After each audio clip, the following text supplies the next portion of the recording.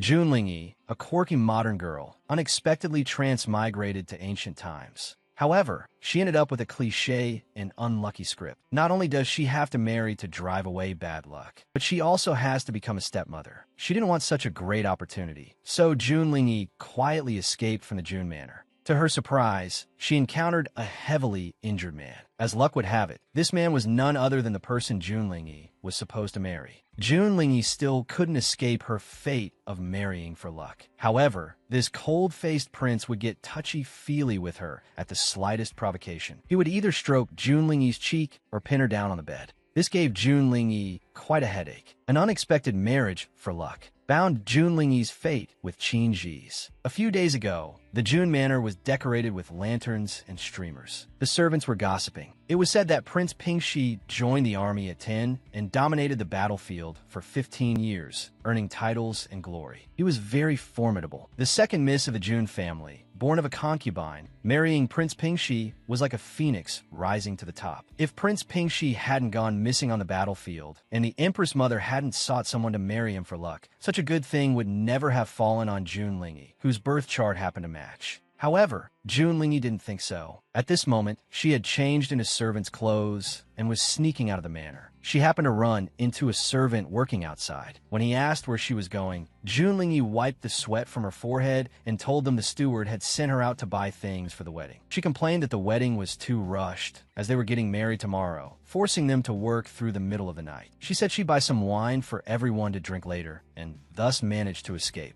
Once outside, Jun Lingyi took off her outer garment, thinking she would never come back. Since so many people thought marrying Prince Pingxi was a good thing, they could go marry him themselves. Marrying for luck. If the other guy kicked the bucket, Jun Lingyi would be in a ghost marriage and have to live as a widow. Moreover, he had a 5-year-old illegitimate son at home. She'd be a stepmother as soon as she entered the door. Just thinking about it was terrifying. As a modern person, how could Jun Lingyi stand spending the rest of her life with a memorial tablet? Jun Lingyi thought that even if she starved to death outside, she would never compromise and marry into that family. Besides, with Yin Ning, her big gold vault, she definitely wouldn't starve. Jun Lingyi hummed a little tune as she walked toward the city gate. Suddenly, a large object fell from above. It gave Jun Lingyi a fright. Looking closely, it turned out to be a person. The man lay weakly on the ground, bleeding. He looked severely injured. Jun Lingyi thought she shouldn't meddle. Her priority was escaping the marriage. She could barely take care of herself, so she shouldn't worry about others. After walking a few steps, she heard coughing from behind. Jun Lingyi ultimately couldn't bear it. After all, this was a living human life. Approaching him, she saw he was actually a handsome guy. Jun Lingyi helped the man up. The man warily grabbed Jun Lingyi's hand, looking as if he recognized her. This left Jun Lingyi confused. She thought he had hit his head and was talking nonsense. After a few steps, they heard the sounds of pursuers. Qin Ji knew these people were there to kill him. Being with him would drag Jun Lingyi down, so Qin Ji wanted her to leave. Instead, Jun Lingyi pushed Qin Ji against the wall. She let her hair down, leaned against Qin Ji, and shouted, "Yin Lang." This move confused Qin Ji. His body stiffened, and he told Jun Lingyi to let go. Jun Lingyi whispered in his ear, telling him they were just acting. Qin Ji understood immediately. He put his arm around Jun Lingyi's waist and turned her around, pinning her to the wall in an intimate posture. When the pursuers saw them, they thought they were just a pair of wild mandarin ducks, unable to control themselves. They turned and left. Seeing the killers were gone, Jun Lingyi looked at Qin Ji crossly and told him to get up. Qin Ji's lips brushed against Jun Lingyi's cheek. He reached out to touch her, making Jun Lingyi's heart race. He asked what she had just called him. Qin Ji didn't know who the Yin Lang she mentioned was, nor did he know if she truly didn't remember him. Jun Lingyi pushed Qin Ji away and cursed him for being an old lecher. She saved him, yet he touched her and took advantage of her. However, Qin Ji was very weak from his injuries and suddenly collapsed. Jun Lingyi thought he was trying to scam her and called out to him a few times. She found that he had actually fainted. Since she had started helping, she decided to finish the job. Jun Lingyi tied up her hair and prepared to take Qin Ji to a medical clinic. After examining the injuries, the doctor stroked his beard and told Jun Lingyi he could treat him, but she needed to pay 2 taels of silver first. Junlingyi was unhappy about the high price. Isn't this highway robbery? She thought. The doctor told her Qin Ji was badly hurt, and this was the price to save his life. It was already very cheap. Junlingyi told the doctor to wait. Seeing that Qin Ji was well dressed, she figured he must have some money and should pay for his own life. So, Junlingyi began searching Qin Ji's person. She removed the clothes from his upper body and praised his great physique. Continuing her search, she finally found a money pouch. The doctor watched in stunned silence. He had never seen such a bold woman.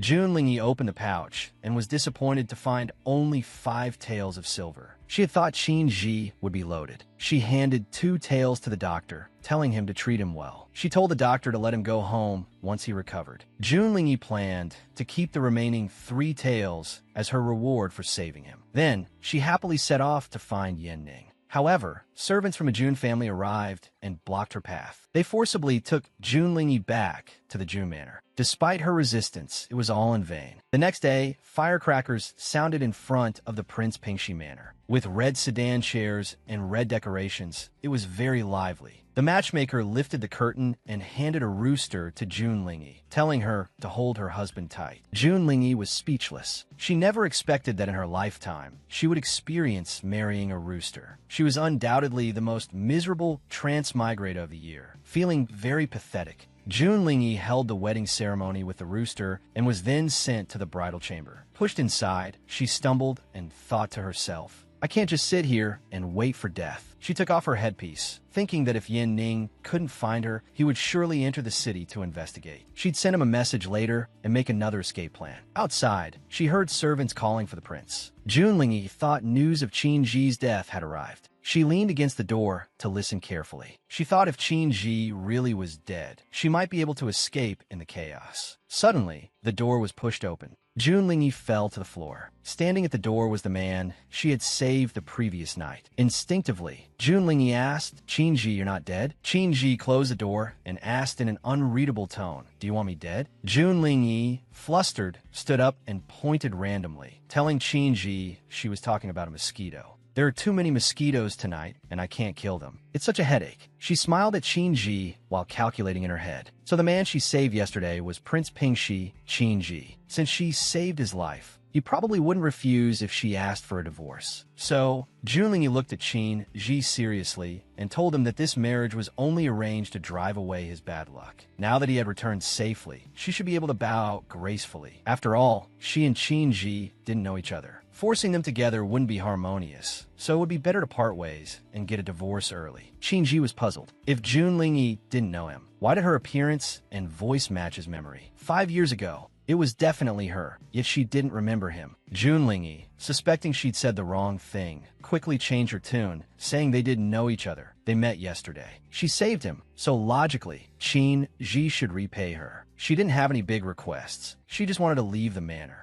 As Qin Ji listened, his gaze grew colder. Junlingyi was a bit scared as Qin Ji approached her and asked if she was the one who stripped him yesterday, since she saved him. Junlingyi stammered, telling Qin Ji she only did it out of necessity to get the medical fee. Qin Ji kapt Junlingyi's Recht. No one had ever dared to treat him that way. She deserved to be punished. Now, they were going to settle the score. Qin Ji pinned Junlingyi to the bed and slowly leaned in. Junlingyi felt some regret. If she had known this would happen, she wouldn't have coveted those 3 taels of silver yesterday. Just then, there was a knock on the door. It was Junlingyi's Dolimite. She had come to bring some wine to the prince and princess. Junlingyi gave Tower a pleading look, but Tower didn't notice. She introduced the wine as Nwanqing, meant to enhance the mood. Qin Ji was slightly displeased and told Tower to hurry up. Tower quickly set down the wine, picked up the rooster, and left. However, the door wasn't closed tightly. Qin Ji continued looking at Junlingyi, thinking she had a mole on her shoulder. If he could see it, he could confirm if she was really that person.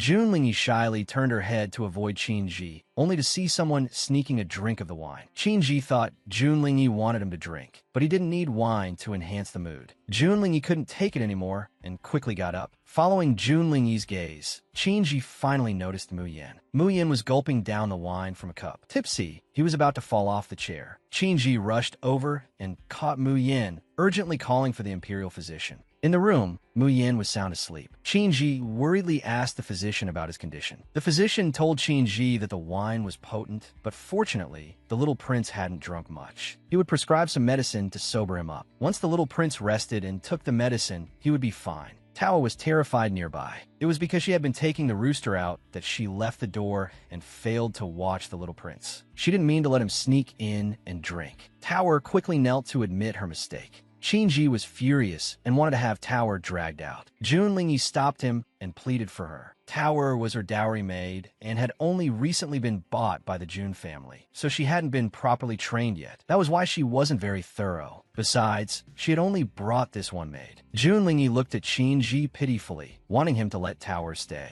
Qin Ji had a headache, but agreed, though Tower had to learn proper etiquette and would only be sent back once she mastered it. He decided to stay at Mu Yan's Zhanshuan Hall for the night. Qin Ji picked up the little prince and walked out. He told Jun Lingyi to sleep on her own. For Jun Lingyi, it felt like a blessing from heaven. Once Qin Ji was completely gone, she breathed a sigh of relief. Then she happily flopped onto the bed. Not having to deal with Qin Ji made her very happy. Since he had been touchy-feely with her multiple times, Jun Lingyi considered him a lecherous prince. Having tossed and turned all night and worked all day, she began to yawn. Jun Lingyi was indeed sleepy. Thinking Qin Ji wouldn't return since he was worried about Mu Yin, she gradually fell asleep. Late at night, Qin Ji came back after all. Looking at the sleeping Jun Lingyi, Qin Ji was still very confused. The face and voice were the same, yet she alone had forgotten him. Was she really her? Qin Ji moved his hand toward Jun Lingyi. He wanted to see her shoulder, but Jun Lingyi grabbed his hand. Qin Ji thought he'd been caught, but Jun Lingyi just smacked her lips, turned over, and didn't wake up. Qin Ji tried to pull his hand away, but Jun Lingyi pulled again.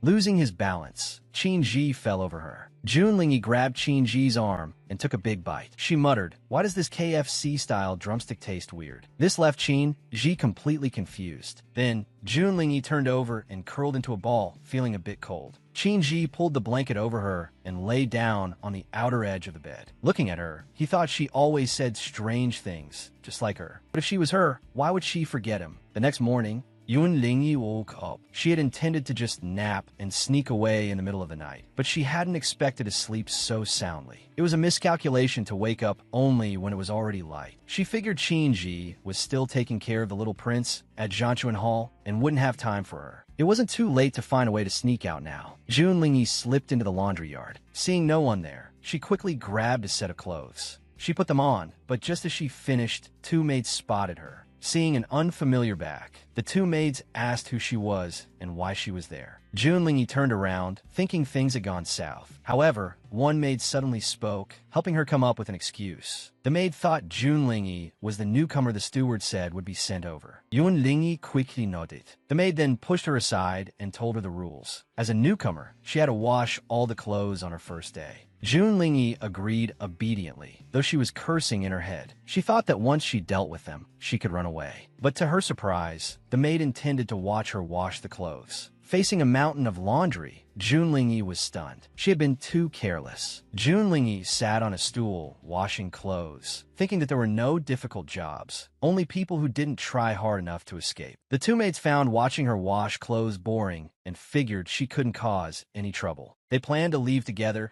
talking about crawling out through a dog hole in the furthest corner. Hearing their conversation, Jun Lingyi had a bright idea, a dog hole. She could wait until nightfall. She'd escape through the dog hole. Before leaving, the two maids sternly warned Jun Lingyi not to slack off. If they returned and found she wasn't finished, she'd be in trouble. Jun Lingyi quickly agreed and told them not to worry. Once they were gone, she picked up a garment. She thought they were bold to bully a newcomer and wanted to see if they'd dare to do it again. So, she intentionally tore the garment. Just then, Yin Ning's voice came from above. Jun Lingyi turned around and was delighted to see the youthful man. It was Yin Ning. Yin Ning jumped down nimbly from the wall. Jun Lingyi pinched his ear and scolded him, reminding him she'd told him many times not to call her sister. Yin Ning wailed in pain and begged for mercy, saying a gentleman uses words, not hands. He told her to let go. Jun Lingyi wasn't falling for it. Yin Ning's actual age was 20, 3 years older than her. He shouldn't try to act young just because he looked it. Yin Ning quickly apologized and called her little sister instead. finally released, Yin Ning rubbed his ear, sounding a bit dejected. He had come specifically to see her, only to be greeted this way. Jun Lingyi glared at him, and he immediately behaved. They had agreed to escape the day before yesterday, and Yin Ning had waited outside the city for her all night. Only after entering the city did he find out she had already married into the prince's manor. Yin Ning coughed seriously and asked her, since Prince Pingxi was powerful and handsome, if she had changed her mind and didn't want to leave anymore.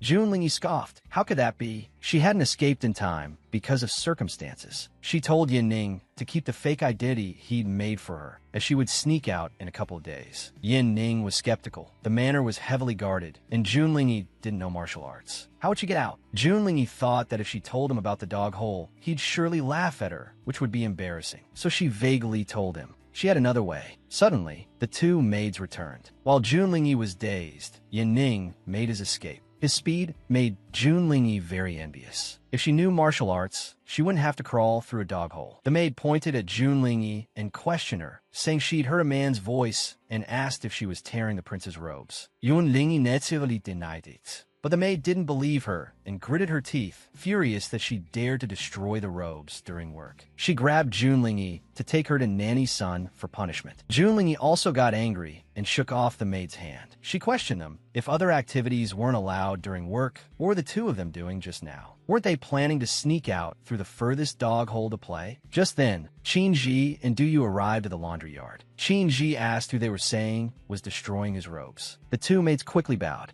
They pointed at Jun Lingyi and told Qin Ji it was a newcomer who did it and that it had nothing to do with them. Qin Ji walked toward Jun Lingyi with an oppressive aura, asking if that was true. Jun Lingyi didn't admit it. The maids were stunned when they heard Qin Ji call Jun Lingyi princess. Qinshi pintit Jun Lingyi ist tin. He demanded an explanation for what she was doing there dressed like that. Jun Lingyi screamed internally. Her luck was terrible. She was trying to run away but got cornered by Qin Ji. How was she going to explain this? While she was worrying, she suddenly saw a wooden tub nearby, filled with many dirty clothes. Jun Lingyi had a sudden idea. Since the prince had spared her maid yesterday, she was very grateful, so she thought she'd help wash his clothes. Jun Lingyi picked up a garment and began washing it vigorously. Then, a pair of hands reached over. It was Qin Ji. He picked up a wash garment and saw it had been torn in half. He asked doubtfully if Jun Lingyi was repaying him or taking revenge, given that his clothes were now in pieces. Jun Lingyi gave an awkward smile and told him,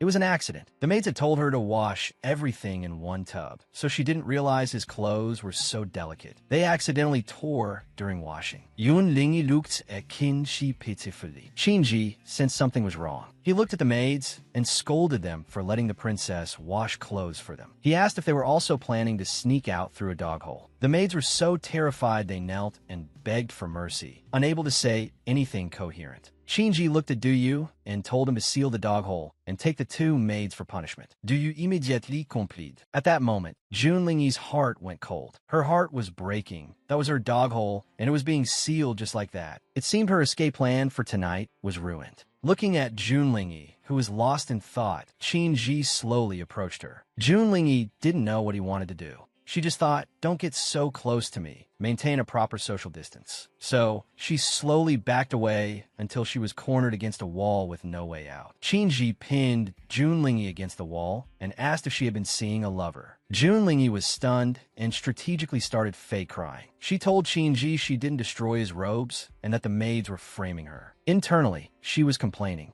Qin Ji has such a good memory to still remember that, and he's actually wall slamming me. Seeing Jun Lingyi cry, Qin Ji couldn't bear it, though his tone remained harsh. He didn't understand how just asking a question could make her cry. Jun Lingyi changed the subject, asking if Mu Yin was awake and how he was feeling. Hearing her long list of questions, Qin Ji thought she was genuinely concerned about Mu Yin. So he turned and told her to change her clothes and come with him to see Mu Yin. As he walked away, Jun Lingyi was still full of questions. The two arrived at Jianchuan Hall. Inside, a maid was soothing Mu Yin, telling him to get dressed. The prince and princess were coming to see him soon. She said he should look nice so his mother would like him. However, Mu Yin threw a tantrum on the bed, shouting that he didn't want a mother. He didn't like his grandmother, nor did he like the mother she sent. He said books say stepmothers are the most cruel and hate children who didn't come from their own bellies. So Mu Yin felt this stepmother would be the same. name, she would hit and scold him. Before he could finish, the newly arrived Qin Ji heard him and sternly stopped him. Hearing Qin Ji, Muyin quickly sat up. The maid also knelt. Muyin looked at Qin Ji pitifully. Seeing the scene, Junlingyi thought that if she had committed a crime, the law should punish her, not subject her to this. Otherwise, she couldn't help thinking how cute the child was, like a baby from a New Year painting. She really wanted to pet him. So Junlingyi stepped forward, wanting to touch Muyin, and told him she was just the manor's new manager. Muyan dodgithe. Although he was small, he was very smart and thought she was lying. How could a manager be a woman? Junlingyi wasn't convinced. Why couldn't a woman do what a man could? She told Mu Yan that since she entered the manor as a princess, she must manage the family's affairs, so she could naturally be a manager. Since she'd be so busy managing everything, where would she find the time to hit or scold him? How could she be the evil stepmother from books? Muyin couldn't argue with that, and felt what she said made some sense. However, he was still very tsundere. Even so, he told her not to think she could trick him into calling her mother. She's just a female manager, he thought. Junlingyi reached out and stroked Muyan's head, telling him he could call her whatever he liked. Internally, she thought he was just too cute. Muyin crossly swatted her hand away. He wouldn't let her touch his head. Only his father could do that. Junlingyi stood up and saw Qin Ji watching her. She felt it was a bit strange, so she waved her hand in front of his eyes and called his name. Qin Ji finally snapped out of it. He grabbed her waving wrist and told her he had to go out for something. He said Diyu would follow her, and if she needed anything, she should tell him. Then he turned and left, leaving Junlingyi standing there bewildered. She turned to look at Muyin and then at the maid, wailing in her heart. She didn't want to be a stepmother and start a job babysitting. Junlingyi klotzit hit. Her head was buzzing. Inside Tontian Pavilion, Qin Ji was drinking. Lu Weichun asked why he was there drinking instead of being home with his beautiful wife on the second day of his marriage. Qin Ji asked Lu Weichun to investigate something for him. Lu Weichun immediately agreed, guessing it was about the people who tried to stop him from returning or those who tried to kill him. It turned out to be neither. Qin Ji actually wanted to investigate Junlingyi, recalling how she'd said women could do what men could. She was clearly the person he'd met 5 years ago. Why did she have no impression of him now? He didn't know what had happened to her. He wanted to know everything about her past. Inside Mingyu Pavilion, Junlingyi was studying a map of the manor. She had walked around the manor all day. There were guards every 3 steps, and it was as solid as an iron bucket. Plus, Diyu followed her everywhere without saying a word, like a robot. She realized escaping was impossible. She had to find another way. Her door was suddenly opened. Junlingyi quickly crumpled the map into a ball. She stood up nervously, welcoming Qin Ji back while watching the rolling brush. Qin Ji pointedly asked Junlingyi what she was doing. Junlingyi stammered that she was drawing. However, Qin Ji took out a piece of cloth and praised her for being so versatile, suggesting that she must also be skilled in embroidery and mending, things every young lady must learn. Junlingyi took the cloth and looked it over from every angle, but couldn't make head or tail of it. Qin Ji told her directly that this was the clothing she had ruined while washing it earlier that day. Now, he was punishing her by making her mend it. Junlingyi began her mending, thinking to herself that going from a laundry girl to a mending crone made for a truly colorful day. On the bed, Qin Ji suddenly spoke up, asking Junlingyi why she wasn't sleeping yet since it was so late. Junlingyi told him to sleep first, saying she wanted to finish today's work today. Inwardly, she grumbled. She would rather mend until dawn than share a bed with Qin Ji. Then she noticed how serious he looked while reading, his physique and his looks that were simply perfection. She suddenly found herself swooning over him, and for a moment, she lost her focus. She pricked her finger with a needle. The pain snapped her back to reality. She thought, what's the use of a handsome face? It's just a shell for a black heart that oppresses the common people. He was no better than a tyrant. Why should her years of embroidery skills benefit him for nothing? Just he wait. The next morning, Qin Ji woke up and saw Junlingyi slumped over the table. He wondered if she was avoiding him by refusing to sleep in the bed. Qin Ji reached out and picked her up. Sensing the movement, Junlingyi opened her eyes. Finding herself in Qin Ji's arms, she grew tense, which caused Qin Ji to suddenly let go in a moment of nervousness. Junlingyi fell hard onto the floor. Qin Ji pretended to reach for his clothes, using the excuse that she was in his way. Junlingyi rubbed her sore backside, muttering that she was terribly sorry. Qin Ji unfolded the garment and saw patches of all sizes and colors. Junlingyi stifled a laugh, saying that since everyone has their own specialties, thought this was the best she could do. She suggested he try it on. Qinji looked at the clothes and praised her, saying they were quite good. Junlingyi was bewildered. If he could praise this, he must be even more of a mess than she was. She took the clothes to help him dress. She thought that if she didn't make him wear this and have a good laugh at his expense, her hard work through half the night would have been for nothing. Seeing the belt nearby, Qinji asked her to bring it and tie it for him. Sensing Qinji's intense gaze, Junlingyi thought he was such a lecher. He was always staring at her. She tightened the belt with all her might, then feigned an apology, saying it was her first time dressing someone and she lacked experience, hoping she hadn't strangled the prince. Qinji, however, said it wasn't too tight and that she had done a fine job. He then turned to leave. Seeing him heading out like that, Junlingyi hurriedly asked where he was going. Qinji told her he was going to the palace. Junlingyi was shocked. Was he really going to the palace dressed like that? Qinji saw no issue with it. He felt the princess consort's mending was very innovative. If the emperor and the empress dowager found out, they would surely think the princess consort was quite capable. He seemed genuinely pleased, but Junlingyi was getting a headache. She had intended to make him look ridiculous, but if he went to the palace like that, she would be the one losing face. She tried to persuade him, saying that no matter how well mended it was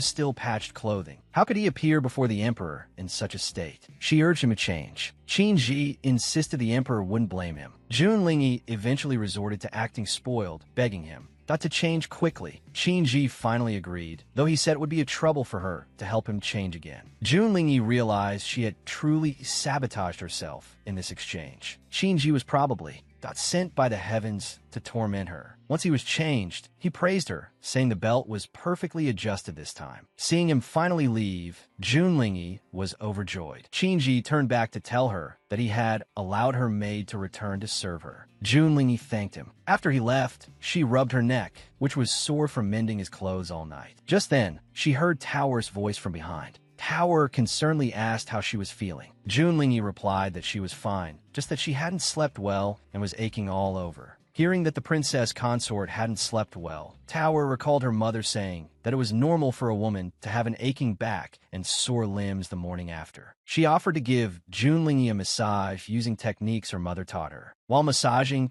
Tower mentioned that her mother was a midwife who knew a lot, including many secret recipes for conceiving a son. Junlingyi immediately cut her off. However, Junlingyi then thought that since Tower's mother was so skilled, maybe she had taught Tower something else. The two began a plot. After hearing the plan, Tower decided to go out and buy some supplies, determined to help cure the prince. Junlingyi rested her chin on her hand, feeling smug. This time, Qinji would surely beg her for a divorce. When Qinji returned, Du came forward to report that Tower had gone out that morning to buy medicine, all of which were for tonifying kidney yawn. Now the entire manor was whispering that the prince was incapable. Qinji's face darkened. Inside Mingyu Pavilion, Junlingyi was leisurely writing, thinking that no man could stand being called incapable. Qinji would surely come to settle the score in a rage, and then she would have the upper hand. The door opened. Junlingyi looked toward the door happily, but it was Tower. Tower told her that the prince was summoning her. To Zigue Pavilion for business. Junlingyi was stunned. This wasn't how she imagined it would go. What was wrong with Qinji? Why did settling the score always involve the bedroom? Two maids entered to help her wash and dress. They completely ignored her protests. Junlingyi's screams echoed through the room. That night, in Zigue Pavilion, she felt extremely uncomfortable in the meticulously prepared outfit.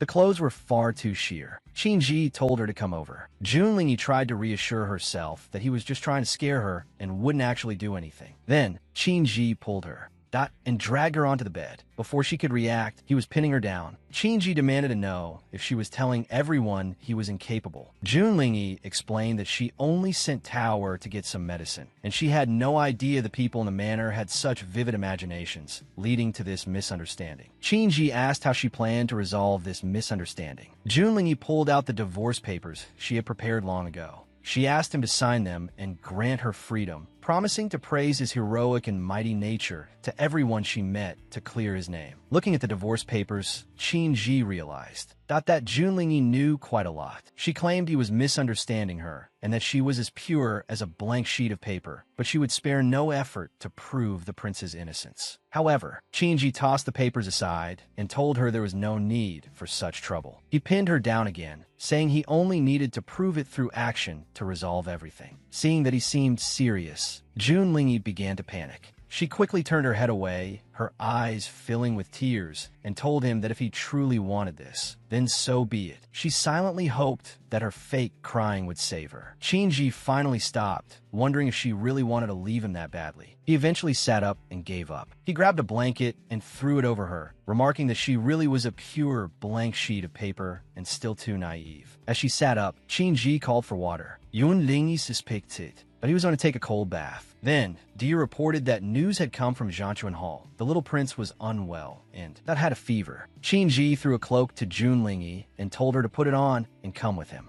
Inside Jianchuan Hall, Muyan was dazedly calling for his father. Shinji asked the servants when he had started fevering and if a doctor had been called. The servant reported that Muyan started vomiting shortly after dinner and developed a fever soon after. Fearing that the previous wine poison hadn't been fully cleared, they had summoned Imperial Physician Li, who had treated Muyan before. Tower called for Junlingi from outside. Seeing her mistress remain silent, Tower wasn't sure what to do, but Junlingi eventually came out. After listening to Tower, Junlingi told her to wait while she went back inside to speak with the prince. After hearing what she had to say, Shinji turned to leave. Muyan grabbed his father's hand, not wanting him to go. However, Junlingi told Shinji that this matter was related to Muyan's illness. Shinji told Muyan he would be right back. Seeing his father leave his side, Muyan felt that this woman truly wanted to monopolize his father and make him abandon his son, which made him feel dejected. Outside, Junlingi had Tower repeat what she had just said to Shinji. Tower complied, saying she had overheard someone telling Muyan that the prince only spent time with the princess consort now and was ignoring him. They told him that if the consort gave birth to a child, the prince wouldn't want him at all. The little prince felt that his father would only care about him if he were sick. Furthermore, that evening, the little prince had asked her to get several dishes from an outside restaurant. The restaurant staff had warned her that those dishes were incompatible and would cause poisoning if eaten together. This was absolute nonsense. Shinji was furious, but Junlingi held him back, saying she would handle the child's issue. However, she asked Shinji to be her model. Shinji didn't know what a model was, but he followed her into the room anyway. Inside, Junlingi deliberately spoke loudly to Shinji, saying that since Muyan was so sick, he probably wouldn't recover. Even if he did, he would be too weak to live long. She suggested it would be better for Shinji to leave with her and have a new little prince. Before Shinji could speak, Muyan sat up and angrily cursed Junlingi, calling her an enchantress who was monopolizing his father. Seeing Muyan so energetic, Junlingi feigned surprise. It seemed Muyan's illness was cured. Muyan's eyes darted around, not daring to look at Shinji, pretending he had a headache. Shinji was genuinely angry. He had taught the boy to read and write, not to use that knowledge to harm himself just to gain favor. Muyan apologized. Junlingi then asked Shinji to take the maids out so she could speak with the little prince alone. Muyan was terrified, fearing she would do something to him. To him, Junlingi was radiating a frightening aura. She told him she wouldn't hurt him.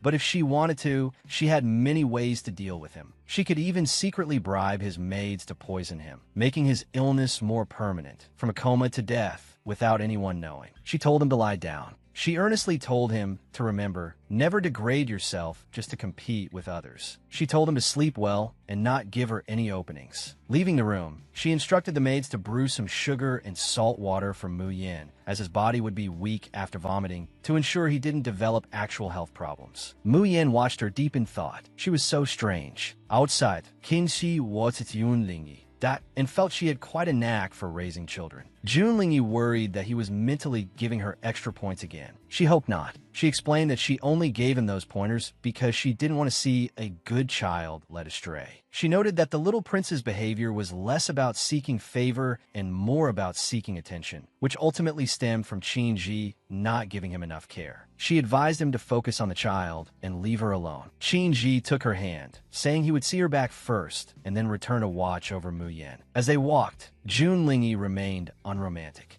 and told him to let go, saying she could walk by herself. Shinji realized she still didn't understand his feelings. Remembering that tomorrow was the day for the traditional return to the bride's home, he explained that he had business and couldn't go with her in the morning, but would pick her up from the June Manor once he was finished. Junlingi realized this was a perfect opportunity to escape the prince's manor. The next morning in Mengyu Pavilion, she found that Shinji had sent Yu to watch her. She couldn't escape on her own, so she had to seek help from Yin Ning. leaning on the windowsill in thought. She stroked a small bird and soon released it. She used it to send a message to Yin Ning, asking for a pickup. Once ready, they headed to the Jun Manor. In front of the gates, the crowd knelt as the prince's carriage arrived, only to see that only Jun Lingyi stepped out. Jun Runs asked where the prince was. Du Yu replied that the prince had business and would arrive later. The first madam and Jun Lingyi's elder sister, Jun Hiru, helped Jun Runs up. Only then did they notice Du Yu. They hurriedly invited him in. Jun Lingyi watched this with disdain. Her father was as sycophantic as ever. She entered the manor on her own, leaving Jun Runs fuming. He was annoyed that his daughter had entered before him, showing no sense of propriety. He flatteringly walked beside Du Yu, asking if he had eaten breakfast and mentioning that food was prepared in the main hall. Suddenly, Jun Lingyi and Du Yu stopped. Jun Runs bumped straight into Du Yu's back. Jun Lingyi told Du Yu to go eat with her father while she took a stroll. However, Du Yu remembered Qin Ji's orders, not to never leave her side. Jun Runs adjusted his crooked hat and scolded her, asking why she was wandering around instead of talking to her family, and apologized for her causing trouble for Lord Du Yu. Jun Lingyi looked at him calmly, saying she didn't know where her family was. Her attitude infuriated him, and he pointed a finger at her, not to berate her. Ignoring him, she turned and walked away, warning him over her shoulder that he knew her temperament, and she didn't know what she might do if he kept following her. Jun Runs trembled with rage, thinking she really believed herself to be a grand princess consort. Jun Hiru feigned making excuses for her, telling her father that Lingyi had a fierce temper and was likely upset that the prince hadn't come with her. Then, with a worried look, she wondered what would happen if the prince took his anger out on them. Madam, you felt they needed to hurry and push Hiru forward. When the prince arrived, Hiru should play a song. The prince wasn't blind. Once he saw Hiru's merits, he wouldn't be able to stand Jun Lingyi anymore. Jun Hiru pretended to decline, asking her mother not to say such things, claiming she only wanted to enter the manor to look after her sister and bring benefits to the Jun family. She worried that if her sister heard such talk, that she would misunderstand. Seeing Hiru looking so wronged only made Jun Runs loathe Jun Lingyi more. He felt there was nothing for Lingyi to misunderstand. The position of primary consort should have been Hiru's all along. Lingyi had only gotten it by fluke. Letting Hiru enter now as a side consort was doing Lingyi a favor. Jun Hiru was also thinking spitefully that she shouldn't even leave the side consort position for Lingyi. Meanwhile, at the Lu Manor, Lu Weichun was sitting in a pavilion when Qin Ji arrived. Qin Ji wondered what was so important that it couldn't be sent via message. Lu Weichun seriously told him that he had investigated the princess consort, and she was not simple. He hinted that the person behind the Jun family was involved. Qin Ji already knew this. If she weren't that person's plant, she wouldn't have been arranged to marry him. Lu Weichun continued with his intel. Jun Runs had 2 sons and 2 daughters, with Jun Lingyi being the youngest. Her mother was a peasant girl he took in while stationed away, and she died a few years after giving birth. She was unloved in the family and had even gone missing 5 years ago. No one in the family looked for her. She found her own way back. Hearing this, Qin Ji stopped what he was doing, suddenly remembering something from 5 years ago. Lu Weichun didn't notice Qin Ji's reaction and continued. He said Jun Lingyi had a lover and they had made vows, but Jun Runs blocked them, so they planned to elope. Ultimately, they failed. Jun Runs drove the man out of the capital 2 years ago. That man was Ning Hushuan, and Lu Weichun found that he was due to return to the capital any day now. Qin Ji stared at the water, as if seeing Jun Lingyi through its surface. Elsewhere, Jun Lingyi had indeed run into Ning Hushuan. As they exchanged pleasantries, she saw him reaching out his hand. Jun Lingyi instinctively stepped back to avoid his touch, warning him not to try and plant grass on the prince's head. Ning Hushuan looked at her with a hurt expression and apologized, saying he couldn't give her an answer back then. He heard she had been waiting for him and even tried to flee her wedding for him. Jun Lingyi told him to stop being so full of himself. She hadn't fled for him, and she didn't know who was spreading such rumors. She found herself backed into a corner with nowhere to go. Ning Hushuan seemed not to hear her rejection and insisted on taking her away. Jun Lingyi struggled, regretting that she had sent Du Yu away earlier, not expecting to be cornered by Ning Hushuan. Suddenly, a stone struck Ning Hushuan's wrist. He looked around angrily. To his surprise, it was Qin Ji. Qin Ji took Jun Lingyi's hand, and asked who this man was. Before she could answer, Jun Hiru appeared and called out Ning Hushuan's name. She pointed out that the two of them once had a romantic history, but since Lingyi was now married, they shouldn't be meeting even if they couldn't control their feelings. Hiru then wiped away tears and told Yu that her sister was just confused and begged him not to tell the prince. She even knelt down, making it look like she was a deeply devoted sister. Her maid urged her to stand up. Only Junling saw through her green tea act, thinking she was a pro whose acting and crying would surely win an Oscar in the modern world. However, Hiru had made one mistake. The man in the lavish robes wasn't Yu, but Shinji himself. He was even holding Junling's hand. To mistake him for a guard, Hiru must be blind. It was an absurdly forced performance. Jun Runs arrived with a group, calling for the prince. He hadn't expected the prince to arrive already and wanted to welcome him personally, mentioning that a feast was ready. He sycophantically invited Shinji for a drink. Shinji asked for Junling's opinion. She wanted to return to the manor, finding the father-daughter duos acting tiresome. Besides, with Yin Ning planning a rescue, being at the Jun manor was inconvenient. When Junling declined, Shinji immediately refused Jun Run's invitation. This displeased Jun Run's. How could the prince leave so soon, just because she wanted to? Shinji wasn't pleased. Was his princess, consort someone Jun Run's could just glare at? Jun Run's wiped away cold sweat and lied, saying he loved his daughter too much to ever glare at her. Jun Hiru chimed in, saying her father only meant that since this was the first visit after the wedding, they should stay and chat. She claimed she had mistaken the prince's identity earlier and offered to play a song at the feast. As an apology, Junling gave them no face, using the excuse that the prince was busy and suggesting Hiru come to the manor another day to play. Perhaps she could help train the manor's musicians. Jun Hiru was livid. How dare this lowborn brat compare her to a mere musician and mock her? It was loathsome. Jun Runs was about to get angry, but was stopped by Shinji. Jun Runs immediately deflated, not daring to say a word. All his scolding was swallowed back down as Shinji led Junling away. Jun Runs turned to Ning Hshuan and coldly demanded to know who allowed him there. Ning Hshuan was too scared to speak. Jun Hiru stepped forward and told her father that Lingy hadn't wanted to marry into the prince's manor, and today she probably intended to use the visit as a chance to elope with Ning Hshuan. Jun Runs pulled Hiru aside and cursed Ning Hshuan, saying he wasn't welcome regardless of how he got in.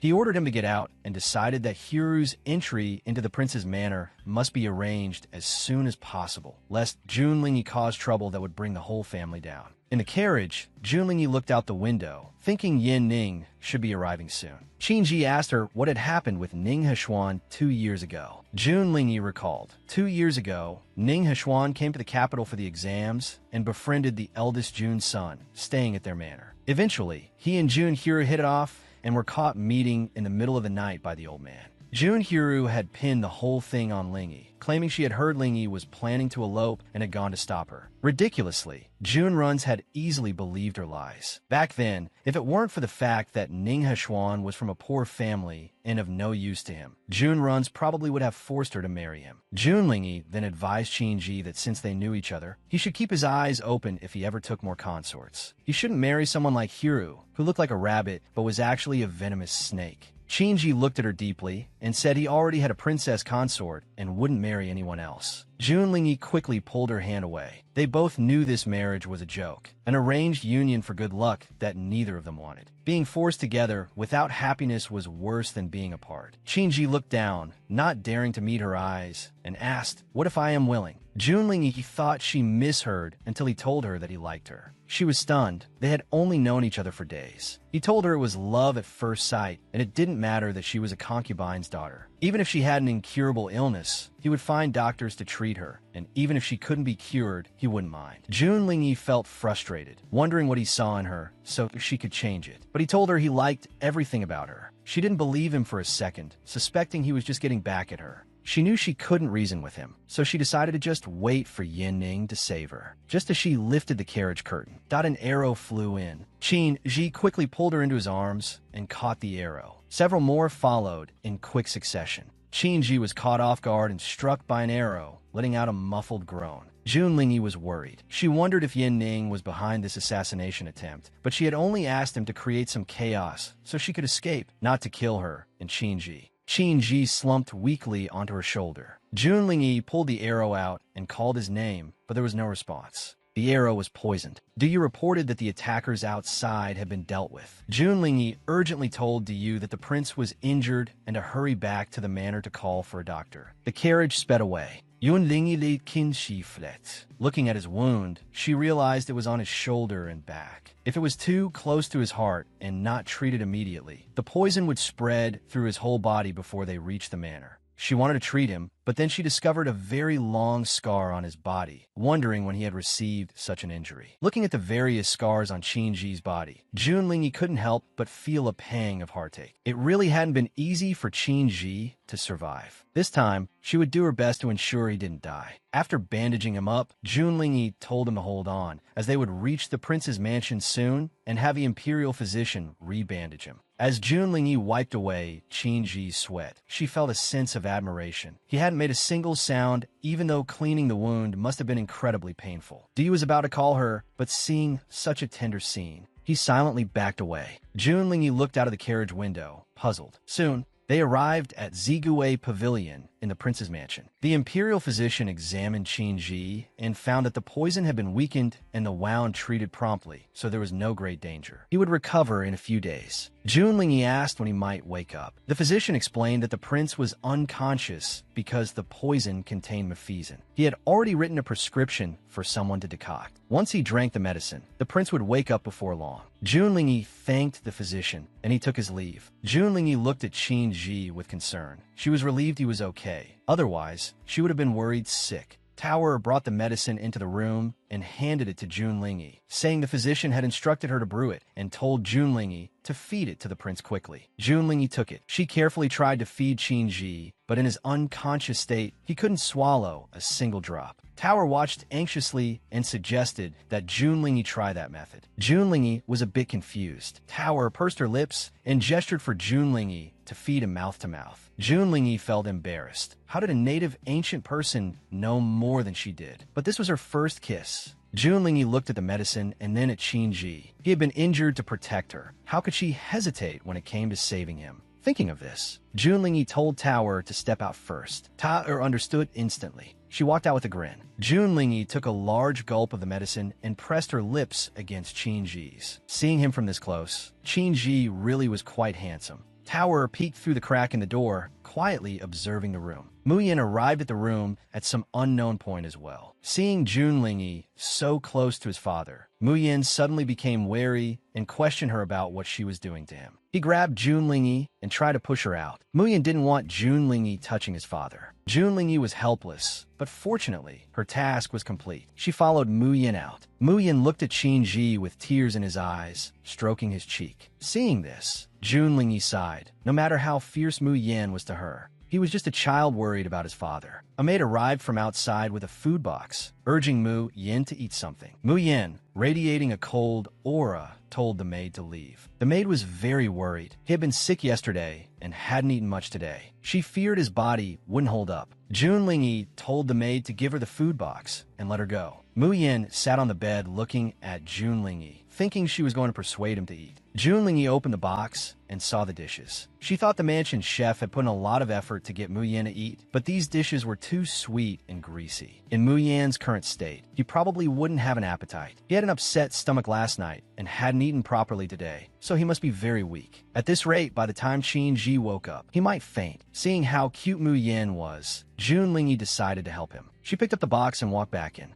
Junlingyi opened the box and laid the dishes out on the table one by one. The food emitted an enticing aroma. Junlingyi picked up an osmanthus cake, held it under her nose, and exaggeratedly praised the scent, talking loudly to herself about how delicious it smelled. Mu Yin caught the scent, hopped off the bed, and walked toward her. Junlingyi sat in the adjoining room, picking up a piece of cake while muttering about how the soft, sweet osmanthus cake paired with sour hawthorn jam was simply too good. Mu Yin couldn't resist the smell and came into the room, drooling as he told Junlingyi he wanted to eat too. Junlingyi thought to herself that Mu Yin had taken the bait. Giving it to him directly might make him realize she was playing him, so she needed to tease him a bit more. She pretended to be protective of the food, not letting Mu Yin near. Mu Yin hugged Junlingyi's leg and looked at her piteously, even calling her mother consort. Junlingyi didn't expect such a bonus. Seeing Mu Yin's adorable face, Junlingyi's heart melted. Her health bar was empty from the cuteness. Mu Yin was such a little angel. So, Junlingyi switched into kind mother mode and gave all the food to him. holding the osmanthus cake. Mu Yin asked Junlingyi if she could leave, as he wasn't used to being watched while eating. Junlingyi readily stood up and agreed.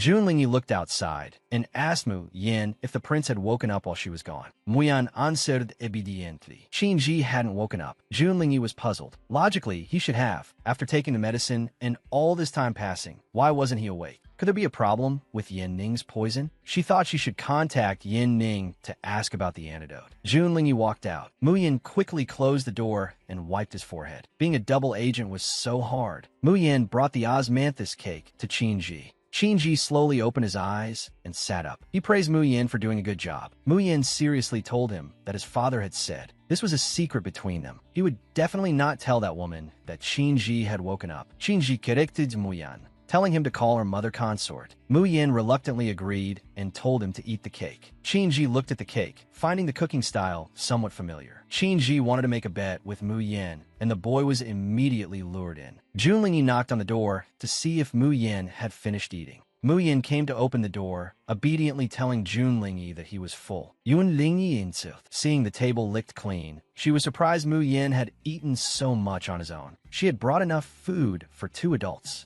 Junlingyi pointed at the table and asked if he had eaten it all himself. Mu Yin looked at her innocently. Junlingyi thought this wasn't a kid too worried to eat. He could practically eat a whole cow. Mu Yin pointed at the table and asked if he could have something other than sweets for dinner. He wanted meat and specifically requested the chef who made the osmanthus cake to cook it. Junlingyi knelt to look him in the eye and asked if he thought that chef skills were good. Mu Yan nodded. Junlingyi happily told him she would go talk to the chef right away. Mu Yin looked at her piteously and said he was already hungry. Looking at the soft and squishy Mu Yin, Junlingyi adored him. She finally understood why men liked green tea types. When that coquettish tone comes out, no one can resist. So, Junlingyi marched out enthusiastically to hurry the chef. After she left, Mu Yin ran to Qinji's bedside. He told Qinji seriously that he was sure the cake wasn't made by Junlingyi. Qinji still had his doubts. Mu Yin firmly told him that if the cake really was made by her, he would accept her as his mother consort from now on. When she brought food, he definitely wouldn't snatch it. Qinji corrected him, saying she already was his mother consort. Mu Yin crossed his arms over his chest and told him solemnly that if she made it, he would. Agreed to Qinji's request. But if she didn't,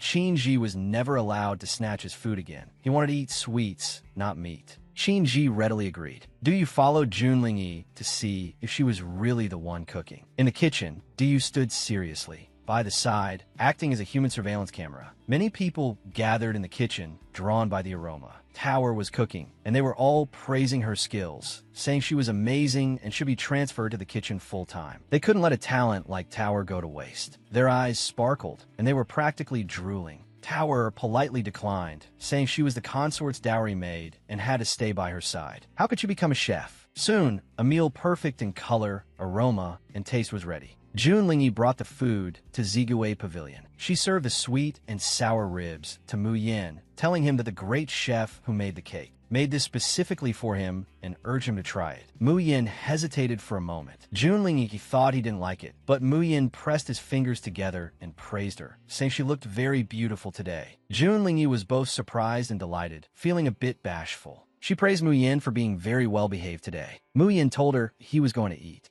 Junlingyi prepared to leave. After closing the door, she thought that while this brat was cute, he had quite a few quirks. Inside, Qinji came out. Mu Yin told him he had said everything he was told to say. Qinji sat at the table, picked up a piece of meat, and told Mu Yin it was still missing something. Mu Yin promised to tell Junlingyi later, but begged Qinji not to snatch his sweet and sour ribs, quickly pulling the plate toward himself. Qinji was helpless. Didn't Mu Yin say he wouldn't eat meat? Why was he eating it now? Mu Yin didn't know how to explain. He couldn't just say he couldn't help it because it was too delicious. He had a safe face. That night, Mu Yin sat on Qinji's bed, waiting for him to wake up. Junlingyi came in, wanted to have Mu Yin sent back so he could visit again in the morning. Mu Yin turned and hugged Qinji, telling Junlingyi he didn't want to go back to Zhanchuan Hall. He wanted to sleep with Qinji tonight. Junlingyi compromised, telling him to be very careful not to kick Qinji's wound. Mu Yin promised he wouldn't move around. Junlingyi nodded and turned to return to Mengyu Pavilion. However, before she could step out, Mu Yin grabbed the corner of her clothes.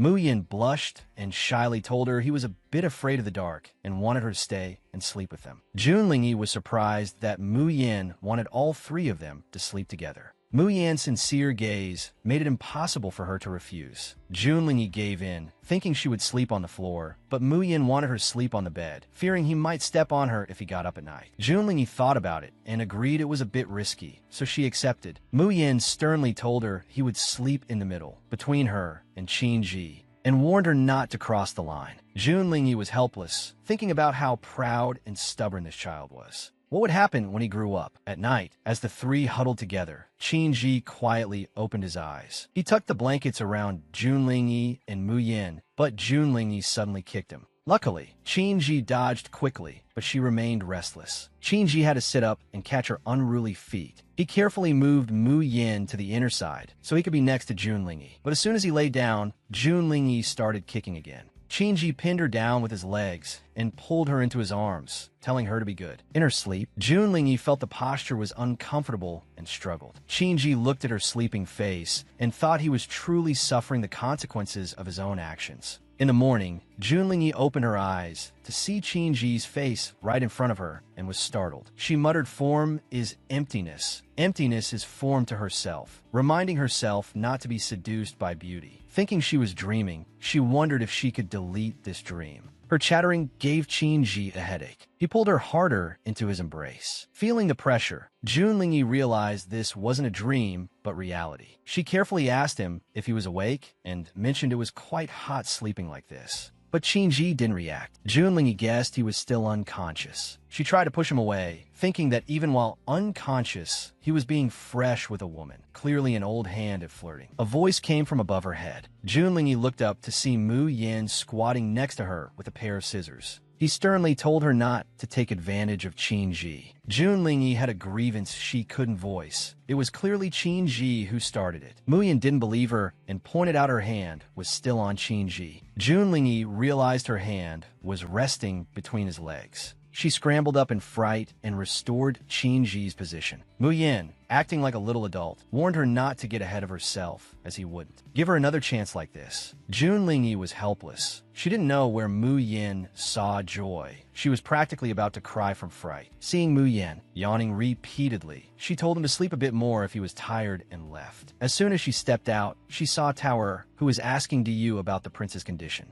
Seeing Junlingyi, Tower hurried over and told her that before she got married, the eldest miss had found someone to read her fortune, saying she had a husband cursing fate. Now that the prince had finally returned only to meet with such a disaster, Tower was terrified the prophecy was coming true and the consort would become a widow. Realizing she had overstepped, she quickly apologized. Junlingyi decided to give her a chance to redeem herself. Since the prince was injured, she was very worried and wanted to go to the ancestral hall to pray, asking Tower to accompany her. She turned and told Diyu that with Tower with her, he didn't need to follow. Diyu agreed. At the hall, Junlingyi opened the door and told Tower to wait outside while she went in alone. Just as she closed the door, a voice sounded from behind. Junlingyi threw a concealed weapon toward the sound. It was Yin Ning. He rubbed his injured ear. Junlingyi didn't want to hear his nonsense and asked where the things she requested were. Yin Ning pulled out the antidote for the poisoned arrow. He didn't know what she wanted it for. Junlingyi was a bit angry. She had asked him to create a distraction to help her escape, but he was nowhere to be seen, only shooting arrows at her and running away.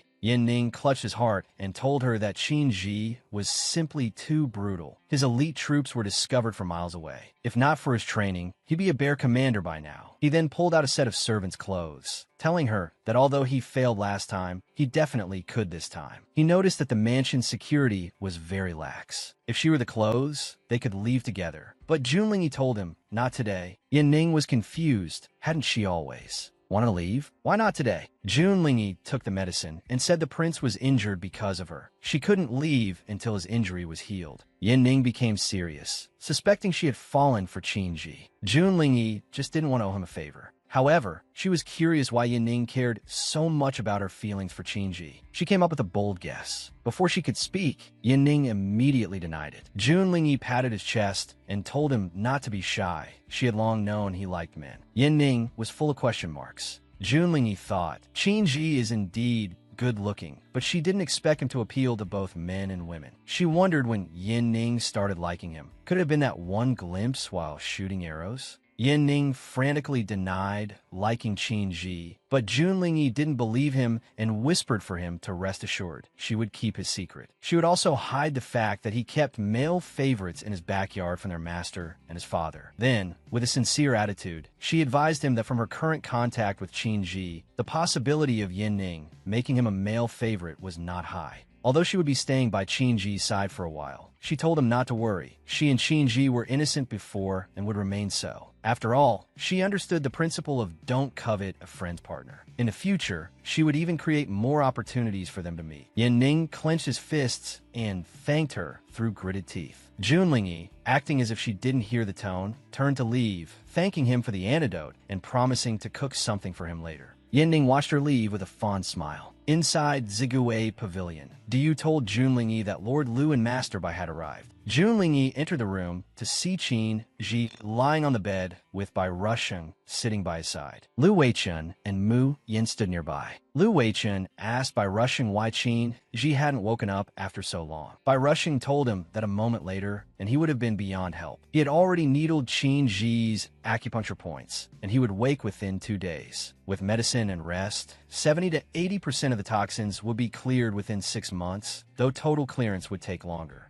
Junlingyi gripped the medicine bottle, thinking that the previous physician was indeed a quack who almost cost Qin Ji his life. Lu Weichun looked at the unfamiliar woman. Mu Yin tugged his sleeve and told him she was his mother consort. Lu Weichun finally realized who she was. He hurriedly bowed to Junlingyi and introduced himself. Junlingyi had heard of him. He was the leader of the 4 great dandies of the capital. Despite being young and having no background, he had become the head of the Tongtian Pavilion. There were rumors he bought his position, but she hadn't expected him to be friends with the prince. Lu Weichun then introduced the man beside him as the #1 divine physician, Bai Rusheng. Junlingyi thought she hadn't just heard of him. She had met him several times. After the introductions, Lu Weichun bid her farewell, saying they would gather properly once Qin Ji woke up. He took Mu Yin with him. Seeing that Bai Rusheng hadn't left, Lu Weichun felt a headache. Why were they both so troublesome? He went back and pulled Bai Rusheng away. After closing the door, Lu Weichun thought he had done all he could to help Qin Ji. Seeing Mu Yin staring at him, Lu Weichun asked if he didn't want a little sister. Mu Yin flatly said he didn't. Lu Weichun knelt to reason with him. Did Mu Yin want Qin Ji to stay a bachelor forever? Mu Yin wanted to say Junlingyi wasn't a good person because she'd secretly hug his father while he was sleeping, but then again,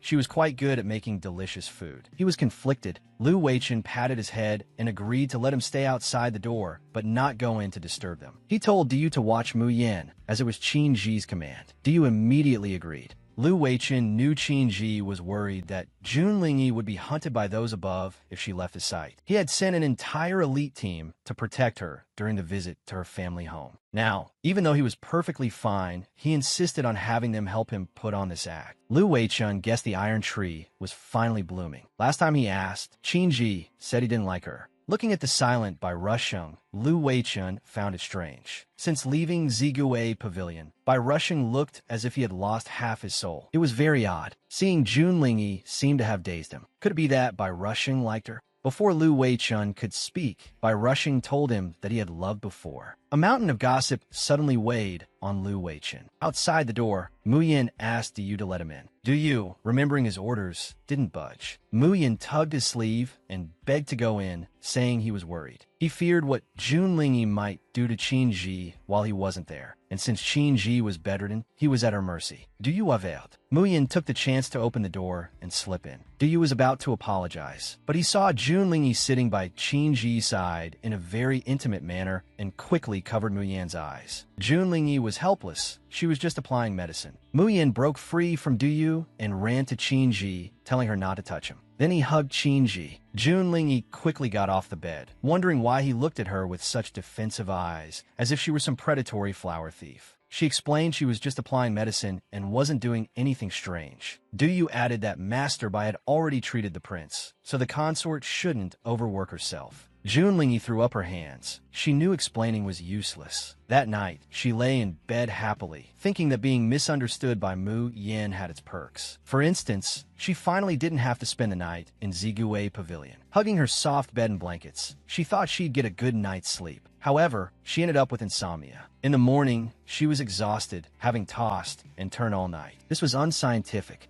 Outside Qingji's door, Lu Weichen and Bai Rushing were arguing. Lu Weichen questioned why Bai Rushing was back, suspecting ill intentions. Junlingyi arrived with a food box and greeted them, inviting them in to visit the prince. The three entered. They saw Mu Yin sitting defensively on Qingji's bed. Junlingyi told Mu Yin she had brought a breakfast. Mu Yin asked if it was made by the same chef as yesterday. Receiving a yes, he happily took the box and left. Junlingyi tugged at Bai Russian's sleeve and asked if they could speak privately. Bai Russian agreed. Junlingyi then asked if a person in a coma would turn over in their sleep and hug someone. Bai Russian was somewhat confused. Junlingyi explained that she wasn't asking about the prince, but for a friend. Suddenly, she felt a burning sensation on her back, as if someone was watching her. She turned around and saw Lu Weichen. His expression was exactly the same as the way Mu Yin looked at her. Junlingyi covered her mouth and widened her eyes. She suspected that Lu Weichen might also have feelings for Qingji. Seeing Lu Weichen leaning over Qingji's shoulder and whispering, Junlingyi became even more certain of her theory. This intimate posture was definitely a sign. Qingji really enjoyed attracting people everywhere. Little did she know, Lu Weichen was actually whispering to Qingji that if he kept sleeping, Junlingyi might be snatched away. Qingji, however, was certain she wouldn't be taken. Then,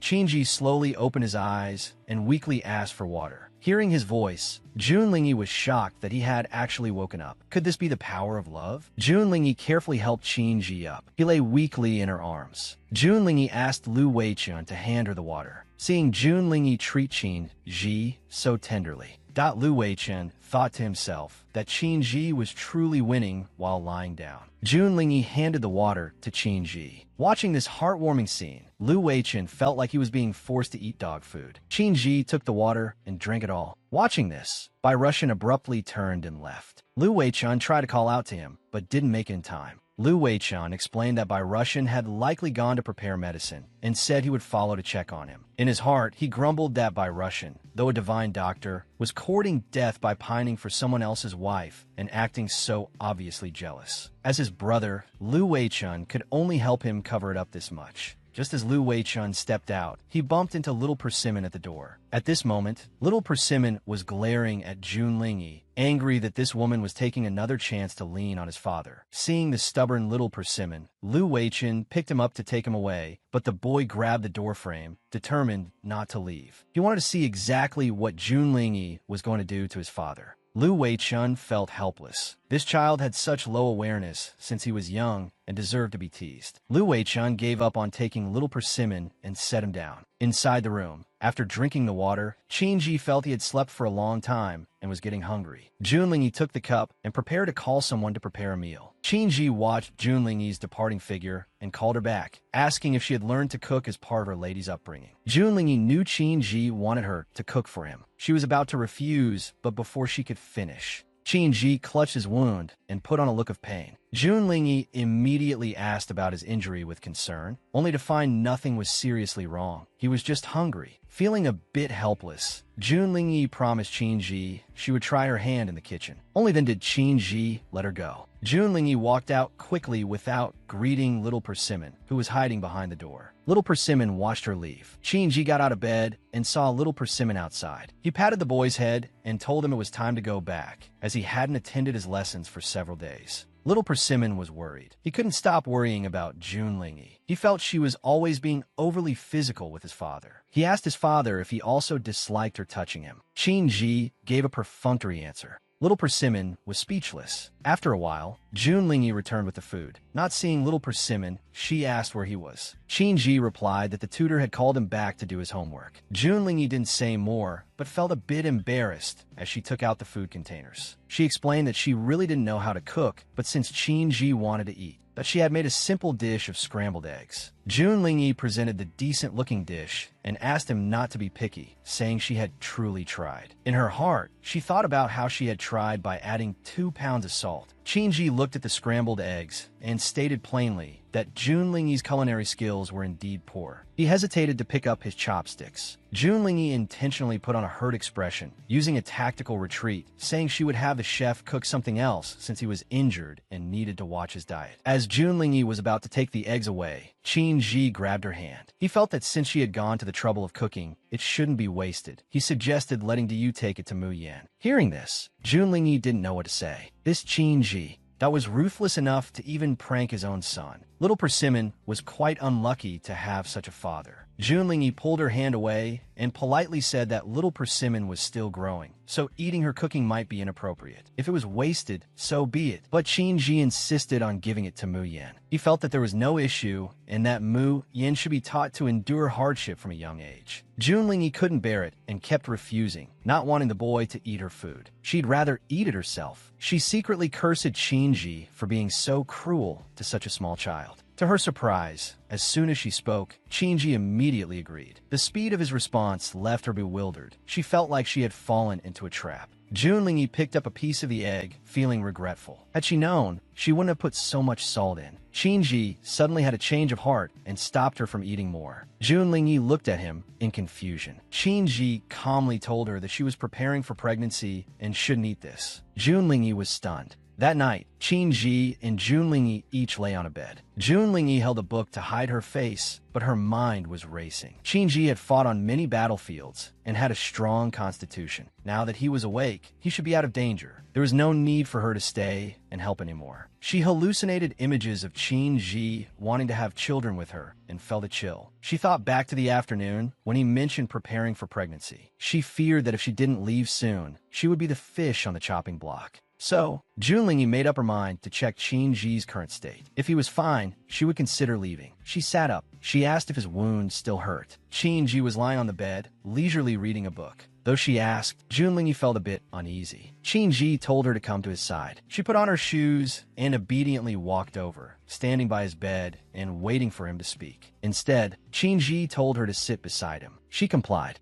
Qin Ji asked curiously why she hadn't run away these past few days. Jun Lingyi couldn't answer for a moment. They stared at each other for a long time. Qin Ji sighed and spoke first, saying he was tired and needed to rest. Once he lay down, Jun Lingyi tucked him in. She wanted to say something, but ultimately didn't. She thought that if Qin Ji believed she had given up on escaping, he might lower his guard, making it easier for her to leave later. Jun Lingyi yawned, feeling tired herself, and decided to go back to Mengyu Pavilion to sleep. However, before she could get up, Qin Ji's hand wrapped around her waist and pulled her onto the bed. By the time she realized what was happening, that she was already lying in his arms. Looking at his sleeping face, she felt a bit shy. She softly called his name, but there was no response. She guessed he must be asleep. But what kind of habit was this? Grabbing people in his sleep. Exhausted, she didn't want to move anymore and gave up resistance, falling asleep. Once her eyes closed and her breathing steadied, Qin Ji opened his eyes and hugged her even tighter. In the morning, Tater brought in water. Jun Lingyi stretched, feeling she had slept quite well. However, upon waking up, but she didn't see Qin Ji. She heard he had already gone to the morning court. She wondered why he was in such a hurry to attend court when his injury had just begun to improve. As Jun Lingyi leaned over to wash up, Tara remarked that their prayers in the ancestral hall hadn't been in vain. It must be that the ancestors heard her sincere prayers and saved the prince's life. She also thought admiringly that old Master Yun, who had calculated Jun Lingyi's horoscope for the auspicious marriage, was truly a god. As soon as Jun Lingyi married in, Qin Ji returned safely from the battlefield, and now he had successfully cheated death again. Now that he was awake, it wouldn't be long.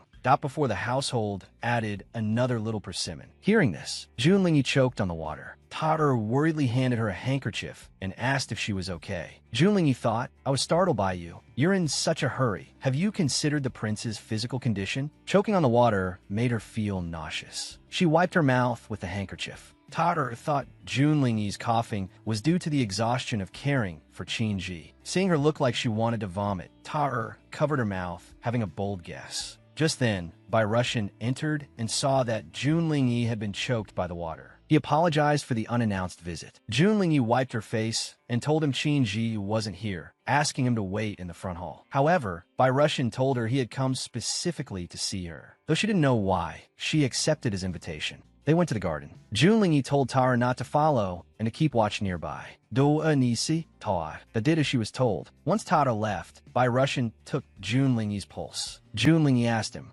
that how much longer she had to live. From a distance, Tara watched them, curious and worried about their closeness, wondering what they were discussing. Seeing Bai Russian taking her pulse, she thought they were holding hands. She suddenly recalled Junlingyi saying Qin, Ji, seemed incapable in certain areas.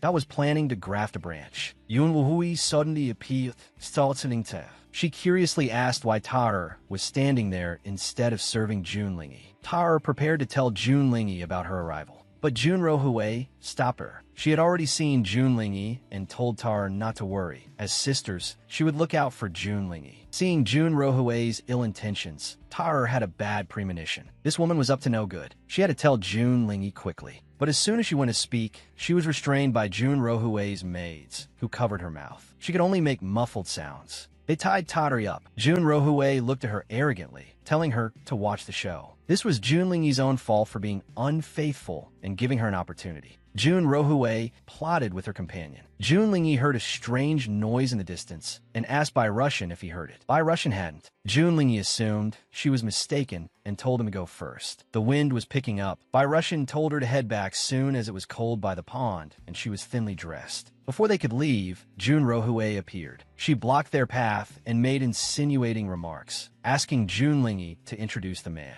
Seeing Junrohue, Junlingyi knew she hadn't been mistaken. A rat had indeed entered the garden. She feigned alarm and turned around. Looking at Junrohue, she exaggeratedly asked why she had come out wearing clothes the color of monkey's butt. Though Junrohue didn't fully understand the insult, she knew she was being mocked. She steadied herself, believing that soon Junlingyi wouldn't be able to talk back. The wind blew harder. Junlingyi felt Bai Russian was right. It was cold by the pond. Regardless of what Junrohue wanted, she had to get back. She hugged herself and turned to leave. But Junrohue blocked her again, questioning her about the man she was just touching and pulling. She claimed she saw it all and wanted to seek justice for the prince. Junlingyi was fearless and told Junrohue to go find Qin Ji with her. She was actually hoping Qin Ji would divorce her. Seeing Junlingyi so cooperative, Junrohue was skeptical. Then she understood. She thought Junlingyi believed there was no evidence and would deny everything once they were before the prince. She thought Junlingyi was overestimating herself. Junlingyi didn't know what Junrohue was planning. Junrohue checked the time. Qin Ji should be returning from court soon. She playfully asked Junlingyi if she fell into the pond, would the man from earlier save her first, or would Qin Ji? Hearing this, Junlingyi knew exactly what scheme she was hatching. She kicked Junrohue into the pond. Junrohue screamed from the water that she couldn't swim and begged for help. Junlingyi thought Junrohue was truly insane, announcing her plan to push someone into the water beforehand. She decided to let her stay down there for a while. Soon, that a crowd arrived. Looking at them, Junlingyi felt slightly awkward, although the main cast was all present. But the female lead of this incident had changed. The maids, seeing it was their own young mistress in the water, all rushed to save her. Beside them, Junlingyi sneezed because of the cold. Bai Russian took off his outer coat to drape it over her, but Qin Ji suddenly pulled her into his own arms, asking in a low voice if she was still cold. Junlingyi was baffled by this move and simply said she wasn't cold. The rescued Junrohue sat miserably on the ground. Catching her breath, she stood up and pointed angrily at Junlingyi. Just as she was about to curse, she realized the person behind Junlingyi was Qin Ji. She immediately feigned weakness, claiming she had caught Junlingyi being intimate with another man and was pushed into the water for it. She added that since Junlingyi was already part of the Prince Pingshi's household, that she shouldn't act this way. Before she could finish, Junlingyi chimed in, agreeing with her. She had been waiting for this. In her heart, she hoped for the storm and the divorce papers to come even harder. Now it was Junrohue's turn to be confused. Junlingyi pushed Bai Russian away. Although she wanted to give Qin Ji a green hat to leave the mansion, she didn't want to implicate Bai Russian. She had to keep him out of it. She then bowed to Qin Ji and told him it was all her fault and that she had initiated the seduction. Before she could finish, Qin-ji suddenly picked her up in a princess carry. She thought, why is this guy not following the script again? Yun Lui winks at him. Chuyer shouted from behind that Junlingyi was breaking the rules and that an explanation was needed for their mistress falling into the pond. Junlingyi agreed, saying she was indeed undisciplined and had cuckolded him with a green forest. Qin-ji grew angrier as he listened and leaned down to kiss her, silencing her. Junlingyi blushed. She hadn't even been dipped in the pond yet. Why was he giving her mouth to mouth? Qin-ji told her to shut up. He then told Du to clear the scene. Du immediately complete. As Qin-ji carried Junlingyi away, Bai Russian left dejectedly. Jun Rohuwei and her companion were seized by the guards and couldn't escape despite their shouting. Du ordered them to be thrown out. Then he untied Tar. Tar felt like she had witnessed a massive gossip event today. Her prince and princess that were simply too sweet. However, she felt that while they were a great match, the prince suffered from his ailment. She secretly decided she must help the princess so they could stay sweet forever. Her CP must not be broken. Inside the room, Qin-ji sat on the bed holding Junlingyi. She was still sneezing and wondered if he would get tired of this posture. Hearing her voice, Qin-ji finally moved. He took off her shoes and tossed her onto the bed, pinning her down. Junlingyi tried to push him away, reminding him that his injuries weren't healed. Qin-ji grabbed a nearby blanket and covered her. He sat up and started reading a book, asking her calmly what she had been thinking. He said he was only afraid she was cold and wasn't planning anything. Furthermore, he said he didn't like the color green, especially when it was fake, and told her not to do that again. Junlingyi was curious how he knew the green hat involving Bai Russian was fake. If it were that idiot Ning Hushuan, it would be one thing, but Bai Russian, that was elegant, highly skilled in medicine, and gentle. She didn't understand why Qin-ji didn't believe it. Hearing her praise by Russian, Qin-ji glared at her sternly. Junlingyi quickly swore it was fake, frightened by his terrifying gaze. She felt that if she kept talking, she'd be dipped in a pond for real. She started flattering him, calling him brilliant, handsome, and charming, saying countless girls would fall at his feet. Qin-ji was a bit embarrassed by the praise and coughed awkwardly to change the subject, telling her that regarding today, that he only did it to make her shut up. Looking at him, Junlingyi felt suspicious. The more she looked at him, the more he seemed shy.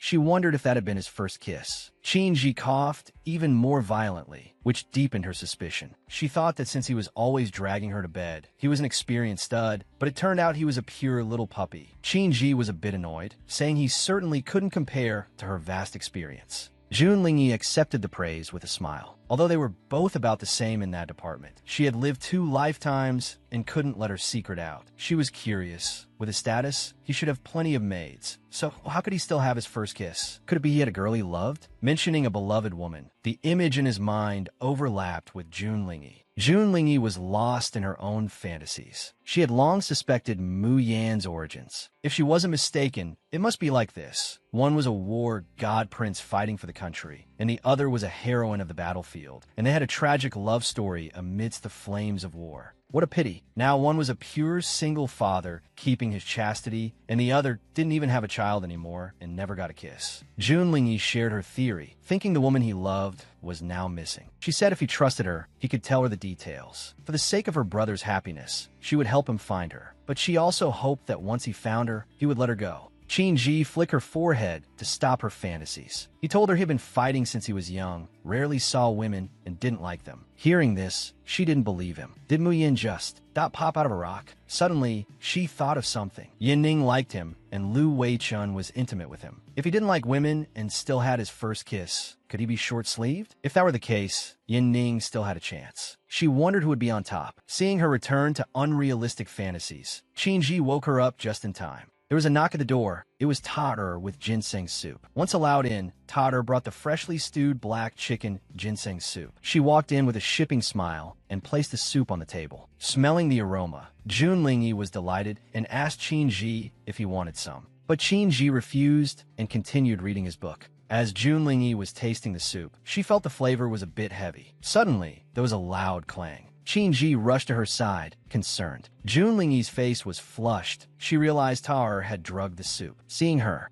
looking abnormal, Qin-ji was about to call the imperial physician. Junlingyi grabbed him.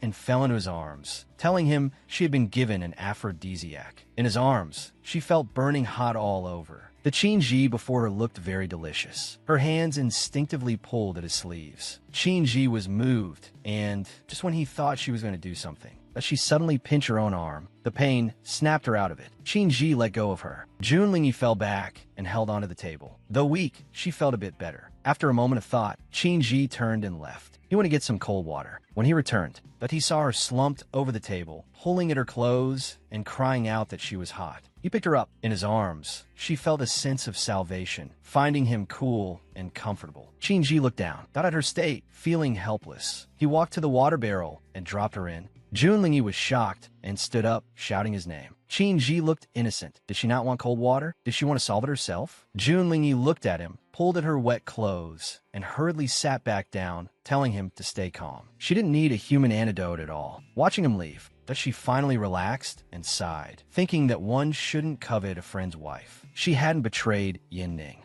After a long time, she felt better and called out for Qingji to bring her some clothes. But he was busy. Fine, if you want something done right, do it yourself. She came out on her own, soaking wet. She grabbed some clothes to cover herself, sneezing as she dressed. Her current body was truly too weak to handle any cold. Seeing Qingji walk in bare-chested, she blushed and was momentarily speechless. Qingji sighed and threw his clothes to her, telling her to wear more. Her face was bright red as she thought. Qingji was actually this exposed. It was too intense. She really couldn't take it and felt she needed to soak some more, so she went back into the barrel. Feeling much better, she recalled the scene. She had to admit, Qingji's assets completely contradicted the rumors she had spread. He was quite well endowed. It seemed the one being pressed down must be Yin-Ning. At that moment, Qingji was also soaking in another barrel. With wet fingers, that he involuntarily wrote Junlingyi's name on the barrel. Back at Mingyu Pavilion, Tater saw Junlingyi return and hurried to greet her, asking if there was hope for a little persimmon this time. She had asked around at several brothels, and they all said this medicine was the most effective. Thinking of the prince's condition, she had added enough for 4 people. Since the current little persimmon wasn't Junlingyi's biological child, and her own background wasn't high, she needed to bear a son for the prince to secure her position in the mansion. Junlingyi was angry. She slammed her cup onto the table and warned Tar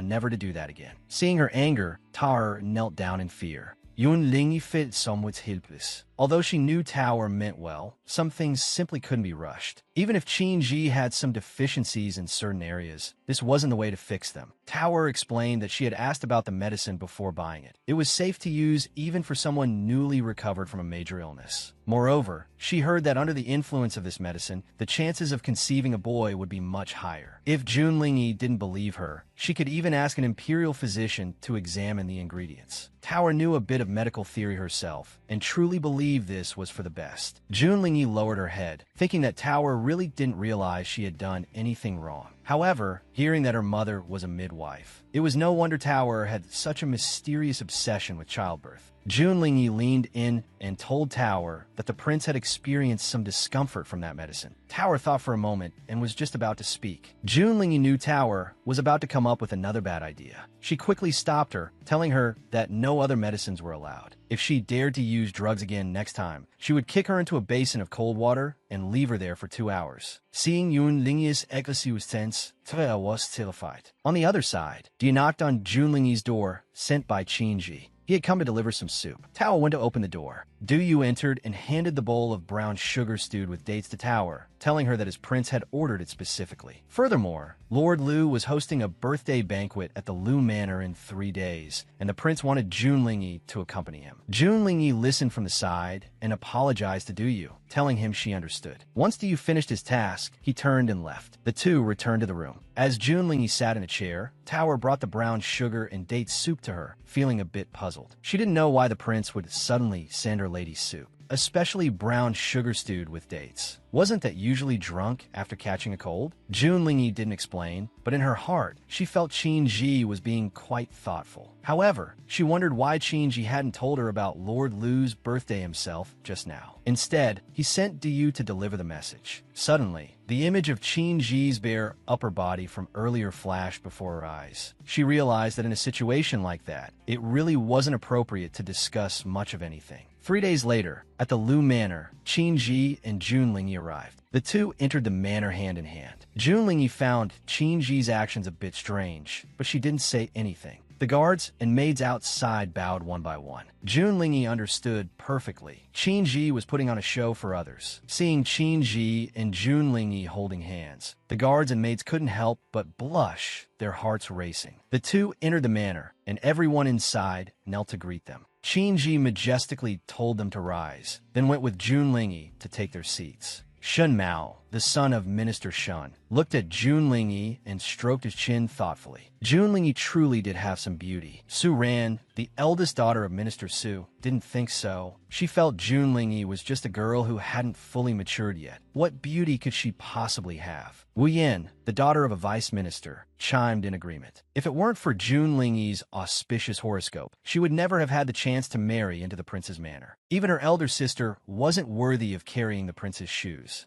Su Ran reminded Wu Yin to watch her words. The eldest daughter of the Jun family had also arrived. Upon seeing Jun Huiyo, Shen Mao's eyes lit up. He thought to himself that Jun Huiyo was indeed a few years older than Junlingyi. Her figure was quite graceful. In comparison, Junlingyi did seem a bit childish and plain. Behind them, others were whispering as well. Seeing the two sisters wearing the same color of dress, it seemed Jun Huiyo was slightly more beautiful than Junlingyi. Hearing the praises and feeling everyone's envious gazes, Jun Huiyu thought to herself that it was worth the effort of sending someone to find out what Junlingyi was wearing. She intended to outshine Junlingyi completely. Jun Huiyu stopped in front of Qinji and performed a bow. She then put on a pitiful appearance, seeking Qinji's forgiveness for what happened at the prince's manor a few days ago. Her words made her the center of attention. No one knew what the misunderstanding was. Some thought she was trying to get close to the prince through her sister, while others wondered, what kind of misunderstanding could exist between a man and a woman? Qinji looked over coldly. The crowd immediately fell silent. Qinji looked at Junlingyi with a questioning gaze, asking Jun Huiyu if she had ever been to the prince's manor. Junlingyi was also left completely bewildered by the question. Under the table, Qinji secretly squeezed Junlingyi's palm. She immediately understood and had a sudden realization. She stated bluntly that she didn't remember either and didn't know when Jun Huiyu had visited the manor. Jun Huiyu hadn't expected them to both deny it. For a moment, the crowd began to whisper. They hadn't expected Jun Huiyu to try and claim a connection with the prince, only to be humiliated like this. How embarrassing. Jun Huiyu felt somewhat hurt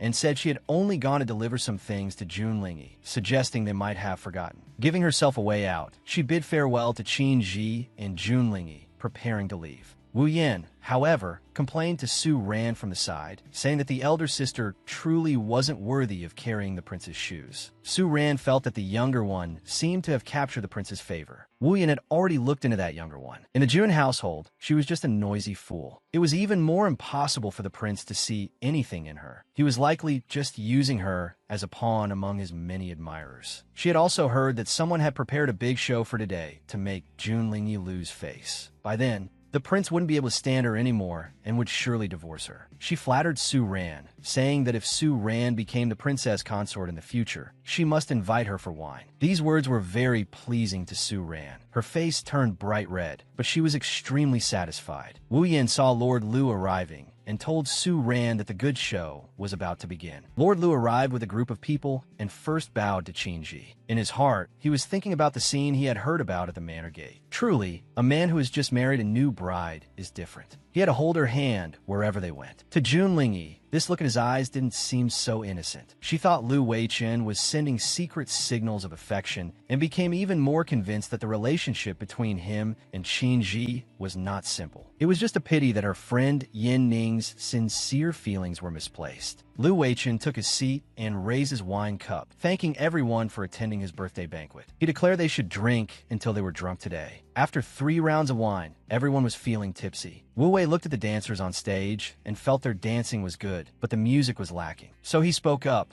saying he had long heard that the legitimate daughter of the Jun family was a master of the zither and wondered if they could witness it today. Jun Huiyo brushed her hair back and generously accepted the invitation, deciding to perform a piece to congratulate Lu Weichen on his birthday. Lu Weichen thanked her politely, but in his heart, he thought, I don't want to listen. Can I not listen? He turned to meet Qin Ji's cold gaze and felt helpless. He couldn't be blamed. He hadn't invited Jun Huiyo. She had come uninvited. Jun Huiyo went on stage and borrowed a zither from the dancers. Looking at Jun Lingyi below the stage, she thought that as a daughter of a concubine with no skills, Jun Lingyi would surely be eclipsed. Jun Lingyi found it boring. Listening to music wasn't as good as the food. She had heard Jun Huiyo play the zither every day at the Jun Manor until she was sick of it. She hadn't expected to have to listen to it, even after getting married. It was really too much. Qin saw that Jun Lingyi was about to drink again and quickly reminded her to drink less. Du whispered something into Qin ear. Qin suddenly rose and left. Chun Zhongying, the son of the prime minister, looked on with an air of one expecting a good show. On stage, Jun Huiyo stroked the strings and played high mountains and flowing water. The sound was as crisp as a mountain spring or birds in the forest. It was truly good, living up to her reputation. This level was likely among the best in the capital. Chun Zhongying praised Jun Huiyo, saying that after not seeing her for half a month, her skills had improved significantly. Jun Huiyo thanked him for his appreciation. However, Chun Zhongying mentioned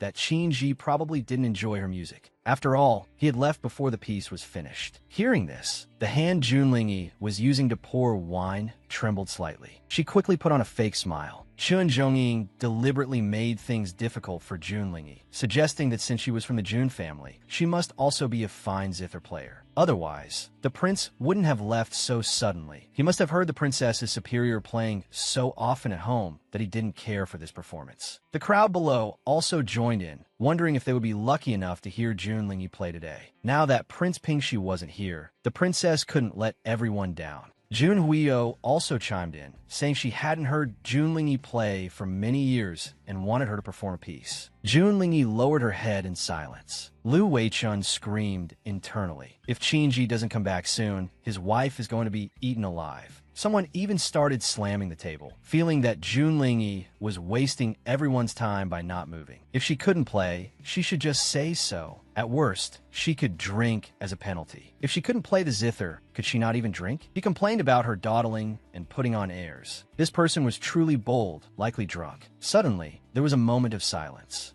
Lu Weichun cleared his throat, intending to smooth things over, as he couldn't let things get out of hand. Jun Lingyi found it amusing and curiously asked who this person with such a big temper was. The man introduced himself as Wu Wei. He stood up with a mocking tone, completely looking down on Jun Lingyi. He wondered if Jun Lingyi was calling him to buy him a drink, or if she was waiting for the prince to arrive so she could act pitiful. Everyone thought Wu Wei was crazy. No matter what, Jun Lingyi was still Prince Pingxi's woman, yet he dared to openly provoke her. Jun Huiyo, however, had long seen through everything. That boy Wu Wei lost all restraint once he started drinking. But a commotion was fine. It was even more beneficial for her. Jun Lingyi stood up with a look of disdain and walked forward. Seeing Jun Lingyi's posture, Lu Weichun knew he didn't need to step in. Her aura actually bore a slight resemblance to Qin. Truly a family. Jun Lingyi sat down leisurely, her fingertips producing a series of tinkling sounds. More jeering came from below. Judging by her posture just now, they thought she was impressive, but it turned out she had never studied the zither. Wu Wei laughed as well, telling her not to force it if she couldn't play, and that it would be better to come and have a few drinks. Jun Lingyi remained immobile. She began to play. They realized that the piece Jun Lingyi was playing was the same one Jun Huiyo had just performed. Listening to the beautiful music, Jun Huiyo gripped her handkerchief tightly, feeling unwilling to accept it. She had practiced day and night to master this piece. How could Jun Lingyi possibly play it better than her? It was absolutely impossible. Others echoed the sentiment, saying the princess was indeed formidable. It seemed Jun Huiyo was not only good at playing, but also at teaching. However, this student had surpassed the master. Jun Huiyo wiped her sweat and explained awkwardly that the princess had high natural comprehension, though in her heart, she was cursing Jun Lingyi. She felt Jun Lingyi had hidden her skills just to make her look foolish. Wu Wei was dismissive, saying that since Jun Lingyi had learned from her sister, and her sister had generously asked her to play, it was somewhat despicable for Jun Lingyi to deliberately play the same song to compete with her. Jun Lingyi was annoyed by this. The style of the music suddenly changed. It became powerful and resonant, as if one were on a battlefield. Everyone felt as if they were there in person. Qingji also arrived at this time and signaled the person beside him to step forward and play a flute accompaniment. The flute and zither together made the piece even more complete. When the piece ended, everyone wanted more. It was truly soul-stirring. They seemed to see wounded soldiers raising the flag of victory. This piece was played even better than high mountains and flowing water. After finishing, Jun Lingyi poured herself a cup of wine and downed it in one go. She then looked at Wu Wei. She had played the music and drunk the wine. Now it was his turn. Wu Wei hadn't expected Jun Lingyi to be so formidable. He flusteredly took the wine jug and drank it all. Jun Lingyi then went to Jun Huiro, wanting to toast her as well. She said she heard high mountains and flowing water every day at the Jun Manor and had just tried to imitate it. She hoped Jun Huiyu would forgive her if she played poorly, as she really wasn't used to such pieces. Jun Huiyu clenched her fists in anger, though her expression remained calm. She really hadn't expected Jun Lingyi to play so well, nor to have such perfect chemistry with that gentleman. They surely hadn't played together for the first time. The people below were led by Jun Huiro's rhythm, thinking there must be something going on between the two. Their chemistry was too perfect. Bai Russian was usually a man of few words who kept to himself. Why would he play an accompaniment for a woman? The scene today was indeed very strange. Jun Lingyi snapped back directly, asking what her playing with Bai Russian had to do with her. She then turned to leave. Jun Huiyu hadn't expected Jun Lingyi to be so disrespectful. Gritting her teeth, she made a secret vow. Since Jun Lingyi had made her lose face like this today, she would not let her off easy. Qingji frowned, thinking Jun Lingyi shouldn't have been so reckless while he was away. Bai Russian exchanged a greeting with Qingji and left. Jun Huiyu still wanted to influence Qingji, but before she could speak, Qingji gave Duyu a look. Duyu drew his sword and asked Jun Huiyu if she had something to say. Jun Huiyu was too scared to say another word. Qingji stepped forward, took Jun Lingyi's hand, and gently stroked it, telling her the zither strings were sharp and to be careful with her fingers. Everyone watched Qingji and Jun Lingyi's affectionate display, finding it hard to believe. Who had said this princess was just a placeholder? It certainly didn't look like it to them. After they sat down, Jun Lingyi whispered to Qingji that he was overacting, especially with Lord Lu watching. At that moment, Lu Weichen was rubbing his forehead, feeling a headache. He didn't know what kind of holy light of love these two were emitting, but it was blinding him. As the atmosphere became increasingly awkward, Jun Lingyi reflected that she was indeed the one to take the blame for ruining a perfectly good birthday. She hoped Lu Weichen wouldn't be too distressed. Lu Weichen stepped forward and told everyone not to be formal. Keep the wine coming, keep the music playing, and keep the dancing going. Seeing the wine being served, Jun Lingyi's eyes lit up. Finally, on the way home after the banquet,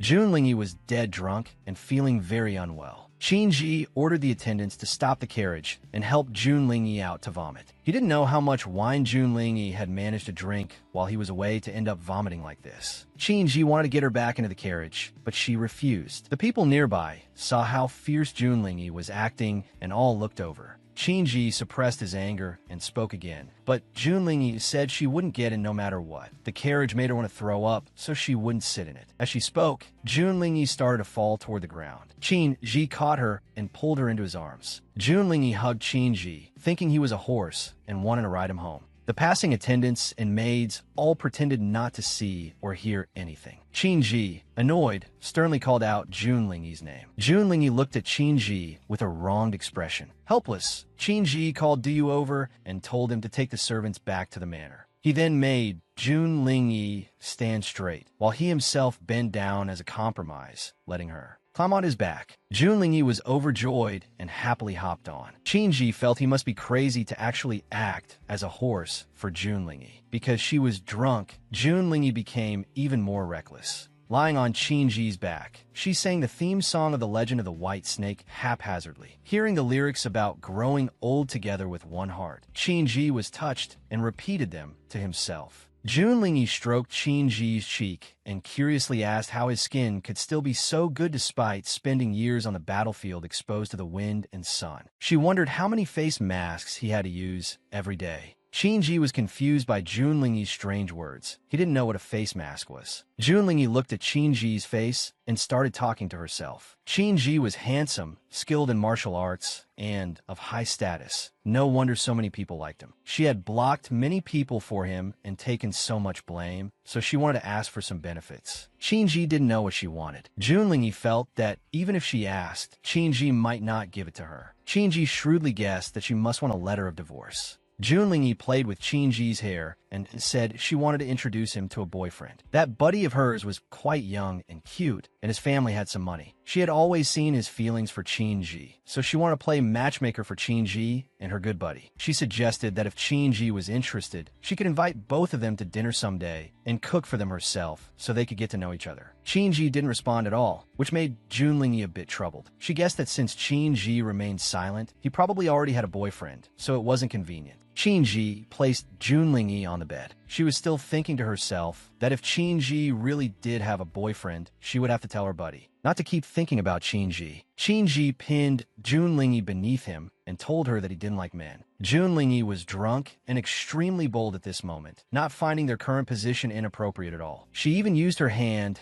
to touch Qin's cheek, doubting whether he really didn't like men. Qin knew he couldn't continue like this. He couldn't take advantage of someone in her state. He grabbed Junlingyi's restless hands. Junlingyi felt that she must have guessed correctly, which was why he grabbed her. If he didn't like men, why would he stop her? She even told him not to worry, as she would help him keep his secret. If Qin liked men, as long as she was around, she could provide cover for him. But if Qin ever wanted to fly away with his lover in the future, he must let her go. Qin couldn't listen anymore and directly kissed Junlingyi's mouth to stop her from talking. Junlingyi felt a bit short of breath and bit Qin's lip. Qin let go of her in pain. Junlingyi cried out of grievance. How could Qin just bite people? It was so hateful. Qin looked at the unreasonable Junlingyi with a headache. His own lip had been bitten through. Who was biting whom? The next second, Junlingyi yawned, rolled over, and went to sleep. Qin asked her why she wanted to leave. Junlingyi didn't answer. She buried her head into Qin's embrace and fell fast asleep. The next morning, Junlingyi slowly woke up with a headache. Qin's voice sounded in her ear, and she turned her head. She met Qin's gaze and quickly pulled her blanket up, looking at him. He was lying lazily on one side, his abdominal muscles partially exposed. The more Junlingyi looked, the more it seemed like the aftermath of an encounter. She hurriedly checked herself. Fortunately, her clothes were still on, so no disaster should have occurred. Qin sat up. Junlingyi cautiously asked him if she had done anything she shouldn't have last night while drunk. Qin told her that she was quite fierce last night. Junlingyi was speechless. Fierce? What kind of description was that? She had no idea what she had actually done last night. She really had no memory of it at all. Someone outside reported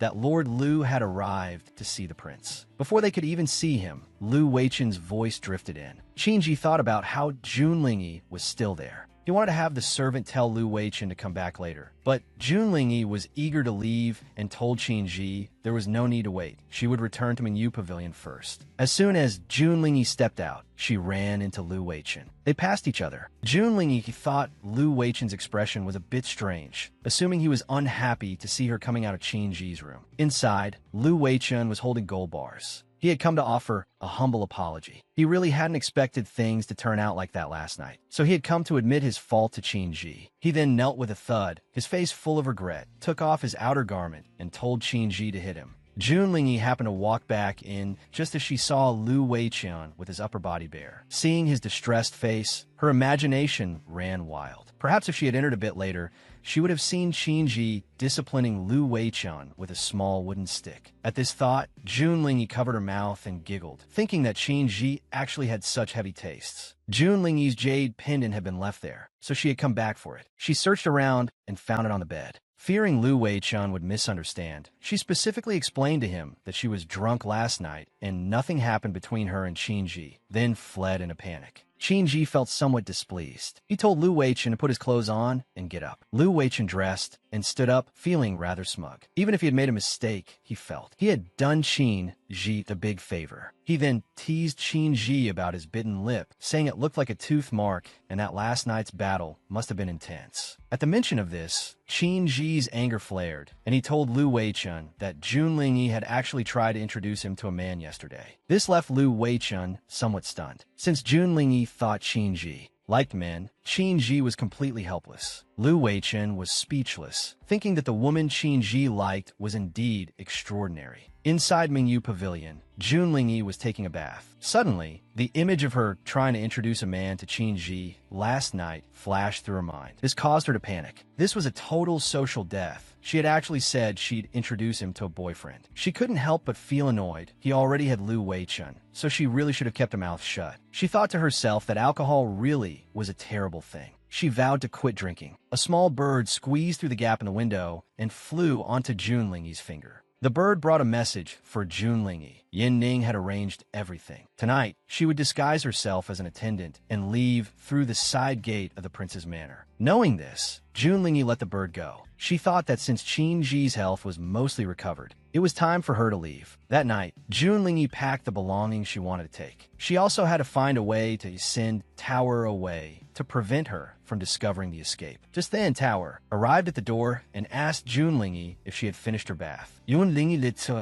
Just as Tower was about to speak, Jun Lingyi asked if she was there to clear the bath barrel. She then pretended to be sleepy and told Tower she was going to rest. She told her to go back and rest once she finished cleaning and not to come back to serve. She also said not to wake her in the night, and if anyone looked for her, just say she had retired for the evening. The words Tower wanted to say never came out. She thought that if she told the princess, the lady would likely be shy, so she should just let her discover it for herself. Tower's mood turned from cloudy to sunny, thinking that with her help, the day the princess gave birth to a child was just around the corner. Late at night, Jun Lingyi changed her clothes and took her bundle. Ready to depart, she thought to herself, Qin Ji, may we never meet again. Actually, these past few days have been quite interesting. From now on, everyone wouldn't have to face her, the good luck princess consort, anymore, and their lives should be quite good. Thinking about finally being able to leave the manor, Jun Lingyi actually felt a bit down. Suddenly, she stopped in her tracks. Someone in front blocked her way and told her the prince requested her presence. They recognized her as the princess consort. She looked around as if she were searching for the princess consort herself. She even performed a grand bow to the empty air, chanting, "Long live the princess consort. 1,000 years, 1,000 years." The attendants were left bewildered, doubting if this person was really the princess consort. She probably was just an ordinary passerby. Just as Jun Lingyi breathed a sigh of relief, "Do you appealed?" He told the attendants that this person was indeed the princess consort and ordered them to take her away. Jun Lingyi was still acting, pretending to be a commoner and telling them she had never done anything wrong and that her ancestors for 18 generations were all clean. The attendants didn't listen to anything. They grabbed Jun Lingyi and left. Since she wouldn't stop shouting for help, they eventually couldn't stand it and stuffed a cloth into her mouth. Jun Lingyi could only make muffled sounds. Soon they arrived at Zuixiang Courtyard. Qin Ji stood with his back to Jun Lingyi. Jun Lingyi didn't recognize him at first and could only brazenly tell him they had caught the wrong person.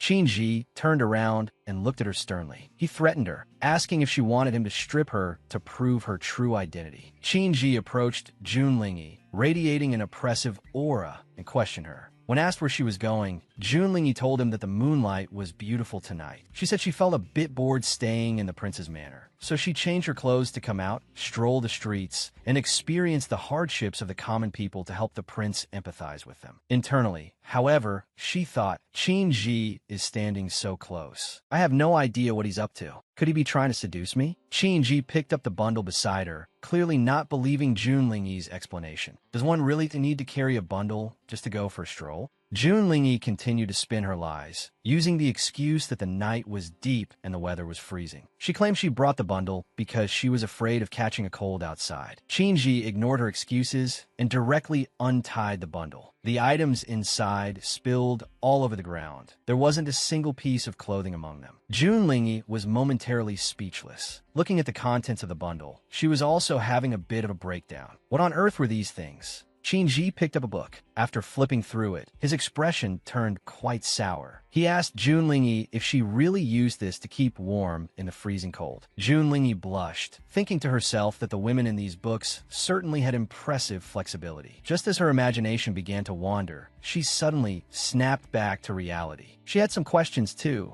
This wasn't right. Why were there only these kinds of books in her bundle? How was she supposed to explain this to Qingji? Qingji looked at Junlingyi, threw the book in his hand onto the ground, and pinned her down. Watching Qingji's face get closer and closer, Junlingyi blocked his mouth and told him to calm down. Was he acting like this to live up to the tooth marks Lord Lu left on the corner of his mouth that night? Qingji grew even angrier. He grabbed Junlingyi's hands to prevent her from struggling and kissed her directly. Junlingyi thought to herself that she hadn't expected Qingji's preferences to have reached such an extent. Just because she was dressed in men's clothing, she could arouse his interest? She was doomed. Qingji lifted his torso and told Junlingyi to take a good look at who had left the mark. Junlingyi was confused. From Qingji's tone, could the injury on his lip have been caused by her biting him while she was drunk yesterday? So, was he taking revenge on her now? Qingji told Junlingyi to be good and kissed her again. Then his hands began to wander, stripping Junlingyi bare. Junlingyi told Qingji that she was a woman and that her body wasn't feeling well.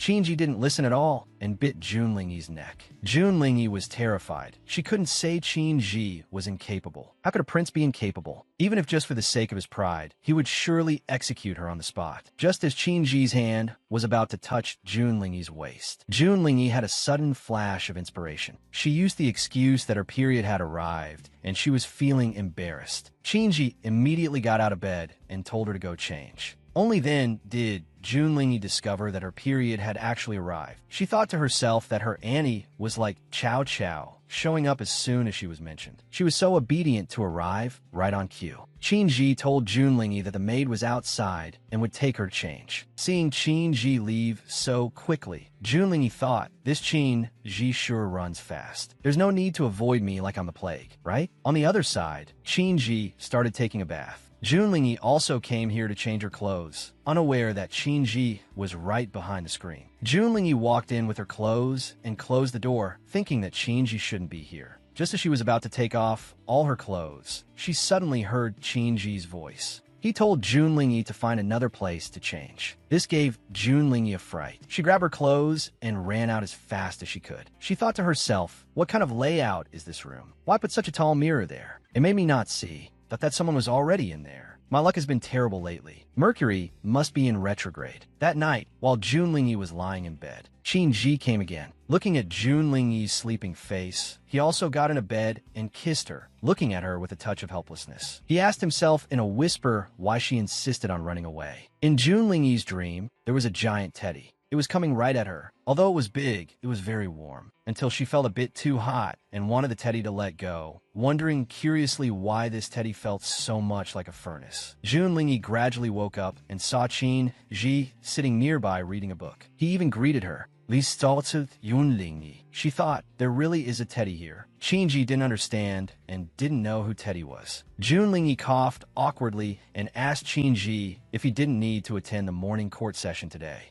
Only then did Qingji stand up and tell Junlingyi that he wanted to wait for her to wake up before leaving. Junlingyi was fuming. Qingji was actually guarding her like a thief. It would probably be even harder to escape in the future. Qingji put on his clothes, leaving Junlingyi in a daze. Before, Junlingyi thought that old man Jun looked pretty silly in this official uniform, but she hadn't expected Qingji to look so good in it. Qingji leaned over, stroked Junlingyi's head, and told her he was leaving. He said the brown sugar water on the table was freshly heated and she should drink it in a bit. He also had you prepare a hand warmer and a hot water bottle for her to use on the way back to the manor. Junlingyi touched the spot where Qingji had just stroked and thought, why does Qingji seem so gentle today? Then she thought, they say broken sleeves are mostly friends to women. Sure enough, Qingji usually looks cold and taciturn, but he's actually quite attentive. So, she also prepared to get up and pack to return to the manor. She caught a glimpse of the book that had fallen by the bed. Picking it up, she saw, wasn't this the book from her bundle? Qingji was actually reading this kind of thing first thing in the morning. Inside Mingyu Pavilion, Junlingyi held the book and asked Tower if she was the one who got this bundle. Tower readily admitted it. Junlingyi knew it was her good deed again, but she couldn't say much. She could only tell Tower not to get them anymore, because the prince's injuries hadn't healed yet, so the matter of having a child needed to be pushed back. Tower was very sensible, knowing the princess consort was worried about the prince's health. She pointed out that page 18 of this book and page 16 of another were both labor-saving and convenient methods that guaranteed the prince wouldn't overexert himself. Junlingyi was speechless. For a young maiden, Tower seemed to know a bit too much. This single-minded devotion to expanding the royal lineage was truly admirable. Suddenly, Junlingyi's eyes lit up, and she asked Tower if there were any books suitable for use between two men. Tower introduced page 3 of the 4th book and page 13 of the 6th book. However, she didn't know what use the princess consort had for these. A knock came from the door. Junlingyi let the person in, while Tower tucked the books away. It was Mu Yin. Mu Yin ran in from the door and went straight to Junlingyi's side. Junlingyi told Tower to prepare some desserts for Mu Yin, but she didn't expect Mu Yin to innocently ask if there was a little sister in Junlingyi's belly. This made Junlingyi break into a cold sweat. She asked who told her that. Mu Yan honestly replied that Uncle Lu said so. Junlingyi thought of Lu Weichen. Imagining him feeling jealous while telling Mu Yin they had a little sister made her feel a bit guilty. She thought Lord Lu was truly pitiful. It must have been a burst of jealousy that led to Mu Yan's misunderstanding. Mu Yin curiously asked, since Junlingyi already had a little sister, would she still take the little sister and leave? Before Junlingyi could answer, Mu Yin noticed a bundle on the table. Mu Yin picked it up. Junlingyi hurriedly tried to stop her. This was full of things not suitable for children. Mu Yin looked at Junlingyi with a pitiful expression, begging her not to take her sister away. She grabbed Junlingyi's bundle with both hands. Junlingyi had no choice but to promise Mu Yin she wouldn't leave and asked her to let go. But Mu Yin was worried Junlingyi was lying and insisted Junlingyi give her the bundle as proof. Thinking of the contents, Junlingyi immediately refused. Internally, she was frantic. How could she tell Mu Yin that the things in the bundle were too early for someone her age to see? At that moment, Qin Ji returned. Hearing his voice, Mu Yin immediately ran over and pulled on Qin Ji's sleeve, telling him that her mother consort wanted to leave and that she was here to stop her. Qin Ji ruffled Mu Yan's hair and told her that her mother consort wouldn't leave. He told her to go do her lessons. Mu Yin listened and obediently left. Junlingyi, however, spoke up to ask Mu Yin to stay a bit longer, as the desserts hadn't arrived yet. Hearing desserts, Mu Yin remembered the delicious one from last time and looked at Junlingyi expectantly, asking if she could have it.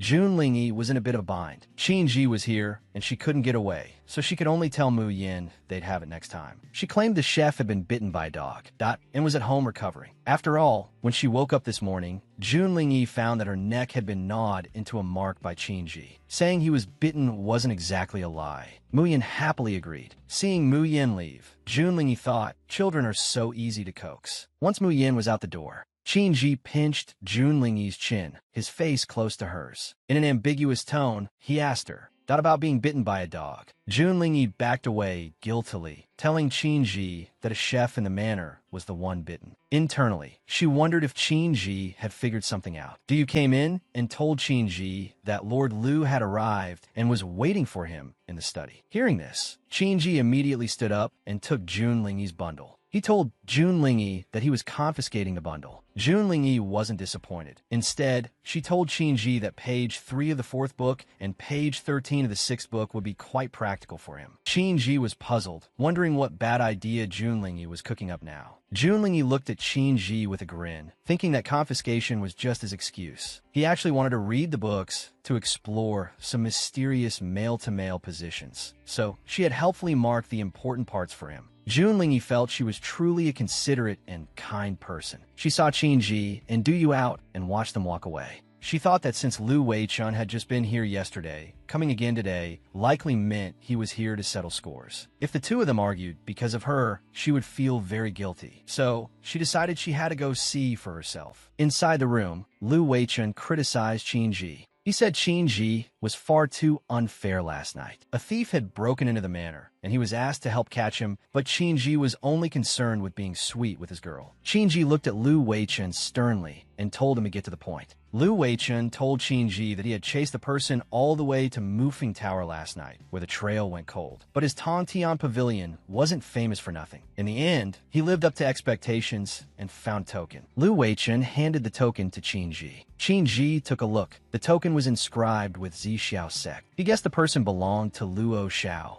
Lu Weichun confirmed Qin Ji's suspicion. It was indeed the Zixiao sect established by the capital's wealthiest man, Luo Xiao. Lu Weichun explained in detail that Luo Xiao lacked neither money nor political ambition. 10 years ago, he already intended to retire, keeping the Zixiao sect only for self-protection. Previously, he had wondered if this matter was related to the Empress Dowager, but Luo Xiao and the Empress Dowager were completely unrelated. So, this likely wasn't the Empress Dowager's doing. Qin Ji looked at the token, filled with doubt. First Mufeng Tower, now Zixiao sect. Why did they want to take Junlingyi away? He wondered how many things Junlingyi was keeping from him. Qin Ji then returned the token to Lu Weichun, telling him there was no need to investigate further. Some things were better handled by himself. Lu Weichun didn't say much and put the token away. Then he started chatting with Qin Ji about personal matters, asking if there was any new progress in his romance. Lu Weichun pointed at the cut on the corner of Qin Ji's mouth, teasing that a lot must have happened last night. He stroked his own chin while thinking that when this iron tree finally bloomed, it was truly different, like a battle, taking the enemy general's head every time. It was far too intense.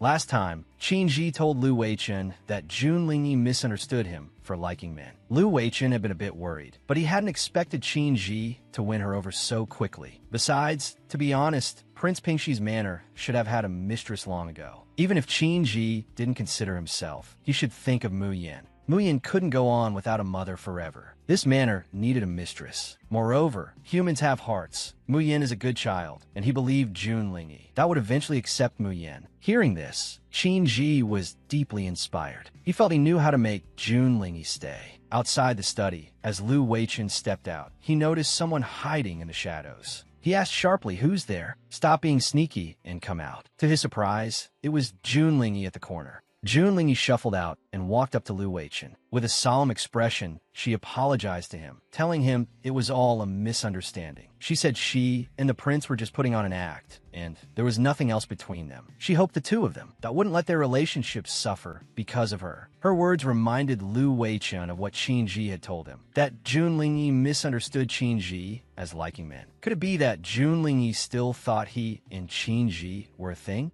Seeing that Lu Weichun remained silent, Junlingyi suspected he didn't believe her. So, she told him that she actually already had someone in her heart. She told Lu Weichun he could rest easy. Hearing that Junlingyi had a sweetheart, Lu Weichun was shocked and asked who it was. Junlingyi gave a little laugh and told him it was a personal secret. Internally, she thought, "I just made that up on the fly. How would I know who my sweetheart is?" Lu Weichun didn't want to let her off and pressed her, asking if her sweetheart could be by rushing. Junlingyi was stunned and took 2 steps back. Seeing her like this, Lu Weichun thought he had guessed correctly. He was furious, thinking just as I thought. But no matter what their past was, she was now married to Qin Ji, upholding the principle of better to destroy 7 temples than break 1 marriage. Lu Weichun rambled on, telling Junlingyi that many things aren't what they seem on the surface. He said by rushing might look gentle, refined, and caring, but his entire mind was focused on medicine. If Junlingyi were with him, that she would easily lose a lot of life's pleasures. Furthermore, the man had many bad habits. Before Lu Weichun could finish, Junlingyi began to fake a cough. Lu Weichun knew she didn't want to hear it, but he was a few years older and had more experience. Besides, he had a lot of dealings with Bai Rusheng and knew a lot. He said Bai Rusheng was a decent person, but just as he was about to continue, Junlingyi saw Bai Rusheng behind him and hurriedly greeted him. Lu Weichun was caught red-handed speaking ill of someone. Bai Rusheng teased him, saying Lu Weichun's voice had grown louder, showing his breath was strong and he was in good health. Lu Weichun coughed awkwardly and quickly asked Bai Rusheng why he was here. Bai Rusheng ignored him and told them he was going to the study first, letting them continue without minding him. Lu Weichun slapped his forehead mentally, thinking he really shouldn't speak ill of people behind their backs. Retribution comes as fast as a tornado. Junlingyi also explained to Lu Weichun that he had misunderstood her relationship with Bai Rusheng. At this moment, the flames of gossip were burning in Lu Weichun's eyes. He curiously pressed Junlingyi about her actual relationship with Bai Rusheng, telling her she could trust him and that he definitely wouldn't tell Qin Ji. Only then did Junlingyi tell Lu Weichun that Bai Rusheng's sister was her friend. She had met Bai Rusheng a few times before, so they were just nodding acquaintances. Only then did Lu Weichun realize he had misunderstood her. Now that the misunderstanding was cleared up, Junlingyi took her leave. Looking at her departing back, Lu Weichun thought she didn't seem to be lying. But Bai Rusheng actually had a sister. He had known the man for 3 years, and had never heard of it. Feeling someone tugging at his sleeve, Lu Weichun looked down to see Mu Yin. Mu Yin looked at him pitifully, asking if he had lied to her. Why wasn't her sister here yet? Lu Weichun sighed and told her that her sister was still on the way, a very long way. He lamented that Qinji's road still looked very long. Late at night, Jun Lingyi entered the room nervously, wondering why Qinji had called her over so late. Could he want to fight a bloody battle with her? She was very resistant. Inside the room, Qinji was sitting on the bed reading. Seeing Jun Lingyi dressed so thinly, Qinji told her to hurry up and sit on the bed. Seeing him so concerned and making such ambiguous moves, Jun Lingyi thought her guess was right. Even though her period had come, he still wanted her to do that? Qinji truly was a hypersexual teddy. Qinji carefully helped Jun Lingyi take off her shoes, picked her up, and placed her gently on the bed. Jun Lingyi looked at him with some difficulty, telling him to calm down. She said her body really wasn't suited for any bloody battles today, and she wasn't comfortable at all. Qinji placed his hand on Jun Lingyi's cheek. Seeing her fearful expression, he asked if she was afraid of him. Jun Lingyi quickly put on a fake smile and told him that he was so wise, brave, handsome, and suave that she wasn't afraid of him. She was in awe of him. Hearing this, Qinji sat up straight and told her not to worry. He wouldn't touch her. He said he called her over just to talk. Qinji told Jun Lingyi that he could withdraw the people watching her. He would let her come and go freely from the manor. This left Jun Lingyi a bit confused. Would Qinji really do such a good thing? Qinji made Jun Lingyi promise not to run away again. He said his injuries weren't healed, Mu Yin was still young, and Prince Pingxi's manor needed a mistress. Looking into his sincere eyes, Jun Lingyi couldn't bear it and reached out to cover his eyes. Internally, she thought, Qinji's eyes are far too sinful. Looking at me like that will make me soft-hearted. As expected, she agreed, but with one condition. She hoped he wouldn't hug her at every turn while sleeping. His sleeping habit, that was really not great. Qinji, however, immediately denied having such a habit. In a short while, they turned off the lights and went to sleep. Not long after they lay down, Qinji rolled over and put his arm around Jun Lingyi. Jun Lingyi complained internally. How could he say he didn't have this habit? She turned around to face him, looking at his peaceful, sleeping posture. Jun Lingyi thought, forget it, a hug is just a hug. I'll settle scores with him tomorrow. But rather than settling scores tomorrow, that she had something more important to do. The next morning, Jun Lingyi disguised herself and went out. Strolling outside, she tasted the flavor of freedom. This feeling was truly wonderful. Qinji really had kept his promise. He didn't send anyone to follow her. So, Jun Lingyi walked briskly toward Mufing Tower. Inside Mufing Tower, the waiter greeted her warmly. The food here was excellent, but Mufing Tower was famous for more than just its dishes. Information discussed here would never leave the door. No one could pry it out. It was very secure. Moreover, that the hidden proprietor of Mufing Tower had a skill that was unrivaled. Jun Lingyi followed the waiter upstairs and asked him to call out young Master Yin. The waiter readily agreed. Soon,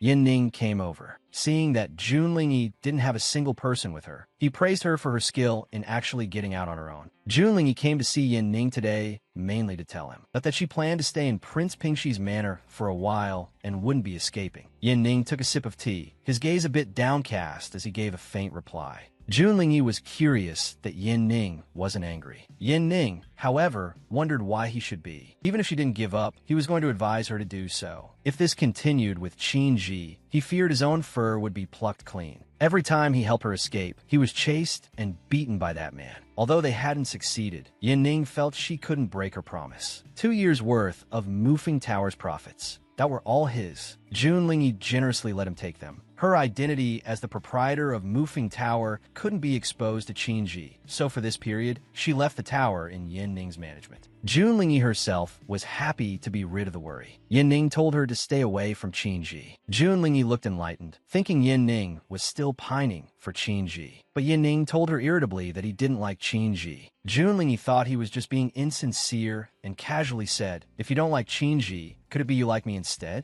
The words reached the tip of Yin Ning's tongue before he swallowed them back down. In a tone of compromise, he told her he liked that courtyard full of male concubines. Inside Mufing Tower, a woman in purple, that was writing something. The man beside her asked what she was doing. She replied that this was the proprietor's skill she had told him about. By writing down the dish she most wanted to eat, the first 10 dishes written would be sent to the kitchen for the proprietor to cook personally. The proprietor's culinary skills were rare in the world. Even ordinary dishes had a unique flavor. But the proprietor's whereabouts were a mystery, only occasionally cooking a few dishes at Mufing Tower to entertain guests. An opportunity like today was very rare. In the kitchen, Jun Lingyi was skillfully preparing delicious food. Finally, she succeeded and thought about making some osmanthus cakes for Mu Yan. Not to take back. When Jun Lingyi returned to the manor, someone outside was calling her name. Before the person could get close to her, Qin Ji pulled her aside. The person lunged at thin air and fell to the ground. Qin Ji asked warily who he was to dare make such a racket in front of the prince's manor. This person was none other than the second son of the Jun family, Jun Xiao. Jun Xiao brushed the dust off himself. Jun Lingyi happily called out, "Second brother." Jun Xiao bowed to greet Prince Pingxi. Once Qin Ji knew it was her second brother, he invited him into the manor. As the three entered, Qin Ji asked why she went out dressed like that. Jun Lingyi thought he felt it was inappropriate for her to wear men's clothing. But how was she supposed to explain? Now, why she wore it? Could she tell him it was to satisfy his interests? Qin Ji took off his outer robe and draped it over her, telling her to wear more. It turned out he was just worried she'd be cold. This touched Jun Lingyi. He wasn't criticizing her outfit. Noticing Jun Xiao was still there, she pushed Qin Ji away and told him to go attend to his work while she chatted with her brother. Qin Ji left obediently. Once inside, Jun Xiao asked in a low voice if Qin Ji had been bullying her. Jun Lingyi told him she was doing quite well. She was curious why he wasn't at his post in Yinqing. Jun Xiao sat down and told her that when he heard she was marrying Prince Pingxi, he was so worried he took leave to come back. Who knew he still wouldn't make it in time? When he got home and saw their parents' faces full of sorrow as they murmured her name, he knew she must be suffering in the manner for them to be so concerned. Jun Lingyi thought to herself, "They aren't concerned about me. They're probably cursing me." Thinking of Jun Rohue being turned away at the door, Jun Xiao grew angry again, unable to understand how someone as unreasonable as Qin Ji could exist. Clearly, Qin Ji, that was a poor match for her. Jun Lingyi was deeply moved. Everyone else thought she was marrying up with Qin Ji, but only her brother felt Qin Ji wasn't good enough for her. Jun Xiao told her that Jun Rohue should have good news soon. When he first returned, he saw her chatting with the prime minister's son. Jun Lingyi thought back to Lu Weichen's birthday, where Chun Zhongying had stirred up everyone's emotions with a few words. Could Jun Rohue have used a honey trap on him? Was it her doing? Jun Xiao excitedly grabbed Jun Lingyi's shoulders and told her the Empress Dowager's birthday was in a few days. He said he would find a way to help her leave the manor and then pick a perfect husband for her. Jun Lingyi wanted to refuse, but her brother was already lost in his own world and wouldn't listen. Jun Lingyi thought her second brother had been stubborn since childhood. Advising him directly wouldn't work. She had to find a way to make him give up the idea. Just then, Qin Ji walked in. Jun Lingyi was delighted, thinking to herself, "Isn't this the perfect tool showing up right on cue?" Thus, with great excitement, she threw herself into Qin Ji's arms. She whispered in his ear, asking for his help. Then, she hooked her arms around his neck and told him coquettishly that she had missed him. Qin Ji cooperated perfectly. He looked at Jun Lingyi dotingly. Hearing his tender words, Jun Lingyi almost couldn't handle it. If she hadn't known he was just acting, she would have really thought he liked her. The scene before him made Jun Xiao flush with embarrassment. The sight of Jun Lingyi and Qin Ji's affectionate display filled his eyes. Jun Xiao coughed awkwardly twice and told Jun Lingyi that as long as she was happy, he was at peace. He then turned to Qin Ji and said that Jun Lingyi was still young and naive. He asked Qin Ji to be patient with her in the future, and then he fled in a hurry. Once Jun Xiao was out of sight, Jun Lingyi looked at Qin Ji with some apology, saying she had been too forward just now. Qin Ji, however, didn't mind. He sat down and mentioned he had come because the Empress Dowager's 50th birthday was approaching. He told Jun Lingyi she could go to the storehouse to pick out a gift. If she didn't like anything there, he could send someone to buy something else. Jun Lingyi thanked him verbally while thinking to herself that Qin Ji was actually quite thoughtful. Qin Ji noticed a food box on the table and wondered what was inside. Feeling a bit guilty, Jun Lingyi explained that her friend had made some osmanthus cakes for the little persimmon. Qin Ji opened the box and tasted a piece, praising the flavor. He then asked Jun Lingyi if she could introduce the person who made the cakes so he could hire them as a cook for the manor. Jun Lingyi panicked and made the excuse that her friend was used to a free-spirited life. If forced to come here, they might be unhappy and unable to make delicious food. Qin Ji reached for another piece. Jun Lingyi reminded him that these snacks were for the little persimmon. However, Qin Ji didn't intend to eat it himself. Instead, he held the piece to Jun Lingyi's lips. She froze for a moment. Qin Ji told her that the next time she went out, she should remember to bring a snack back for him as well. Jun Lingyi agreed shyly and then picked up the food box, intending to take it to Mu Yan. Qin Ji stopped her, stood up, and gently wiped a crumb from the corner of her mouth. He told her clean up before going, otherwise, Mu Yan would realize she had been stealing snacks. Jun Lingyi left in a fluster. A month later, the Empress Dowager's birthday arrived. Inside Yongkuan Palace, Mu Yan came to pay respects to his imperial grandmother. The Empress Dowager was very doting toward Mu Yan until she saw Jun Lingyi sitting to the side. She sternly questioned Jun Lingyi why she was still there. Since she had married Qin Ji, she should be by his side at all times. Jun Lingyi was bewildered. The Empress Dowager told her that Qin Ji was currently in the imperial study, so Jun Lingyi should be waiting outside the study doors. Did she really need the Empress Dowager to teach her such basic etiquette? Jun Lingyi immediately stood up and told the Empress Dowager she would go right away. In her heart, she thought, the royal family has so many rules. I have to be by his side every second. What if Qin Ji goes to the latrine? Do I have to stand there and hand in the toilet paper? She didn't actually want to find him. She decided to take this chance to explore the imperial palace. In the imperial garden, Jun Lingyi picked a chrysanthemum, feeling quite content. Suddenly, someone nearby swung a whip. And it struck Jun Lingyi. The woman behind her was Chen Zhongying's sister, the prime minister's daughter, Chen Jingning.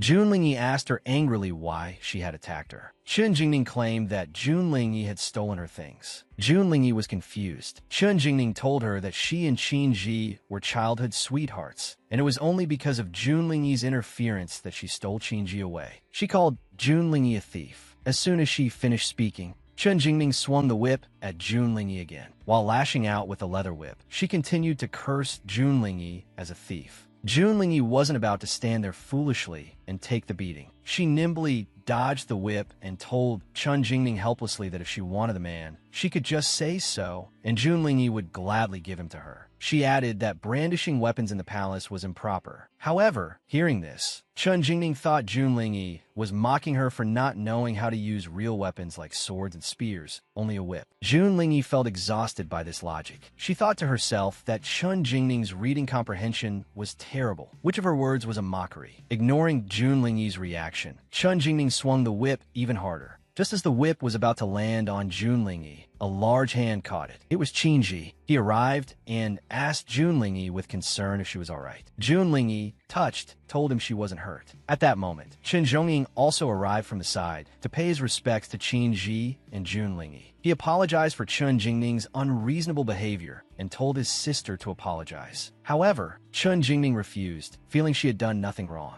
Only then did Jun Lingyi realize this woman was the prime minister's youngest daughter. Speaking of which, that the Empress Dowager was her aunt, and she frequently visited the palace. No wonder she claimed to be Qin Ji's childhood sweetheart. Qin Ji stood by Jun Lingyi's side to support her, sternly telling the Qin siblings that anyone who dared harm his princess consort would be his enemy for life. Hearing Qin Ji defend Jun Lingyi so fiercely, the whip slipped from Chen Jingning's hand as she stood there in disbelief. Chen Zhongying bowed to Qin Ji again, apologizing for his sister and begging for forgiveness. Qin Ji didn't reply. He took Jun Lingyi's hand and turned to leave. Jun Lingyi then mentioned to him that she thought Chen Jingning was quite good. If he wanted a princess consort, perhaps Chen Jingning would be a better choice. She would surely be devoted to him and become a great help in managing his household. Jun Lingyi thought that since Qin Ji just needed a consort to manage the estate, wouldn't anyone do? Besides, if it were Chen Jingning, she wouldn't have to stay for a whole year. Qin Ji turned and touched her cheek, asking her deeply if she wanted to divorce him.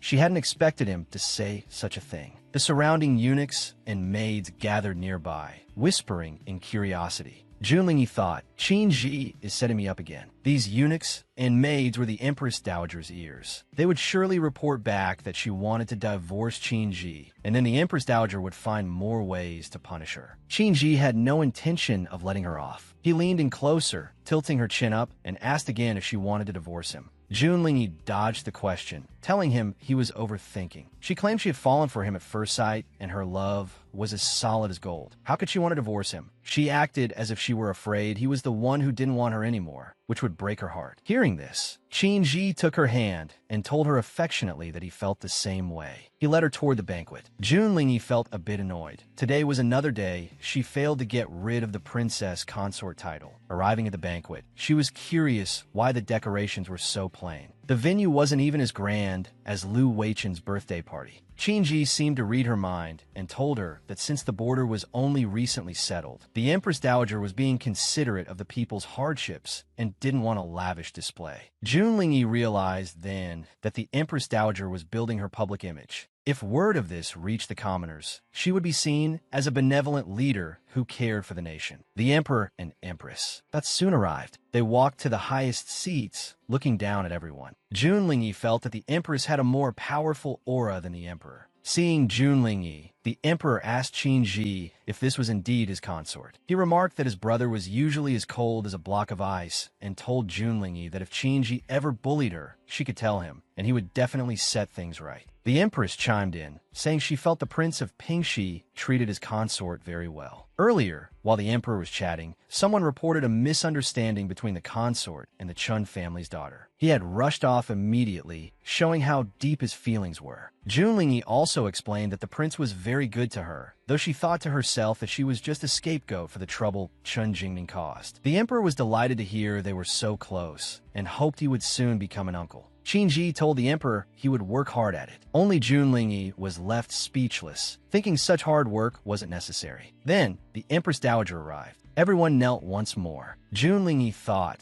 living in ancient times is such a hassle. You're kneeling every other minute. Lu Weichen also arrived. He reported to the emperor that the Tongtian Pavilion had observed the heavens, and today was an auspicious day. He said the gods were aware of the Empress Dowager's benevolence and would surely bless Great Qi and its people. The Empress Dowager was very pleased. An attendant then began to read the list of gifts. First was Lu Weichun, master of Tongtian Pavilion, who gifted a pair of longevity Rui scepters. Then came Chun Jingning, who gave a string of jade Buddhist beads. The gift from the princess consort of Pingxi was an embroidery titled birds paying homage to the phoenix. Upon seeing it, the crowd looked horrified. The Empress Dowager was also furious. Junlingyi discovered that at some point, her embroidery had been burned. Someone was clearly trying to frame her. Chun Jingning spoke up, accusing Junlingyi of having the audacity to present a burned embroidery as a birthday gift. She claimed this was a curse upon the Empress Dowager. Qin-ji wanted to speak up for her, but Junlingyi stopped him. She stood up, looked at Chun Jingning, and asked if she realized the Empress Dowager had already seen through the hidden meaning of the gift. She claimed the Empress Dowager had praised her. The Empress Dowager was confused, as she didn't know. But there was a hidden meaning. Junlingyi explained that while everyone saw the birds paying homage and envied the phoenix's honor, who remembered that before becoming a phoenix, it must undergo nirvana through fire, she said after finishing the embroidery, she heard of the Empress Dowager's frugality, and that the banquet was to be simple. Since birds paying homage was too extravagant, she intentionally burned half of it. Junlingyi knelt and told her that Great Qi had just passed a difficult period at the borders, much like a phoenix undergoing nirvana. Today, she presented this phoenix nirvana to wish for the prosperity of the Empress Dowager and the nation. The Empress Dowager was highly satisfied with this explanation and immediately rewarded her. The guests also began to praise the princess consort for her cleverness and profound intent, calling it the most special gift of the day. Chun Jingning was displeased, thinking it was just a piece of burned cloth that Junlingyi had managed to talk her way out of, although they escaped the crisis. Qin-ji told Junlingyi he would investigate and not let the person who burned the embroidery off. Junlingyi, feeling confident, decided to investigate herself. She wouldn't let the culprit go so easily. She wanted them to know she wasn't just a punching bag. Qin-ji helplessly agreed. Soon, they moved on to the next event. Junlingyi had thought that the party would end after the meal, but there was to be a hunt. Chun Jingning was already on her horse, mocking Junlingyi for just standing there. She asked if Junlingyi didn't know how to ride. Chun Zhongying warned his sister not to cause trouble, but she insisted she just wanted to be friends with the consort and teach her to ride. So she would be worthy of sitting beside Qin Ji. Junlingyi knew she had no good intentions and ignored her, turning to leave. Qin Ji rode past on his horse. Chun Jingning wanted to join him, but was ignored. Qin Ji came to Junlingyi's side, and reached out to help her up. Junlingyi obediently placed her hand in his. Only after sitting on the horse did she realize she had been entranced by his looks and had reached out without thinking. She blamed it on Qin Ji being too handsome. Qin Ji personally taught her to ride, making many other young ladies envious. Chun Jingning watched this angrily and sped up to catch them. Despite Chun Zhongying's attempts to stop her, it was useless. Qin Shi asked Junlingyi if she wanted to try hunting. Junlingyi was worried she might miss. Qin Ji wasn't worried at all. At worst, he would take responsibility for her. Thus,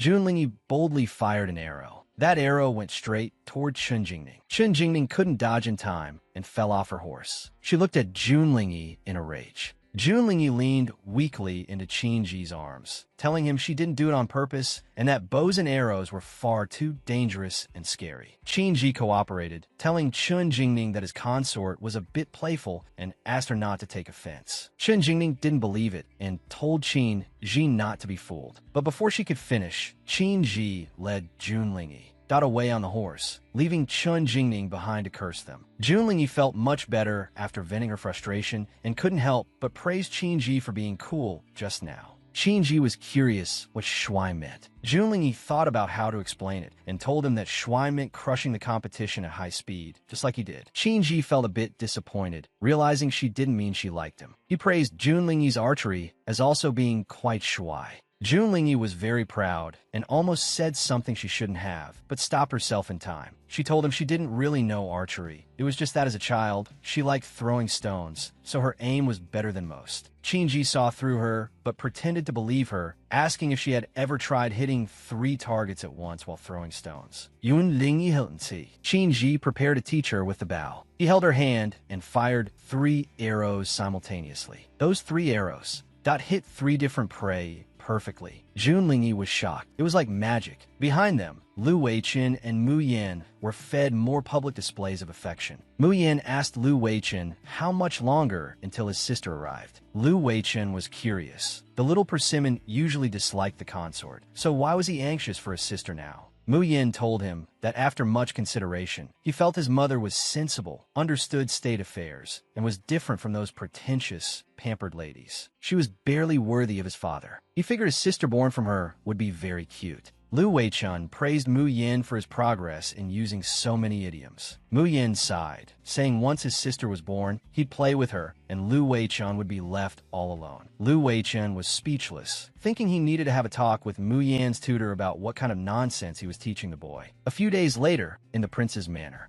Junlingyi sat in a chair while a servant knelt before her. She was interrogating him about whether he had burned the embroidery. The man refused to admit it, claiming he had served the manor his whole life and never did anything against the prince. He said even if she killed him, he wouldn't admit to something he didn't do. Junlingyi looked at him with interest, threatening that she really would take his life. She had servants bring in torture devices. The man remained fearless, telling her to go ahead and beat him, but he wouldn't confess to a false charge. He even reminded her that using private torture was against the law. But Junlingyi didn't intend to hit him. A servant brought in a child. The man became very nervous. He didn't know why his child was there. Junlingyi looked at the child, noting how well-fed and delicate she was, and said she probably couldn't handle pain. She had the child taken into a room, saying she was too kind-hearted to watch such a scene. The girl was led away in tears. Soon, miserable screams came from the room. Qin Ji and Lu Weichen heard the commotion and stopped in their tracks. The girl's painful cries continued from inside. Junlingyi said lisoli in here.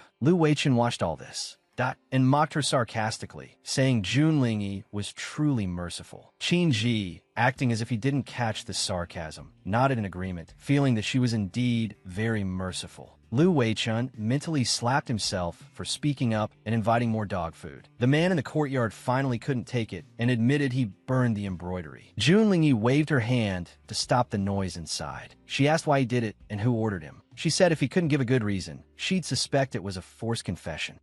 And would have to continue the torture. The man quickly confessed that the eldest Miss June had ordered him. She had kidnapped his son to force him and gave him gold, that which was buried at his house. June Lingy hadn't expected it to be June Rohue. The man begged her to spare his daughter. He knew his crime was punishable by death, but the child was innocent. June Lingy stood up. At least he didn't disappoint her. He cared for his daughter as much as his son. Though not a good man, he was a good father. June Lingy had the door opened. The girl ran out and threw herself into the man's arms. He was shocked that she was unharmed. The girl told him there was someone inside who could. They'll make the same sounds as her, and the screaming was terrifying. June Lingy explained it was Kuji. She told the girl to be good and promised to bring her brother back. The girl happily agreed. The man knelt and kowtowed to June Lingy, thanking her for her mercy and promising to serve her for the rest of his life. June Lingy couldn't handle such a display and told him to get up. She didn't need a servant and told him to just take care of his kids and not let them be kidnapped again.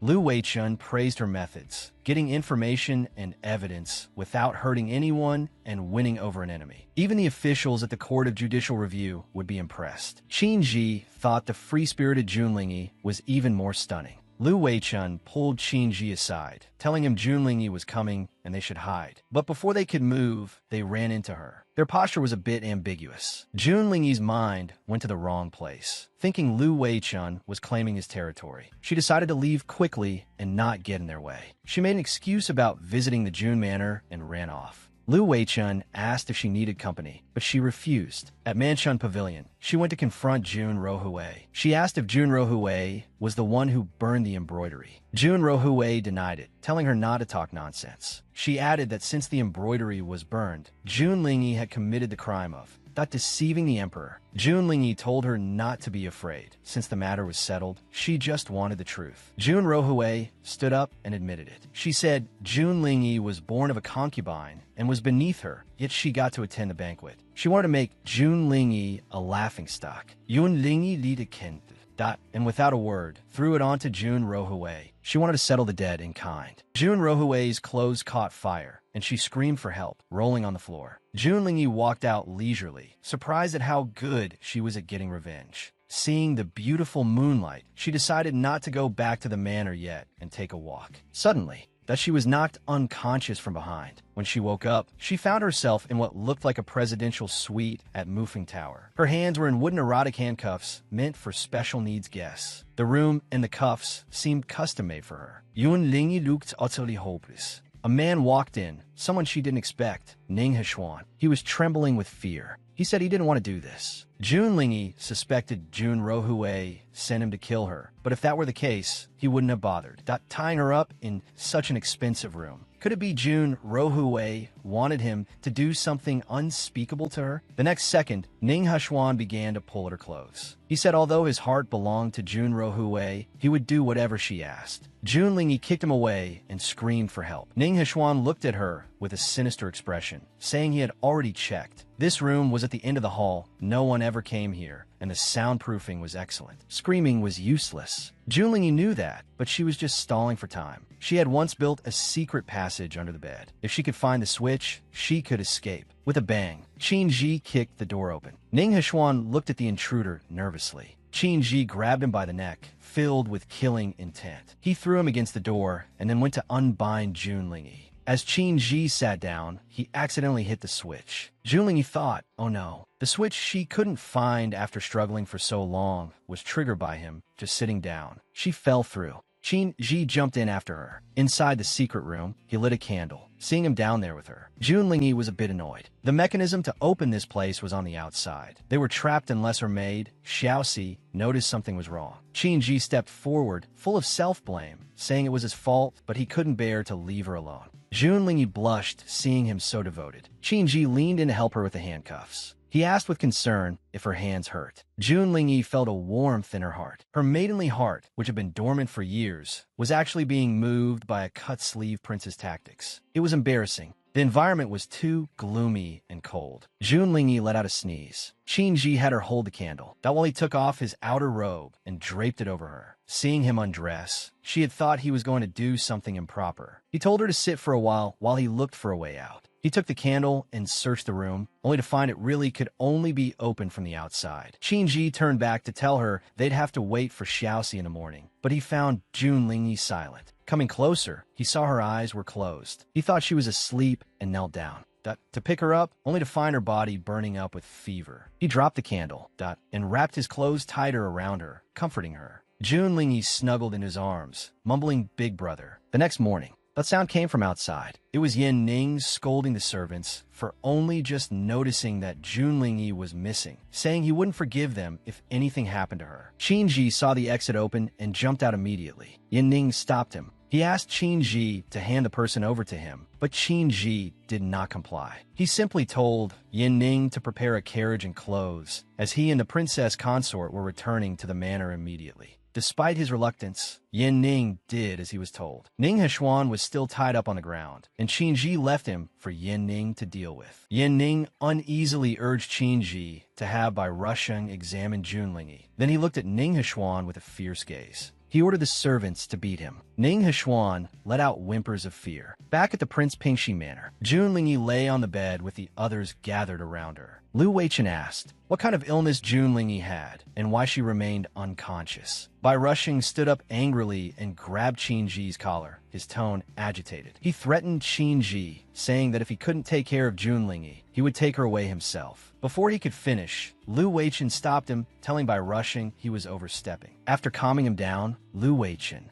asked Bai Rusheng what exactly was wrong with Jun Lingyi to make him so emotional. Bai Rusheng brushed off Lu Weichen's hand and told him there was no definitive answer, only that it was a slight chill. He said he would go write a prescription. Lu Weichen watched Bai Rusheng leave with a look of doubt. His intuition told him Jun Lingyi's condition couldn't be just a slight chill. Otherwise, Bai Rusheng wouldn't have such an attitude. Qingji called Lu Weichen's name sternly. Lu Weichen felt a pang of unease. It had been a long time since Qingji had addressed him so seriously by his courtesy name. Qingji ordered Lu Weichen to find several physicians from among the common people. Lu Weichen immediately went to make arrangements. Yun Lingyi Kaiduli Woko. When Qingji saw her finally awake, he was overjoyed. He pressed his forehead against Jun Lingyi's to check her temperature. She seemed to still have a slight fever. Yun Lingyi was incredibly shy. It turned out Qingji was just checking her temperature, but a gesture like that was clearly meant to make her temperature rise further. Having been trapped until now, Jun Lingyi had only had a bowl of herbal medicine. Qingji had meals prepared and moved to help her up to eat. However, Jun Lingyi was confused to see a table full of porridge. All these different porridges were for her. Qingji answered that since he didn't know her preference, he had the kitchen make several kinds. But Jun Lingyi only wanted to eat meat now. Qingji was very principled. The physician said she needed a light diet and should drink plain porridge. Qingji comforted her, saying she should eat the porridge first, and once she was better, he would eat meat with her.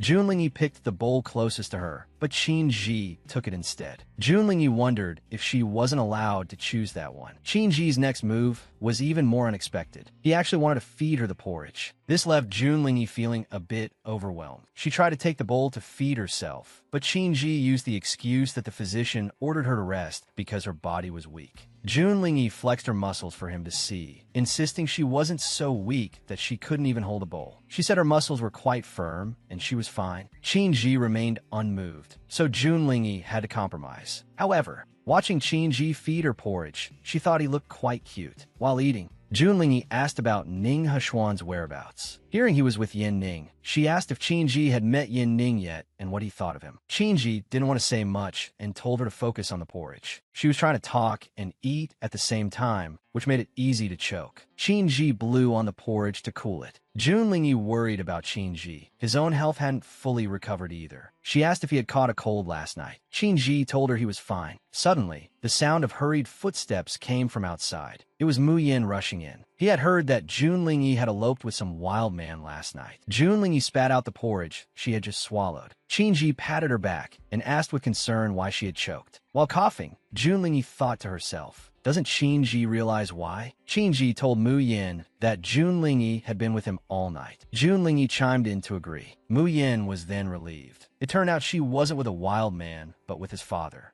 Qin carefully fed Jun Lingyi more porridge, telling her to be careful not to choke again. Mu Yin watched from the side with envy, wanting Qin to feed him as well. Qin told Mu Yin to help himself to what was on the table. Mu Yin felt very slighted, not understanding why the princess consort got to be fed by his father while he didn't. Qin told Mu Yin that Jun Lingyi was sick. Jun Lingyi thanked Qin and told him she was full. She patted Mu Yan's head and told him she would find a chef to make him something delicious tomorrow. Mu Yin was thrilled, but Qin was worried that she hadn't fully recovered yet. He insisted she stay in bed to recuperate and not leave the manor. Both Jun Lingyi and Mu Yin looked at Qin with pitiful eyes. Qin rubbed his forehead and finally told him she could leave after resting for half a month. Jun Lingyi felt that half a month was quite a long time. By the 3rd day, she started to get bored. By the 5th day, she felt it had been forever. When the 10th day finally arrived, Jun Lingyi felt she had gained weight. After being a pampered rice bug for 10 days, even though the food was light, she was sure she'd gotten fat from staying in bed. To her surprise, her second brother arrived. He pinched her cheeks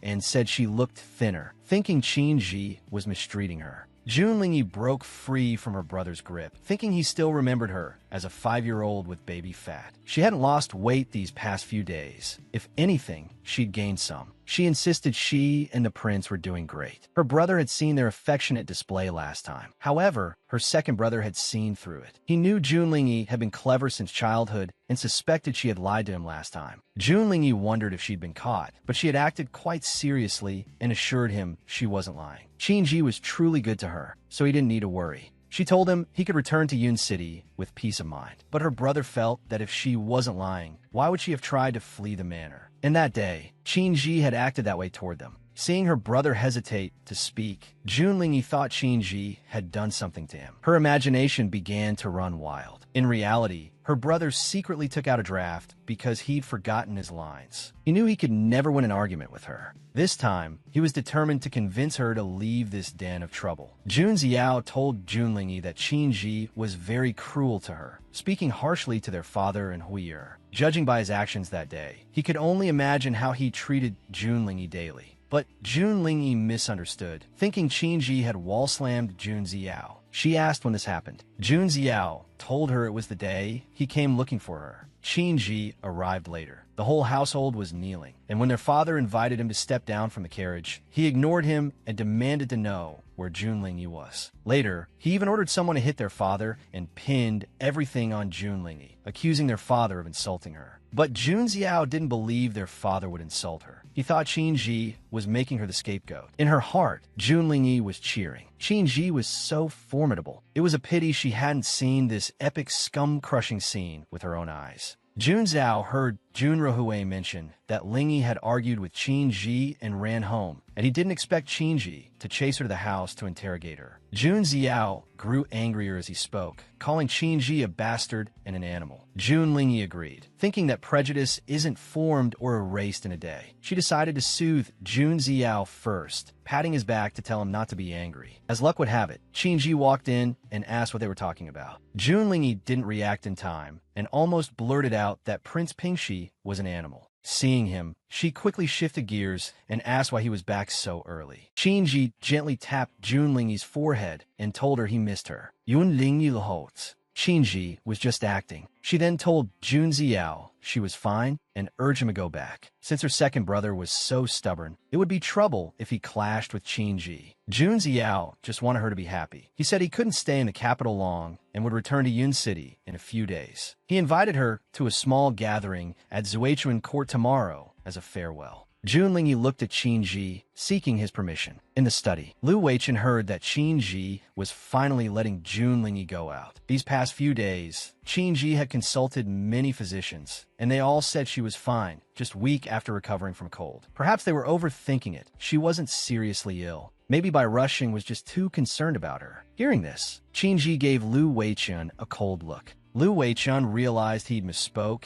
and quickly assured Qin there was no need to worry about by rushing, as he was ready to give up. He even saw him going on a blind date today, so he likely wouldn't try to steal Jun Lingyi from Qin anymore. Qin Ji, however, was confident she couldn't be stolen. Lu Weichen quickly agreed. Qin Ji was right. Even if Bai Rushing tried, he couldn't take her. But speaking of which, it was strange that Bai Rushing would go the route of a blind date. Supposedly, the matchmaker was Qin Ji's brother-in-law. He curiously asked Qin Ji where Jun Lingyi went today. Qin Ji's heart skipped a beat. The ink even stained the white paper. He put down his brush and walked quickly out the door. At Zuichun Court, Jun Lingyi, Bai Rusheng, and Jun Ziao were sitting at the dinner table. Seeing Bai Rusheng, Jun Lingyi was surprised. She thought it was just a farewell dinner. She assumed Jun Ziao had only invited her, not expecting to run into Bai Rusheng. The scene felt a bit strange to her. Jun Ziao was the first to break the silence, noting that since Jun Lingyi and Bai Rusheng were old acquaintances, things would be more convenient. Jun Lingyi was puzzled. What would be more convenient? Jun Ziao didn't elaborate and urged her to eat while filling Bai Rusheng's cup with wine. Smelling the fragrant wine, Jun Lingyi felt a craving. Bai Rusheng reminded her that she had just recovered from a cold and shouldn't drink. Jun Lingyi felt a bit disappointed. She had promised to quit drinking anyway, so she shouldn't be greedy. Seeing her disappointment, Bai Rusheng couldn't bear it and poured her half a cup. Jun Lingyi happily accepted. Seeing their warm interaction, Jun Ziao thought they truly were a well-matched couple. How could Qin Ji compare to Bai Rusheng for his sister? Tus, Jun Xiao toasted Bai Wuxing. He mentioned his sister was young and had been given to the wrong person, and since he was returning to Yin City, he could only entrust Jun Lingyi to Bai Rusheng, asking him to take more care of her. Hearing this, Jun Lingyi spat out her wine and couldn't stop coughing. Jun Ziao hurried to pat her back. Jun Lingyi headed for the door, telling him she was going to freshen up. Once outside, she clutched her heart, truly startled. A perfectly good farewell dinner had turned into a matchmaking session, and with Bai Rusheng, of all people. If the prince found out, it would be a disaster. Before she could finish the thought, a familiar pair of feet appeared before her. She looked up to see Qin Ji. Qin Ji saw her, pulled her close, and kissed her, asking if she had been drinking. Jun Lingyi honestly admitted she'd only had half a cup. Qin Ji pinned her against the wall and continued to kiss her. No matter how she pushed, she couldn't get him off. The sound of a wine cup dropping startled them. They turned to see Bai Rusheng.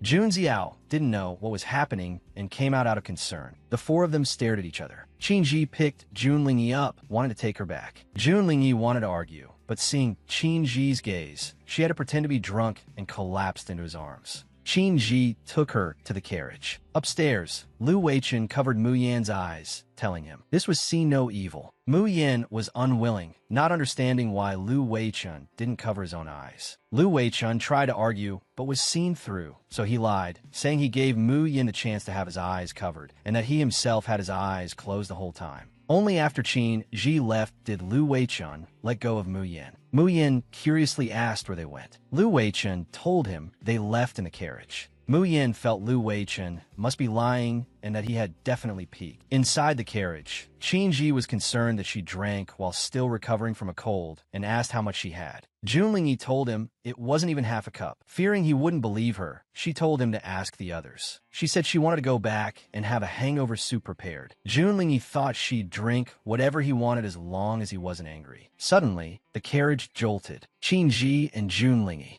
bumped into each other. Qin Ji concernedly touched her head and asked if she was okay. Jun Lingyi felt he was simply too considerate. Being a pampered rice bug around him would make her unable to care for herself. Qin Ji felt that with him around, it didn't matter if she couldn't care for herself. Jun Lingyi was charmed again and turned her head away shyly, thinking Qin Ji was a natural at flirting without even knowing it. Seeing her turn away, Qin Ji thought he had hurt her. Jun Lingyi told him he hadn't. She thought that if Qin Ji wasn't gay, she would definitely consider pursuing him. Qin Ji was confused again. What was gay, and why could she only pursue him if he wasn't? Could it be that because he was gay, she didn't pursue him, but instead sat by his side like this? Jun Lingyi felt a bit sleepy. Qin Ji pulled her close to let her sleep for a while, as they were still some distance from the manor. Jun Lingyi obediently leaned on his shoulder, unaware that Qin Ji was thinking that being gay was quite good. If he remained gay, then she could always stay by his side. Late at night, Jun Rohue left the house and met with Chen Zhongying. She threw herself into his arms and complained that the servant who ruined Jun Lingyi's embroidery had betrayed her and his son had been rescued. Ning Heshuan was also dead, and now several groups were watching her. She didn't know what to do. Chen Zhongying sat sipping tea and told Jun Rohue that since she was already exposed, coming to find him would only expose him further. Jun Rohue took off her outer garment and told him she knew he also wanted to deal with Jun Lingi. She put her arms around his neck and sat on his lap, coaxing him that if they joined forces, they could surely make Jun Lingi lose her reputation. Chun Zhongying was curious about her proposal and lifted her chin. Gazing at her, he smiled slightly, his expression still refined and polite. He remarked that the eldest Miss June was indeed beautiful inside and out, no different from those sold outside. Jun Rohue nestled in his arms and called him Master bashfully. Chun Zhongying pinched her chin and laughed. Tell me, how did you manage to suppress Jun Lingi in the Jun household for so many years? Before he finished speaking, his hand moved suddenly and gripped. Yun Wuhui's Nick tightly. She was unable to speak and could only widen her eyes, struggling desperately. However, Chun Zhongming just looked at her and smiled, his grip tightening. In the last moment before she lost consciousness, she saw his lips move. I never keep people who are useless to me. When he let go, Jun Rohue slumped to the floor, completely dead. He looked at her corpse, the smile still on his face. Suddenly, there was a knock at the door. Chun Zhongying opened it to see Chen Jingning. Brother, I heard a noise in your room just now. Are you okay? He shook his head and explained with a smile that it was nothing, just a mouse because the room hadn't been cleaned properly. She nodded. He looked at her and asked how her visit to the palace went today. Upon hearing this, Chun Jingning's eyes lit up and her tone became much lighter. Anne was in a good mood today and had me perform a whip technique for her. While walking in the Imperial Garden with her, I even saw Brother Qin Ji. Unfortunately, he was in a hurry with official business and didn't see me. Brother, do you think he still cares about what happened at Anne's birthday last time? Chun Zhongying reached out to pat her head, but his hands were so dirty. How could he touch her? He withdrew his hand unnoticed and then said soothingly, "It's nothing like that. Don't overthink it. It's late. Go to sleep." She agreed and went to her room. After she left, he returned to the room. He looked at Jun Rohue's corpse on the floor, his eyes darkening. Jingning, whatever you want, I will get it for you, no matter the cost. One day, as soon as Jun Lingi entered Mufeng Tower, she asked, "Where's Ning Hshuan?" As soon as Yin Ning saw her, he had an expression as if she owed him 10,000 taels of silver. Dead. Jun Lingi was shocked. Dead? How'd he die? We needed to keep him alive to testify against Jun Rohue. She felt a sharp pang of regret at missing Qin Ji's scum-crushing scene. Yin Ning's expression turned even grimmer. I'd like to know how he died, too. He was fine when I left him. I only broke 7 or 8 of his bones and carved off a few pieces of flesh. Who knew some bastard would kill him once he was locked up? Yun Lingius lips tweeted. Are you sure he didn't die from your torture? Yin Ning snapped. I know exactly how much force to use. None of those were vital bones, and none of the cuts were fatal. He died in the secret room with a single slash to the throat. At some point, Jun Lingi's fingers grabbed Yin Ning's ear. I'm just asking, did you eat gunpowder today? Who are you calling a bastard? I'm your superior. What did you say when you first came to the capital? Yin Ning gritted his teeth and said disdainfully, to listen to everything Jun Lingi says. Exactly. She let go, and Yin Ning rubbed his ear, pouting to the side. Jun Lingi straightened her clothes and got up to leave. Yin Ning asked where she was going. She explained with a smile that she was going to make pastries for her son. So? Yin Ning stared her back for a long time. Aren't they Qin Ji's sons? Along the way, Jun Lingi timed it, so she would just make it for the midday meal. But as she reached the gate, she saw a large crowd gathered in front of the manor, looking at something. In front of the manor, Madame Yu was standing in plain mourning clothes with a few young maids, looking mournful. The manor guards looked at each other and tried to persuade her. Madame June, the prince and the princess consort are not in. Please return. She ignored them and stood there stoically. Jun Lingi wondered why she was here, but then she heard the people around her whispering. Is the madam of the June family crazy? Coming to Prince Pingshi's manor to provoke them? You don't know? The eldest miss of the June family died last night. What? How? They say she hung herself and then set a fire. When the maids rescued her, the rope had burned through and her body was like a stiff corpse. A while ago, the princess consort was kicked out of the manor and went back to the June house in a rage, scolding the eldest miss and even burning her room. Since then, the eldest miss cried every day until she died in a fire. A woman couldn't help but tisk tisk. These days, concubine-born daughters are truly malicious and calculating. She got such a huge bargain and still wanted more. Even if the prince favored the eldest miss, it would be only natural. If she just endured it, she could have been a side consort. Now, with this fuss, the eldest miss is dead, and the June family and the prince probably won't let her off easily. The people around agreed. Exactly. Look at the guard's attitude. The prince is busy with official business, which is normal. But she, as the princess consort, hasn't stepped out at all. I bet she's too guilty to show her face. As everyone gossiped, June Lingyi stood to the side and figured out the story. It seems she couldn't enter through the front gate today and would have to use the side entrance. Tower was already waiting at the gate of Manhwa Pavilion. Seeing June Lingyi return, she rushed forward. Princess Consort, you're finally back. The first madam. June Lingyi waved here offhandedly. I know everything. Tower, dress me. Seeing her resolve, Tower's panic lessened. Okay, I'll pick out a grand outfit for you to crush the first madam's arrogance. No, no, no. June Lingyi sat before the bronze mirror. I want to change into something else. Tower was surprised. Which one? Madam, you continued to stand before the manor gate. Just as the situation was becoming uncontrollable, the gates of the Prince Pingxi Manor suddenly opened. The crowd fell silent and looked toward the gate. Dozens of maids in white, holding lotuses, filed out and stood in two orderly rows, leaving a path in the middle. Soon, a young woman in white emerged. She held a handkerchief to her chest. Her steps were unsteady as she stumbled forward, her brow furrowed and her watery eyes full of tears. With great effort, she reached Madame Yu and threw her arms around her. Oh, mother, how could sister be gone? At those words, everyone's jaws dropped. Was this the malicious and calculating concubine-born daughter? Madame Yu didn't react for a moment. June Lingyi held her tight and pounded her back twice with her fists, sobbing, Mother, what will I do without sister? What will I do? Madame Yu's back felt like a hole was being punched in it. Once she regained her senses, she pushed June Lingyi away in disgust. June Lingyi fell backward and landed on the ground with a thud. The maids on both sides moved to help her, but she waved them off. Still on the ground, she sobbed, Mother, I know you blame me. 10 months ago when I returned home and saw sister ready to die for Ning Heshuan, I shouldn't have just talked her down. I should have warned you to let her marry the man she loved, rather than someone of high rank. Is my fault all my fault? The onlookers also realized something. It turned out the rumors from 2 years ago about the princess consort taking the blame for her sister's elopement were true, and the man was indeed Ning Heshuan. It seemed Madame Yu was determined for her daughter to marry into high status, and the eldest miss, having her heart elsewhere, was driven to suicide. Hearing the whispers, Madame Yu's face changed drastically. She stepped forward and snapped, Stop this nonsense. Yun Lingyi final surprise. Is mother blaming me for not returning immediately? Please forgive me. When I heard the news of sister's passing, I was overcome with grief and fainted. By the time I woke up, it was already this hour. Hearing that mother was waiting outside, I hurried into white clothes to greet you. She slowly lifted a white lotus, holding it to her chest and sobbing, Oh, it's my fault. Everything is my fault. Madame Yu glared at her, unable to utter a single word of the speech she had prepared. While everyone was engrossed in the drama, a voice rang out from outside the crowd. Prince Pingxi has arrived. Everyone knelt to make a path. Long live the prince. A bright yellow carriage arrived, and everyone bowed as it passed. Qin Ji stepped out, his brows furrowed. He stopped before Madame Yu.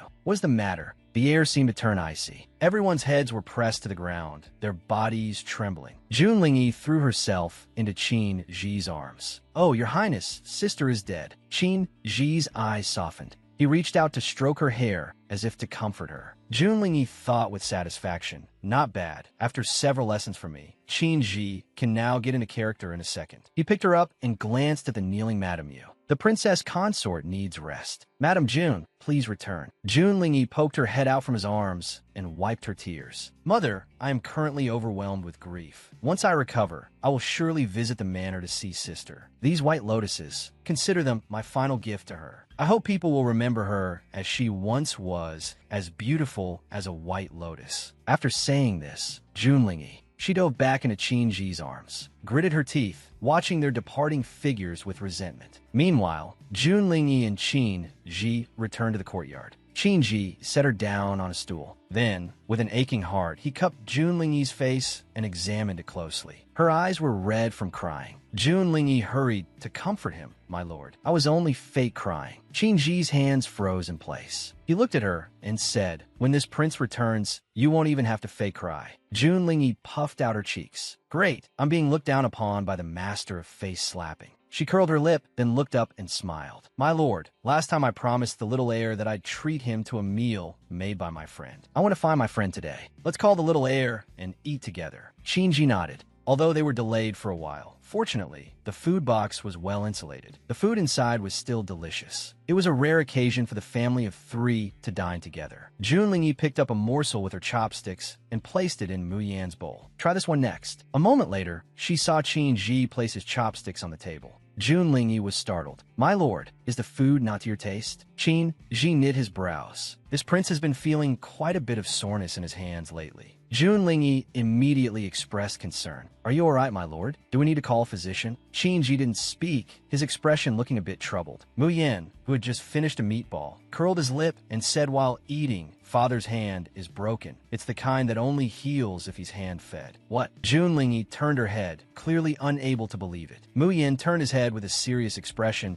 and said to Jun Lingyi one word at a time, "Hand-fed." Just as he finished speaking, Lu Weichen walked in from outside. "Smells great. Looks like I came at the right time." Seeing Lu Weichen arrive, Jun Lingyi hurriedly said, "Lord Lu, the prince's hands are uncomfortable. Please help feed him." Qingji picked up his chopsticks and snatched a meatball from Mu Yan's bowl. "Eat less meat. 1 meatball is enough." Jun Lingyi rubbed Mu Yan's head and smiled. "It's okay. Next time I'll make some vegetarian dishes." The little heir nodded, and Mu Yan flashed a wide grin. Only then did Jun Lingyi find the time to greet Lu Weichen. "Lord Lu, would you like to join us?" Lu Weichen looked at Qin Ji's gloomy face and waved his hands repeatedly. He didn't want to walk straight into the line of fire. Jun Lingyi opened the food box. "Then have some dessert. How about some osmanthus cake?" As she spoke, Jun Lingyi took a piece and handed it to Lu Weichen. Lu Weichen took a bite, and a faint fragrance spread through his mouth. Lu Weichen didn't usually like sweets, but now he couldn't help but praise. "Princess, your friend truly has excellent skills. I wonder if I could hire him to be a cook at the Lu Manor?" 2 glares, sharp as hungry wolves, swept over him. Lu Weichen's hand loosened, and the osmanthus cake almost fell. Had he said something wrong again? Jun Lingyi didn't notice the sparks flying between them. "Lord Lu, this friend of mine is used to a leisurely life and only cooks to relax. I'm afraid he won't go to the Lu Manor to be a cook." "I'm sorry." Lu Weichen waved his hand. He lowered his head to eat his cake. "It's fine if he can't come." After the meal, Lu Weichen and Qin Ji had business to discuss. Jun Lingyi and Mu Yan went back first. Lu Weichen looked at Jun Lingyi's back and couldn't help but sigh. She's a true master. This little flower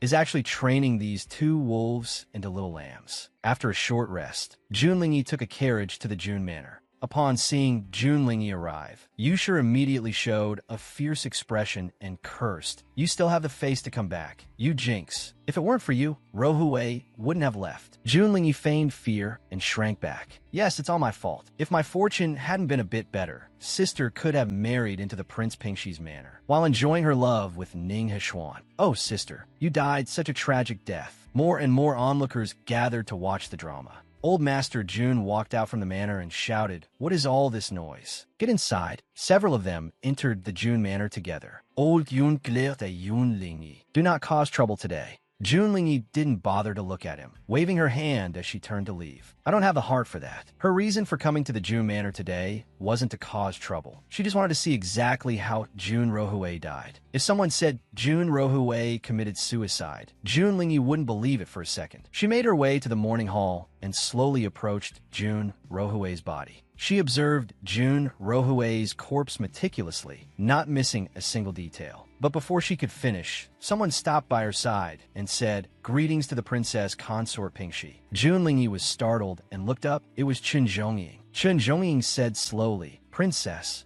Master Jun seems to be looking for you. You went that way. Yun Ling is I shifted. She realized people were noticing her, and she couldn't keep looking. So, taking Chen Zhongying's reminder as a cue, she left. Jun Lingyi remembered Jun Jiao once saying that Chen Zhongying and Jun Rohui were involved. She hadn't taken it seriously at first, but seeing Chen Zhongying come to pay his respects today, she realized Jun Rohui's honey trap was quite effective even on an elegant gentleman like him. Jun Lingyi recalled what she had just observed. Besides the rope marks on Jun Rohui's neck, she could faintly see finger marks from someone else. Jun Lingyi speculated that she was likely strangled first and then hung up to make it look like a suicide. Who could have done it? While she was thinking, a servant stepped forward and said respectfully, "Second miss, the master requests your presence." Jun Lingyi followed the servant to a remote courtyard. She felt a bit suspicious. Such a remote place. What does old Jun want to say to me? Jun Lingyi pushed open the door to the emerald bamboo courtyard. She saw old Jun sitting in the main seat. He looked at her with an unfriendly expression and asked, "Did you kill Rohui?" Jun Lingyi was taken aback, then laughed. "Master Jun, if I say no, will you believe me?" Old Jun looked at her in different attitude and said with a terrible expression, "Jun Lingyi, I raised you to be this old, yet I didn't think you'd become such a monster." Jun Lingyi laughed and interrupted him. She looked at old Jun and smiled. "Master Jun, when you say raised me, do you mean standing by as a servant stabbed me through the chest, leaving me to crawl back from a mass grave alone with a wounded body? Or do you mean casually discarding me at the border? To survive alone amidst the chaos of war? Or was it selling me to the imperial family as a sacrificial burial object to be a stepping stone for your other daughter?" Yun Lingyi spoke each word deliberately. Old Jun's eyes flickered, and for a moment he didn't know how to answer. Jun Lingyi shook her head and smiled. "There's no need to explain, Master Jun. It's been hard on you all these years. I'm doing quite well now, so don't trouble yourself over me." Jun Lingyi turned to leave. Old Jun slammed the table and stood up. "Jun Lingyi, if you leave now, I will act as if I never had you as a daughter." Jun Lingyi waved her hand and walked away, saying as she went, "Many thanks to Master Jun for the kindness of severing our relationship." Old Jun watched her back, staring at this vile creature. At night, Jun Lingyi sat on the roof, resting her chin in her hands and looking at the starry sky. Crisp footsteps sounded behind her. A sudden warmth covered Jun Lingyi's shoulders. She looked up and saw Qin Ji's face. "My lord, why are you here? Tower said you were sitting here, and I was afraid you'd catch a cold." Yun Lingyi smiled hideously. "My lord, I'm all better. Look at these arms and legs, they're quite sturdy." Qin Ji just looked at her and asked softly, "In a bad mood?" Yun Lingyi shook her head. She looked at the stars and sighed. "I'm just feeling that it wasn't worth it for a 5-year-old child. They say people become stars when they die, so I came to see her, to see that 5-year-old who was stabbed and thrown into a mass grave. That little girl was so foolish. Even after being killed, she wanted to return to that wolf's den, hoping for her father's love. However, the little girl never made it back. It's just me, staying here." Jun Lingyi looked at the stars and suddenly laughed. A child's dreams are always so simple. Qin Ji looked at her and asked, "What is the princess's dream?" Jun Lingyi was startled. After a moment of thought, she said, "My dream is to be happy and free." "What about yours, my lord?" Just as she spoke, a shooting star suddenly streaked across the sky. In an instant, a meteor shower fell, lighting up the entire night sky. Qin Ji stared intently at Jun Lingyi and murmured, "This prince wishes to cherish one person to the bone and keep them safe." Jun Lingyi's face was full of smiles. "Your wish is quite unique, my lord. I thought the dreams of royalty and nobles were all about striving for high positions and power over thousands." Jun Lingyi pointed at the falling stars. "My lord, where I come from, there's a saying that wishes made during a meteor shower come true. Do you want to try?" Qin Ji refused. This prince's wish is destined to come true. Jun Lingyi felt that regal disdain once again. For some reason, she felt a bit jealous of Lord Liu. She looked at the starry sky, pressed her hands together, and prayed silently, "God, please send me a boyfriend who will cherish me to the bone and keep me safe." In the 15th year of Emperor Xuani's reign, the stars over the Qi kingdom were in disarray and meteors fell like rain. The Tontian pavilion divined all night and declared an ill omen. The Empress Dowager, out of compassion for the people, left the palace to pray for blessings. Unexpectedly, she was assassinated on the way. The Imperial Guard protected her, but the Empress Dowager was injured. Later, when the Ministry of Justice investigated, they found the assassins appeared to be from northern Xinjiang. Northern Xinjiang was Qin Ji's fiefdom. The emperor summoned Qin Ji to the palace and sent him to northern Xinjiang to uncover the truth. After receiving the decree, Qin Ji went immediately to inform Junlingyi. The emperor has ordered this prince to go to northern Xinjiang. This trip may take several months. The Empress Dowager is unwell and wants Mu Yin to accompany her in the palace. His Majesty heard Mu Yin is clever and intends to have the Grand Tutor teach him as well. Hearing this, Junlingyi understood that this was essentially taking a hostage. Qin Ji was taking an army to northern Xinjiang, so the Empress Dowager was keeping Mu Yin by her side. She promised, "My lord, rest assured, I will stay properly in the prince's manor and manage everything for you." Qin Ji's Adam's apple moved slightly. The manor affairs, I will entrust someone else to manage them. You just need to rest more. I have other instructions for you. Your body is weak. You must eat and sleep on time. Be careful when going out. You must return before dark. If you need anything, go to Lu Weichen. If you want to see Mu Yin, go to the palace, but be careful of the Empress Dowager. If anyone bullies you, just send a signal, and I will definitely return to your side. Junlingyi was stunned for a moment. Qin Ji asked, "Did you remember all that?" Junlingyi nodded like a chick pecking grain. So, this was what it felt like to be reluctant to part. She said seriously, "Don't worry, my lord. Alone in the manor, I will never embarrass you." Qin Ji said, "As long as you are well." The next day, Qin Ji set out. Outside the capital was a desolate land. The army had marched for a day and was tired, so they set up camp to rest. Since it was the first day, the cooks decided to set up tables in the kitchen to eat and drink together. Wen Kong, a man with thick eyebrows, raised his chopsticks to grab some cold tossed tomatoes, but Chui Yi, who was beside him, laughed. Wen Kong, slow down. Those tomatoes were sliced by Du's eating. Be careful, or you'll get stomachache. Everyone burst into laughter. When Kong laughed again, Ziding, that surname and name are a perfect match. Chui Yi waved his hand. Hey, don't say that. Ziding is Lord Du's cousin. His surname is the same as Lord Du's. When Kong looked at Junlingyi and asked, Ziding, Lord Du stays by the prince's side every day. Do you know a lot about him? That princess consort of ours. I heard she's a commoner's daughter. I wonder what she looks like. Is she like the rumors say, flat-chested, no curves, cowardly, and dim-witted? Chui slapped Wen Kong, telling him not to speak nonsense. Junlingyi coughed and sat up straight. Not at all. The princess is as beautiful as a goddess descended to earth. She has an exquisite figure, is well-educated, gentle, and as graceful as a swan. She's a true celestial beauty. Ziding, have you really seen the princess? If she's that great, then the rumors about the prince and princess not getting along must be false. If I had such a curvaceous wife, I'd definitely dote on her in every way. Junlingyi patted his shoulder. Wen Kong, maybe the prince's taste is just different from yours. Wen Kong replied, TSK, what man doesn't like curves? Unless he likes men. Junlingyi lowered her head and continued to ponder. Dozens of eyes were fixed on her. When Kong gasped, the prince likes men, the kitchen suddenly fell silent. Junlingyi held her wine cup, her head hanging very low. She said nothing, but the fires of gossip had been stoked. Emboldened by the alcohol, everyone began to discuss it. Have you noticed? There are never any women around the prince, only men. Yeah. With so many men, which one has a relationship with him? Lao Du? General Lu? Lu Weichun? While everyone was speculating, someone suddenly said with disgust, what's there to say about two men? Just thinking about it gives me goosebumps. Junlingyi set down her cup, looked at the speaker, and said, everyone has the right to pursue love. The prince and lord do have been in love for a long time. It's mutual affection.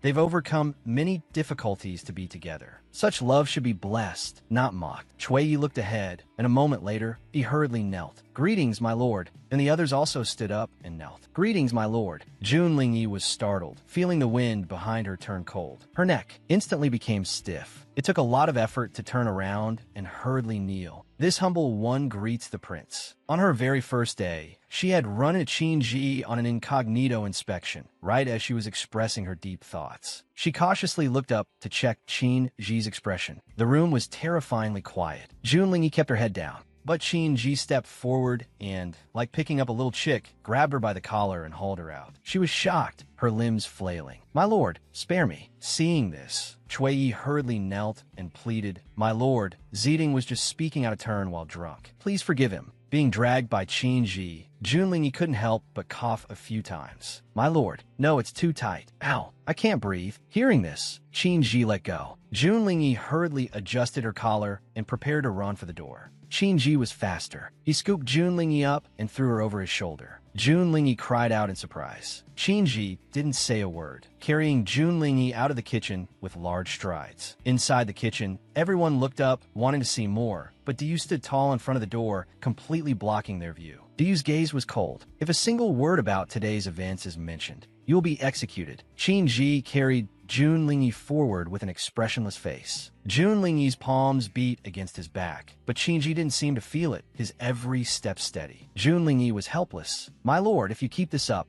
I'm going to scream indecent assault." Qinji spoke coldly. "If you scream, this prince will make it a reality." Jun Lingyi kritzit hertil. "Damn Qinji, that little toy poodle. I really can't be fooled by his recent kind appearance. He's a wolf in sheep's clothing." After walking for who knows how long, Qinji finally stopped. Jun Lingyi's eyes lit up, but then she heard the guards on both sides opening a door. Qinji continued inside with her. Jun Lingyi looked around. Isn't this Qinji's tent? Before she could react, she was dropped onto a soft bed. Qinji's body followed, leaning over and pressing down on her. Jun Lingyi watched as the bed curtains slowly fell, leaving only an ambiguous glow. The toy poodle has shown his true colors again. Her entire face was currently painted as dark as charcoal. Has Qinji been away from Lu Weichen for only a day and already become this desperate? Qinji's gaze landed on her face. "Princess, why are you here?" Jun Lingyi's eyelashes fluttered, and her heart skipped a beat. She pretended not to understand. "My lord, you have the wrong person. I'm a kitchen helper, do eating." Before she could finish, Qinji's palm was already on her face. "Only my princess would look at me with such a coquettish gaze." Jun Lingyi's words were forced back. She looked at Qinji wordlessly. "Are you blind? You call this a coquettish gaze?" But she still flattered him, "My lord. This humble one really isn't the princess." Qinji's eyes narrowed slightly. Looking at the poor acting of the person beneath him, he said mischievously, "Whether you are or not. I'll know once I test it." Then he slowly leaned closer, intending to get intimate. Jun Lingyi was hesitating about how to get out of this mess when she realized his face was getting closer. Subconsciously, she turned her head to the side. Qinji's kiss landed on her cheek. Jun Lingyi complained inwardly. She said it. Qinji really could stomach kissing this charcoal face. Jun Lingyi gritted her teeth. She had to go all out. She adjusted her breathing, blinked her eyes at Qinji, and exclaimed with an innocent, surprised face, "My lord, why are you here? Oh, where am I?" Her eyes were clear, looking entirely clueless. Qinji was taken aback. Jun Lingyi seized the opportunity to push him away. Her small body scurried to the corner of the bed. She forced herself to say, "My lord, to tell you the truth, I suffer from soul loss syndrome. Sometimes I suddenly turn into another person. Looking at the current situation, I must have had an episode." Jun Lingyi's expression was serious and earnest. She was talking nonsense with a straight face. Qinji looked at her and, after a long while, asked, "Just now, did I kiss Du Ziding or the princess?" Jun Lingyi looked straight ahead and spoke firmly. The next second, Qinji's lips pressed against hers again. "Let me kiss the princess again."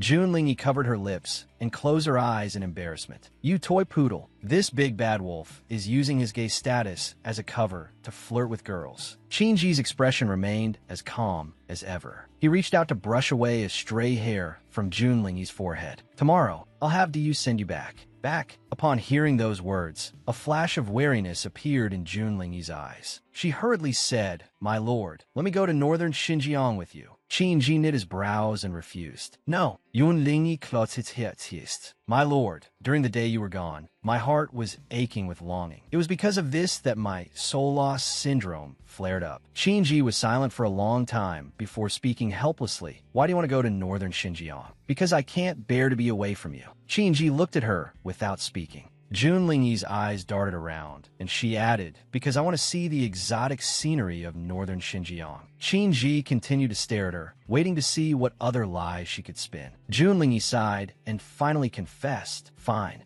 Actually, it's because yesterday I accidentally saw a diagram on your desk. I've seen that pattern before. I suspect it's related to my biological parents." Qinji asked in confusion, "Are you not the second miss of the Jun family?" Jun Lingyi pointed to herself proudly. "I am, but how could old Jun produce such a clever, beautiful daughter like me?" Qinji looked at her happy face, but couldn't help saying, "Go wash that stuff off your face, then we'll talk." Only then did Jun Lingyi remember she still had a charcoal face. She agreed, got off the bed, and washed off the disguise. "I've always felt like I was picked up from somewhere, so I've been investigating my identity. I found that pattern. please? I promise I'll be good, okay? Okay. The word escaped his lips involuntarily. Qin touched his forehead. He blamed her bewitching eyes for making him agree so easily. Truly, beauty is a distraction. Junlingyi's lips curled into a smile as she looked at him. My lord, a gentleman's word is his bond. You just promised. He sighed and said, fine. Junlingyi breathed a sigh of relief. She had finally passed this hurdle. She could go to northern Xinjiang with the toy poodle to investigate the Empress Dowager's case. Qinji looked at her and spoke intentionally. The princess may stay in the army, but not as a kitchen helper. You will stay by my side, as my personal guard. Junlingyi blinks. Qinji looked up at her.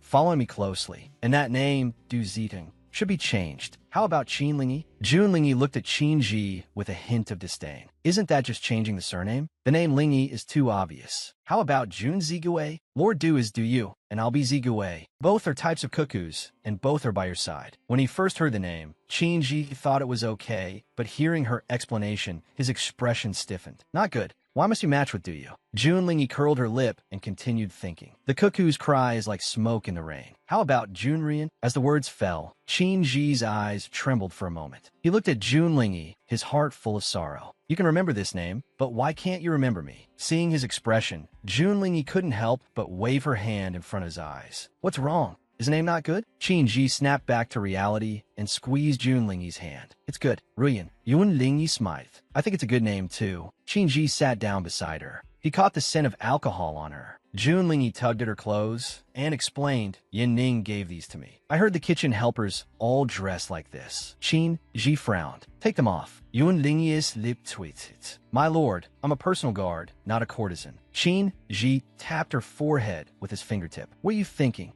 Junlingyi puffed out her cheeks and rubbed the spot. He tapped it so often she felt she was becoming stupid. The next moment, Qinji got up and went out. Junlingyi let out a breath. Why did he leave? Before she could think more, Qinji returned. Through the gauze curtains, she saw him bring something in. After setting it down, he parted the curtains and handed Junlingyi some clothes. You smell of alcohol. Bathe before resting. Wear this after your bath. Tomorrow, I'll have you bring some better-fitting clothes. Junlingyi felt the nightgown in her hands. The silk felt exquisite. If she wasn't mistaken, this was Qinji's own nightgown. She sniffed the alcohol on her and curled her lip. She really did need a good bath. Perhaps because the water in the tub was still hot, steam rose slowly. Junlingyi glanced toward the curtains. So Qinji had gone out just now to get bath water for her. Through the curtains, his sleeping figure was faintly visible. Junlingyi prepared to take off her outer clothes. Just as she slipped off one arm, Qinji's eyes opened, and he said before bathing, test the water first. But he froze mid-sentence. His gaze landed on Junlingyi. She was startled, then realized that the gauze curtains were semi-transparent. She could see him, and he could see her undressing. Fortunately, he just coughed and silently turned away. Junlingyi's lip twitched as she put her clothes back on. She took Qinji's outer robe and draped it over the curtains, covering them tightly before she felt at ease. After she finished bathing, she put on the nightgown. She removed the robe covering the curtains, parted them, and climbed onto the bed. Qinji was in his original position, his breathing even as if he were already fast asleep. Junlingyi looked at his sleeping face and couldn't help but yawn herself. An arm reached over, and Junlingyi's body was suddenly pulled into a warm embrace. Her lip twitched. I almost forgot his habit of hugging someone while he sleeps. She tried to escape, but failed completely. Qinji's arm remained around her waist. The movement wasn't heavy, yet she couldn't break free. She sighed. Toy poodle, when are you going to fix this habit? Whatever, let's sleep. Qinji's eyes slowly opened. In the darkness, he lowered his head slightly and pressed a kiss to her hair. The next day, Junlingyi woke up with a headache. She wasn't fully awake yet, with messy hair and a face full of despair. She squinted as she slowly climbed out of bed. Qinji looked at her and asked with a frown, "What's wrong?" Junlingyi's eyes were half closed, feeling a bit dazed. She simply replied, "Headache." Qinji stepped over to her and placed 2 fingers on her temples, massaging them gently. "Is that better?" Junlingyi nodded.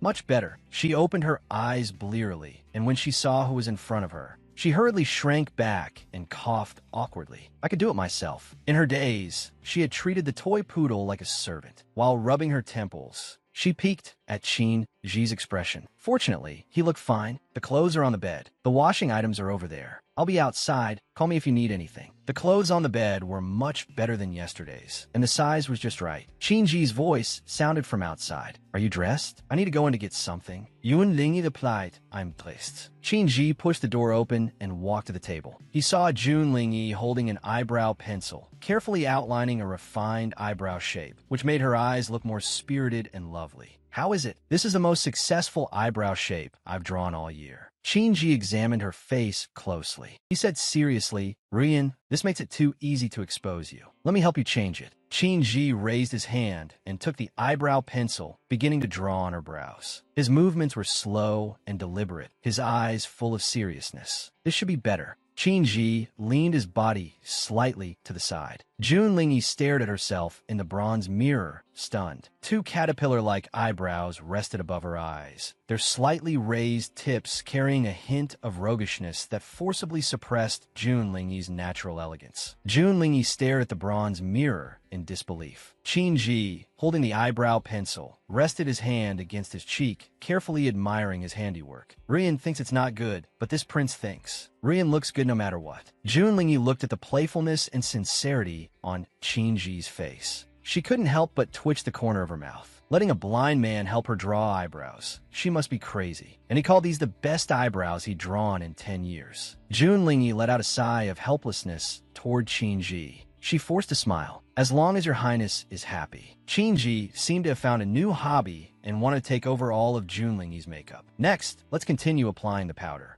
Jun Lingi listened to Ji's slightly childish description. For such a consistently cold person to speak this way, that was actually quite cute. Ji's movements remained serious. As a novice, he couldn't yet master the right amount of rouge and powder. His warm fingertips brushed against Jun Lingi's cheek. Ji frowned slightly, leaned down, and gently blew on her cheek. An itchy sensation brushed across her cheek. Yun Lingi's Lohot tightened involuntarily. Her eyes darted around, not knowing where to look. Ji seriously blew away the excess powder from her face. He stared at Jun Lingi for a long while. Rian, why is your face so red? Jun Lingi reached up to fan her ear, laughing awkwardly. It's too hot in the room. Far too hot. She shifted her gaze away from Ji's face and happened to see herself in the bronze mirror. Perhaps because that her expectations have been lowered to the absolute minimum. Jun Lingi actually thought it looked okay now. At the very least, her original appearance was completely unrecognizable. The overall coarse makeup suppressed her baby face. Her roguish features, while not pretty, weren't too conspicuous. If Jun Lingi that went out to rob someone right now, she might actually bring back a few taels of silver. A voice came from outside the door. Brother Ji. As the words fell, the tent flap was pushed open. Jingning,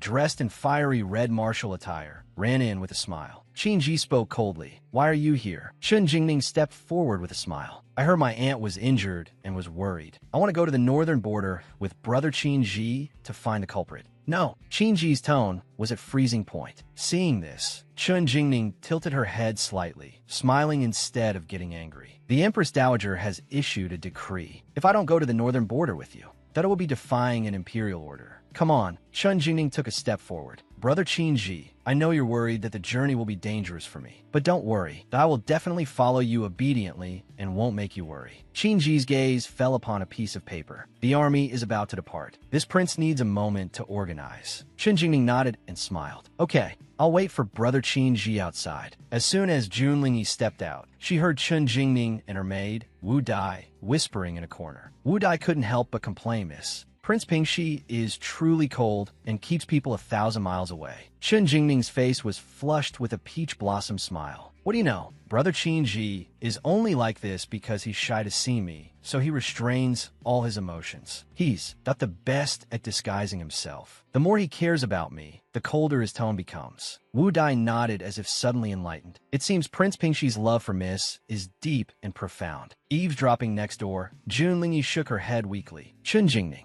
that not only had problems with reading comprehension, but her ability to interpret body language was even worse. Jingning rode a date-red horse, pulling the reins as she approached Qin.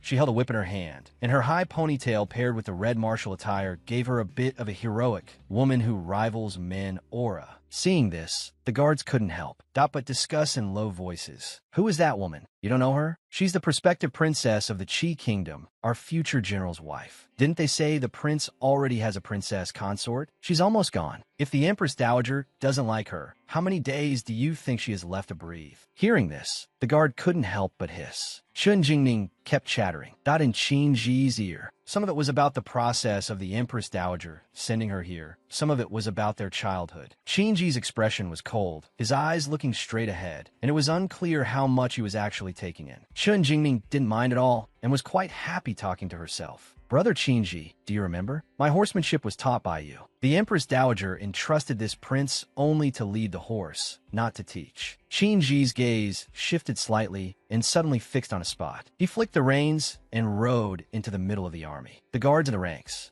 were quite surprised and made way for Qinji one after another. Qinji sat on his horse, looking down at Junlingyi. Do you know how to ride? The surroundings were terrifyingly quiet. All eyes were fixed on Qinji and Junlingyi. Junlingyi paused for a long while. Reporting to your highness, this humble servant. Before she could finish, Qinji leaned down and pulled Junlingyi directly onto the horse. Hold the reins. This prince will teach you. Qin Jingning's expression turned ugly. Finally, she pulled the reins to turn her horse. Brother Qinji, wait for me, Qinji said coldly. Depart. Any clamor in the army will be dealt with by military law. Qinji's horse, Zhuiying, ran a bit faster. Yunlingyi laughed softly. Your Highness's peach blossoms are quite vigorous. Qinji's face darkened slightly. Hasn't this prince already been pruning them? Junlingyi looked around and saw that everyone had their heads bowed very low. She couldn't help but laugh again. The price your highness is paying to prune these blossoms this time is a bit high. What if the soldiers in the camp think your highness is a cut sleeve? So what if I am? Qinji said coldly. As long as I can hold you in my arms, why should I fear what people say? Hearing Qinji's words, Junlingyi sighed softly. Come to think of it, Qinji's sleeves were never sewn shut to begin with. So why would he fear rumors? The army traveled for over half a day before taking a break on the spot. They also took the opportunity to settle their midday meal. Junlingyi made up an excuse. And ran to a deserted stream. Squatting down, she unfolded the paper she had stolen from Qinji's desk this morning. The same pattern was still on the paper. Junlingyi looked at it closely, trying to find any clues. She was looking so intently that she didn't notice Chun Jingning's arrival for a moment. Only when Chun Jingning got close did she tuck the diagram away. She pretended to be washing her face by the river, rubbing her cheeks, and preparing to leave. Wu Dai blocked her path. How bold! Why don't you pay your respects upon seeing my lady? Junlingyi was too lazy to cause trouble and simply lowered her head, lazily bowing. This humble one greets Miss Chun. Chun Jingning's face was grim. She lashed out with her whip. Junlingyi said angrily, May I ask Miss Chun, what offense this humble one has committed to be met with a whip? Qin Jingning glared at Junlingyi. Here discussed plain to see. Does this lady need a reason to hit someone? You share a surname with that thief. Just looking at you makes me unhappy. Before Junlingyi could finish cursing her as a lunatic in her head, 3 more lashes came her way. Each stroke was vicious. Junlingyi dodged twice,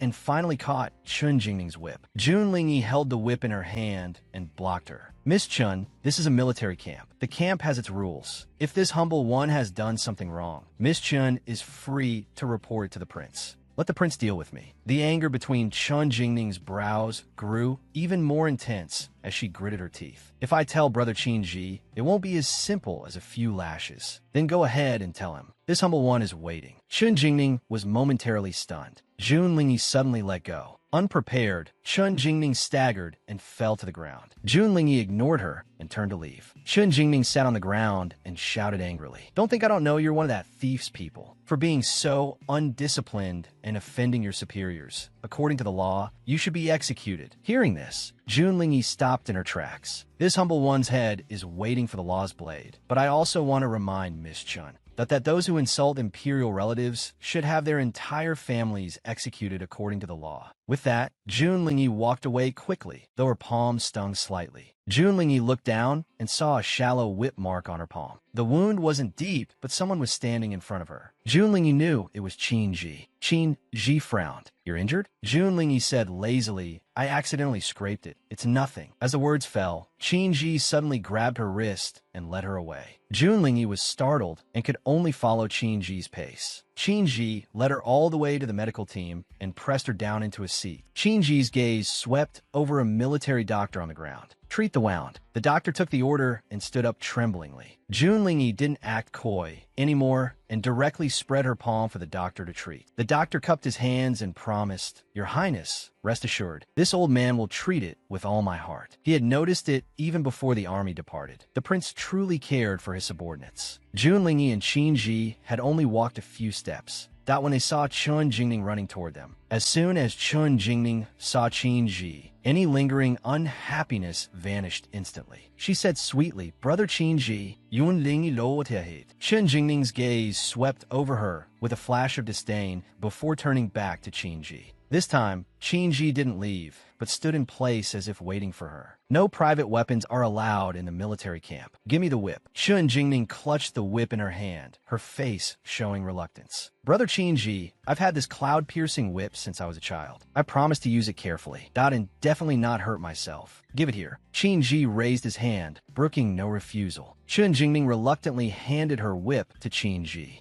Qin Ji turned around and spoke. "This prince remembers you said before that you wanted to learn martial arts." Qin Ji placed the cloud-piercing whip in her palm. "This prince will teach you how to use a whip." Jun Lingyi's palm was held by Qin Ji. He applied a little force, and Jun Lingyi's hand moved with his. The whip lashed out, hitting Chun Jingning's wrist precisely. This prince's hand slipped. "There's a doctor ahead." Hearing Qin Ji's voice, Chun Jingning's immense anger suddenly dissipated. She clutched her wrist and acted spoiled. "I don't blame Brother Qin Ji. I'll go right away. I knew Brother Qin Ji cared about me." Qin Ji took Jun Lingyi to a secluded spot. While resting, he said, "This prince wants to ask you something." It was rare for Qin Ji to be this polite. Jun Lingyi found it a bit strange. "Ask away, Your Highness." As the words fell, Qin Ji's body leaned in, his hand reaching toward her chest. Jun Lingyi was startled and, without thinking, instinctively slapped him. After the slap, Jun Lingyi was stunned. Qin Ji's gaze landed on her face. Yun Lingyi blinks her eyes. Oh no, she seemed to have hit the prince. The next second, Qin Ji's gaze shifted from her face to her hand, and he asked softly, "Does her hand hurt?" Hearing this, Jun Lingyi looked up and stared at Qin Ji. Fortunately, his expression was normal, but except for a slight frown as he looked at Jun Lingyi's injured palm. Jun Lingyi quickly withdrew her hand. "It doesn't hurt." Qin Ji looked at Jun Lingyi and said, "Hand over the thing you stole. If you want to know something, this prince will tell you." "There's no need for this." Jun Lingyi was taken aback. She blinked her eyes innocently and said suspiciously, "What does Your Highness mean?" This humble one doesn't quite understand. Qin Ji moved his body forward a bit. "Do you want this prince to take it out personally?" Jun Lingyi was startled and hurriedly backed away to escape Qin Ji's movements. To her surprise, her body became unsteady and she fell backward. Her arms flailed anxiously as she was about to hit the ground, but Qin Ji moved even faster.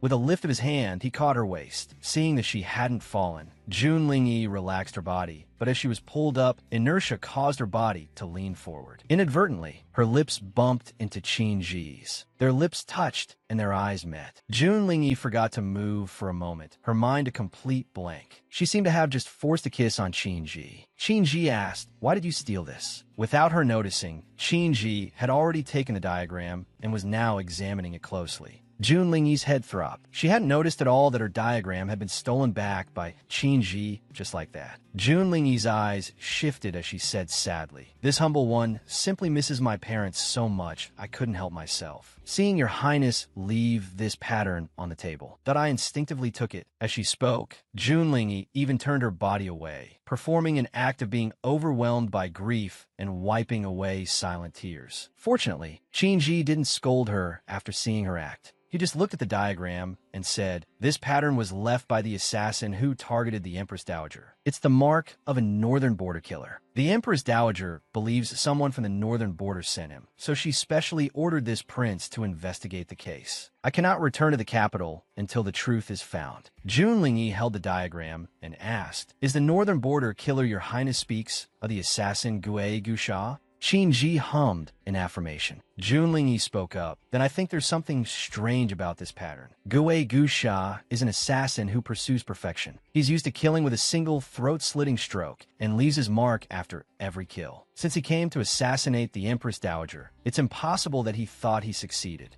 And left the mark. Moreover, 5 years ago, his wrist was injured. When drawing the pattern, he couldn't finish the strokes smoothly, so he simply gave up on the final stroke, giving the image a sense of flawed beauty. What I drew is his current signature pattern. Take a look, Your Highness." Qin Ji pondered slightly. Junlingyi's words were all reasonable. Junlingyi continued her analysis. "In the diagram in your hand, this stroke is complete, so someone must have forged it. From what I can see, everything seems like a trap set to make Your Highness leave the capital." Qin Ji didn't speak, just looked at Junlingyi. Junlingyi rested her chin on her hand, thought for a bit, and continued, "Your Highness goes to the northern border to find Gue Gusha. Even if you find him, you won't be able to get anything out of him. Either Your Highness accidentally kills him, and the people in the Imperial City charge you with conspiring with an assassin, or Gue Gusha kills Your Highness, ending everything once and for all." Junlingyi analyzed a whole string of things, all intended to tell Qin Ji that this trip was a certain death trap. Mu Yan was now a hostage in the palace. As long as she was there, Qin Ji could only head to the northern border to handle this case that could never be finished. Even if Qin Ji and Gue Gusha never met, a lifetime in the northern border would trap his wild nature. However, when she finished and looked at Qin Ji,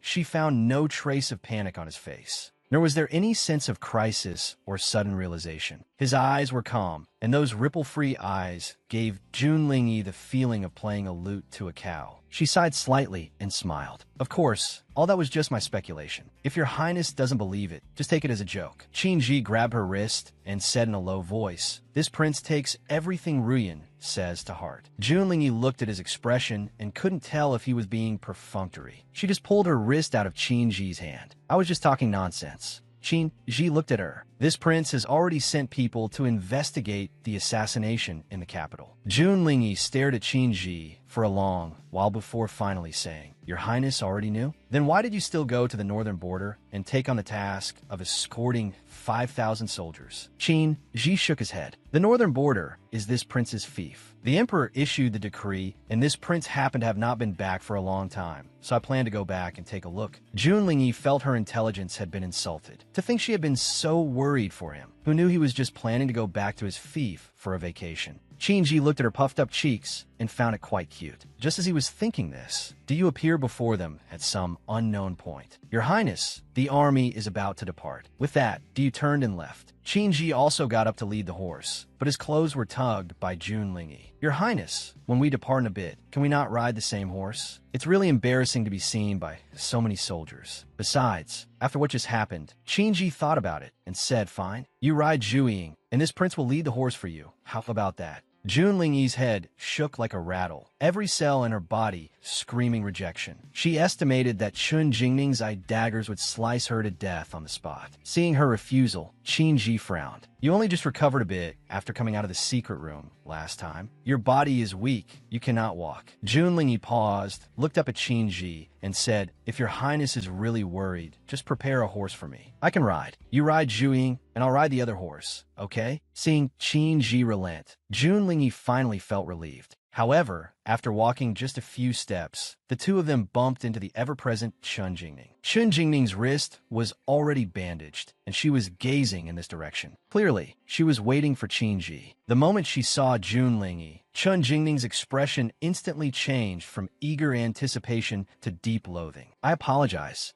Junlingyi was taken aback and looked Chun Jingning up and down in surprise. This time she was actually apologizing? Although suspicious, Junlingyi didn't want to be rude, so she stood up straight and said, "It's nothing, just a small injury. If Miss Chen truly regrets it, I accept your apology." Chen Jingning looked at Junlingyi in shock. I want you to apologize. What do you think you are? Don't think that just because you have that person's surname, Jun, backing you up, you can be lawless. Brother Qin, Ji only has me in his heart. Others are just holding empty titles. Looking at Chen Jingning's arrogant attitude, Junlingyi said helplessly, Miss Chun, a brain is a good thing. You can have a small one, but you can't have none at all. Delusional disorder is also a disease that needs treating. I beg you, stop bothering me. Looking at your face makes my head hurt from not seeing a brain. With that, Junlingyi walked away. She left the stunned master and servant standing there. Chen Jingning stood frozen for a long time. What did he just say? Wu Dai was also dazed for a while. Miss, but he seems to have insulted you. Chen Jingning snorted coldly toward the direction Junlingyi had left. He dares to insult me? Let's go. We're going over there. I'm going to tell Brother Qinji and make sure he has no place to be buried. On the other side, Qinji had already picked out a horse for Junlingyi. The stable master rarely saw Qinji come personally and didn't forget to remind him carefully while following along. Your Highness, Miss Chun is used to riding the date red lying. Although this takshu is also an excellent horse, a sudden change that might not suit Miss Chin's preferences. Qinji ignored him and simply had the servant lead Zhu while he personally led takshu. Walking forward, Junlingyi stood waiting at the gate. Seeing Qinji come out leading a white horse, a smile appeared in Junlingyi's eyes. But before she could, Dot stepped forward to take the horse. Wu Dai pushed Junlingyi aside. Chen Jingning ran up from behind and called out sweetly, Brother Qinji. The stable master's eyes suddenly lit up, and he hurried forward with a face full of smiles. Miss Chen, you're finally here. The prince personally chose a horse for you today. You'll definitely like it. Really? Chen Jingning was overjoyed to hear the stable master's words. She looked up at Qinji. How did Brother Qinji know I like white horses? Lying was given to me by my father when I was a child. I always felt she didn't match Brother Qinji's Zhuying. This is great. Brother Qinji, that will ride the jet black Zhuying, and I will ride the white horse. As she spoke, Chen Jingning reached out to tease Zhuying. Zhuying's back shuddered violently, clearly repulsed by Chen Jingning's touch. Qinji's attitude toward Chen Jingning was as cold as ever. He tested the stability of the saddle and turned to Junlingyi. Rian, come up. Junlingyi nodded and sat on takshu in 2 quick movements. Chen Jingning stared blankly at the scene, her brain momentarily short-circuiting. Junlingyi sat on the horse while Qinji led it forward. Chen Jingning suddenly spread her arms to block the horse. Brother Qinji, caring for your subordinates makes you a beloved prince and general, but you absolutely cannot care for this person. As Chen Jingning spoke, her eyes filled with tears, looking incredibly aggrieved. Qinji said coldly, move. Chen Jingning bit her lower lip. It seemed to take a lot of effort for her to speak. Brother Qinji, I rarely manage your military affairs, but this guard, he behaved lewdly toward me today. He is truly detestable. Hearing this, Junlingyi didn't know whether to laugh or cry. Big sister, even if I wanted to behave lewdly toward you, I wouldn't have the ability. You got off script. Qinji leaped onto Zhuing, his gaze fixed only on the army ahead. Although Miss Chun came by the Empress Dowager's decree, this is a military camp. Please address this prince as your highness or general. With that, Qinji flicked the reins, and Zhuing reared her hooves. In the time it took for Chen Jingning to instinctively dodge to the side, Qinji and Junlingyi had already ridden far away. Chen Jingning was furious. Seeing this, the horse trainer nearby hurried to comfort her. Miss Chun, the general is just caring for his subordinate. Don't take it to heart. You've traveled thousands of miles. Got to follow the prince. All of us below believe that Miss Chun and the prince will eventually be together. Chen Jingning felt secretly pleased hearing the flattering words. Do you all really think so? She looked at Qinji's departing back and made a decision. Then I'll add more fuel to the fire and spread the story of the prince and me throughout the entire army. A few days later, that the army finally arrived at Yinhua City. Magistrate Liu of the county stood before the city gates to welcome them. He led the soldiers into the camp and then led Qinji's group into the main hall. After a few pleasantries, Magistrate Liu reported the situation of Yinhua City in detail to Qinji. Yinhua City was on the border between Qi and Wu. The kingdom of Wu had repeatedly provoked them over the years, and they were experienced in battle and unafraid. Since the last provocation, the Wu soldiers seemed to have restrained themselves and hadn't moved for a long time. The people of Yinhua City lived in peace, and every household was equipped with weapons, prepared to give the Wu people no chance. Qin-ji listened intently, occasionally nodding, telling Magistrate Lu not to neglect defenses. By chance, the group passed by an ancient tree. Qin-ji was curious to see the decorations on the tree. Magistrate Lu explained with a smile. Clean up the rooms, fearing he would slight the distinguished guest from the capital. Jun Lingyi sat on her horse, recalling the rumors she had heard in the army over the past few days. She thought it must be Chun Jingning's doing. She couldn't believe it and was greatly shocked. Was Chun Jingning's delusional disorder so severe that she could create stories out of thin air? Chun Jingning noticed Jun Lingyi's gaze and secretly rejoiced. Hurry up and relay the story of Brother Qin-ji and me to your master behind the scenes. I want her to feel ashamed of herself and retreat in the face of difficulty. To this day, Jun Lingyi still didn't understand why Chun Jingning was so obsessed with Qin-ji. Perhaps she should send a letter to Lu Weichen and ask about the entanglement between these two. After Lu Weichen received the letter, and saw the question asked, he guessed that Jun Lingyi had finally taken an interest in Old Fifth. Before he could reply, another carrier pigeon flew in through the window. Lu Weichen unfolded the new message, and after browsing through it, he couldn't help but laugh out loud. Yo, this husband and wife truly have a meeting of minds, both looking to me for help. Old Fifth, let me lend you a hand. A few days later, Jun Lingyi received Lu Weichen's reply. She thought Lu Weichen would use a carrier pigeon to answer her question, but she didn't expect him to send a direct letter. However, looking at the brick-thick reply in her hand, she understood. If he really used a pigeon, it would have died of exhaustion halfway. She looked at the letter in her hand, her eyes filled with expectation. Yun Lingyi randomly pulled out a sheet of stationery and took a close look, nearly dropping the paper. The words on the paper were sprawling. I fell in love with Rian at first sight. It's hard to look away. Jun Lingyi's eyes stared fixedly at this line, her whole body feeling as if she'd been struck by lightning. What was going on? Is this a love letter? She scanned down, and the entire sprawling page was a love letter, every word mushy to the bone. Jun Lingyi rubbed the goosebumps on her arms. Coincidentally, Qin-ji knocked on the door at that moment. Jun Lingyi hurriedly hid the scandalous letter. She opened the door and gave Qin-ji a smile. Does your highness have business? Qin-ji looked down at her and raised the envelope in his hand slightly. Weichen seems to have swapped the letters. Seeing Jun Lingyi's suspicious expression, Qin-ji explained, the envelope I have contains the letter for you. The envelope you took should be for me. Hearing this, Jun Lingyi nodded repeatedly. Oh, so that's how it is. At the same time, she breathed a huge sigh of relief. It seemed that love letter was written by Lu Weichen to Qin-ji. After nodding, Jun Lingyi went into the room to get the letter. Qin-ji also walked in from outside. He spoke apologetically. I'm sorry. This prince read the beginning of the letter. Jun Lingyi spoke while looking for the letter. It's okay. He'd even read a love letter. Qin-ji added, if you want to know about Chun Jingning, just ask this prince. Jun Lingyi pulled the letter from under the pillow and returned it to Qin-ji. Your highness is busy with a myriad of affairs. How could this humble one dare to trouble your highness with such petty gossip? Qin-ji took the letter and was slightly taken aback to see the torn seal. Yun Lingyi is hot tightened. She had been so busy enjoying the dog food between Lu Weichen and Qin-ji that she had almost forgotten about this. She cleared her throat awkwardly. This humble one just finished opening the envelope and hadn't had time to read it before your highness arrived. Her head was lowered, but her eyes were darting around as she muttered to herself, Little Teddy, please don't blow a fuse. She really hadn't meant to peek at the love letter Lord Lu wrote to him. She just hadn't expected that Qin-ji would be into this kind of thing.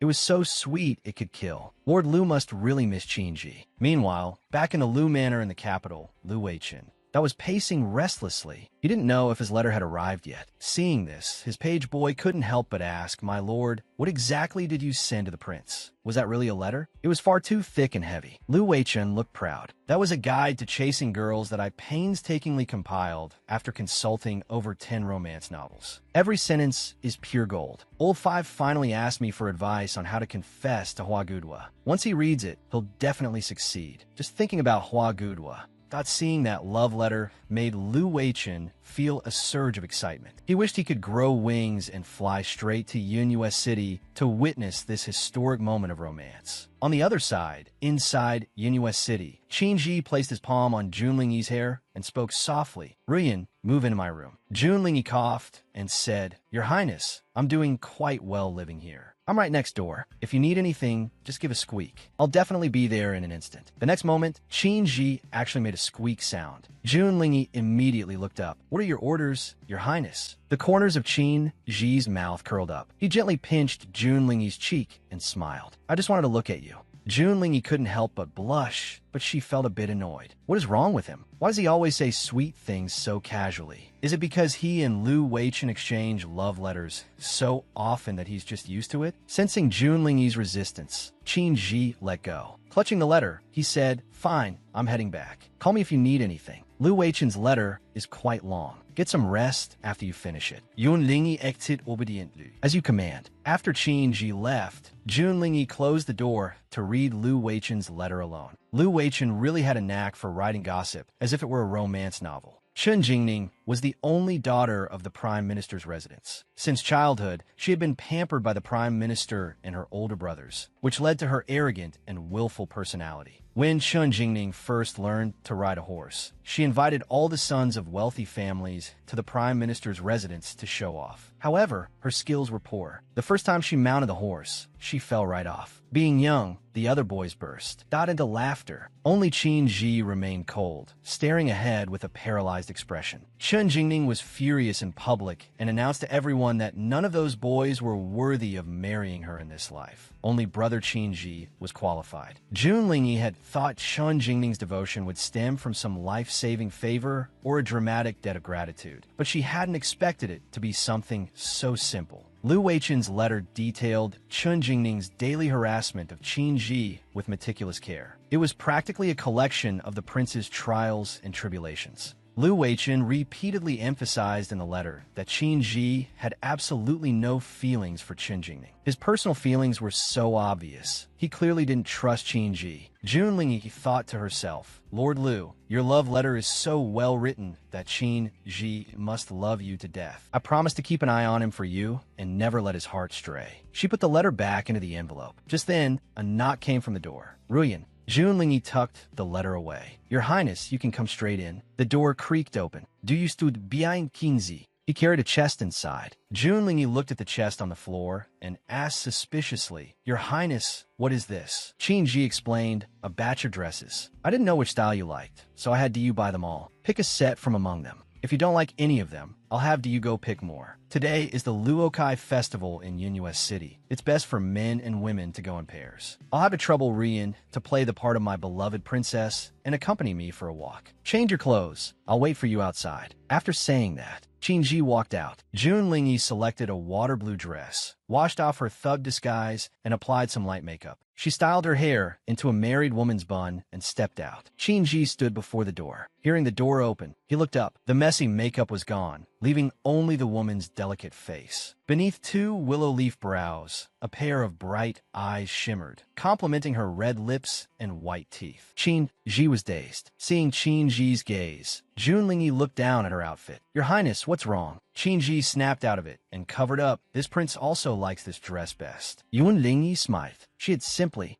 picked the one on the very top. Qin Ji observed her for a moment, then pulled her back into the room and sat her down at the dressing table. Junlingyi was startled. Seeing Qin Ji turn to look for something on the table, she hurriedly said, Your Highness, stay calm. She had finally managed to wear women's clothing. Qin Ji wouldn't suddenly decide to do her makeup, would he? Qin Ji picked up a wooden comb from the table and walked behind her. He seemed to want to comb her hair. I'll help you restyle your hair. You should go with the young maiden style today. Junlingyi was stunned. Your Highness, I'm already married. Qin Ji replied, Even if you were married to me, that you will always be a young girl. As her hair fell, Qin Ji combed it straight with gentle movements. He gathered some of Junlingyi's hair and tied it into a simple bun, as if it were a vine. Junlingyi looked at herself in the bronze mirror. Your Highness, you're so versatile. Qin Ji breathed a sigh of relief. Let's go. Junlingyi nodded and stood up, her fingertips reflexively touching her hair. Qin Ji looked down at her maidenly hairstyle paired with the water blue dress. It truly suited the liveliness in her eyes. Junlingyi glanced out the window and couldn't help but exclaim, "Your Highness, the streets really are lively." The sun was setting and dusk was falling. Many people were already walking about, and vendors were busy setting up their stalls. It was very festive. Qinji also glanced outside, then leaned down to take a blue veil from the chest. "Turn around." Junlingyi turned her head. Qinji placed the veil against her face. Junlingyi instinctively flinched and almost fell. Fortunately, Qinji caught her in time. "Don't move. I'll help you put this on." His eyes were serious. He gently tied the veil for her. After finishing, he looked down into her eyes, and a wave of nervousness rose in his heart. "What is it?" Junlingyi came to her senses. The distance between them was very close, and Qinji was still holding her. Junlingyi fleshed Smid. "It's nothing." Junlingyi reached out and pressed her finger against Qinji's brow. "Your Highness, don't always frown. It causes wrinkles." Her finger moved, smoothing out his brow, and she used the momentum to push him a little further away. The crowd outside was growing. The Luokai Festival was the most important festival in Yunhua City. On this day, the streets were lined with food, lanterns, and various performances. Everyone in the city would come out to celebrate. Couples walking together meant they would be united forever and grow old together. Those without partners also went out. If they saw someone they liked, they would throw fruits to seek a good match. Yunhua City was small, and with the whole city out, the streets were packed. Junlingyi looked around, her eyes fixed on the food stalls on both sides without blinking. Seeing this, Qinji took her hand and said, "Slow down. Be careful not to get lost." Junlingyi nodded and instinctively swallowed. Yunhua City was far from the capital. That's so the food was quite different. Street snacks were mostly meat-based, supplemented by sweets. Having stayed in the capital for so long, Junlingyi hadn't experienced the feeling of eating large portions of meat in a while. Now, seeing the streets full of meat, she felt her appetite surge and couldn't hold back anymore. Qinji held her tight, fearing she would be swept away by the crowd. They visited several stalls. Although Junlingyi was wearing a veil, it didn't affect her combat power at all. Before long, she had sampled food from several places. As she ate, she kept telling Qinji how satisfying the taste of meat was. Qinji had his hands full of snacks while holding Junlingyi's hand, as if it were a daily habit. Junlingyi looked left and right, spotting many novel things. Amidst the bustling vendors, a little girl was crouched at a street corner. Her eyes were large and blinking, making her look very adorable. The little girl looked up at Junlingyi. "Sister, your clothes are so pretty." She opened the cloth bundle in front of her. "Concentric knots. Once you put them on, you can be of one heart with someone and never be parted in this life." Junlingyi looked at the girl and smiled. "How old are you?" Knowing phrases like that, the girl's gaze was firm. "It's true. I braided these all by myself. If you don't believe me, sister, buy a pair to give to brother. A pair isn't expensive, only 5 copper coins." There was a hint of longing in the girl's eyes. Qinji handed over the coins. "Give us a pair." The little girl took 2 out of the bag and handed them to Qinji. The biggest and prettiest ones for the brother and sister. Junlingyi took them and smiled. "You're very skillful." The girl took the coins and said solemnly, "Brother, why haven't you put on sister yet?" Junlingyi held the concentric knot. "I could do it myself." "No, it only works if brother puts it on you." Qinji took one from Junlingyi's hand and said, "I'll do it." Qinji carefully tied the concentric knot to Junlingyi's waist. Following the girl's words, Junlingyi also tied one for Qinji. The little girl made a heart gesture at them. "I wish brother and sister a loving life and 100 years of harmony." Junlingyi felt quite helpless and could only look at the girl. "You little adult." As she spoke,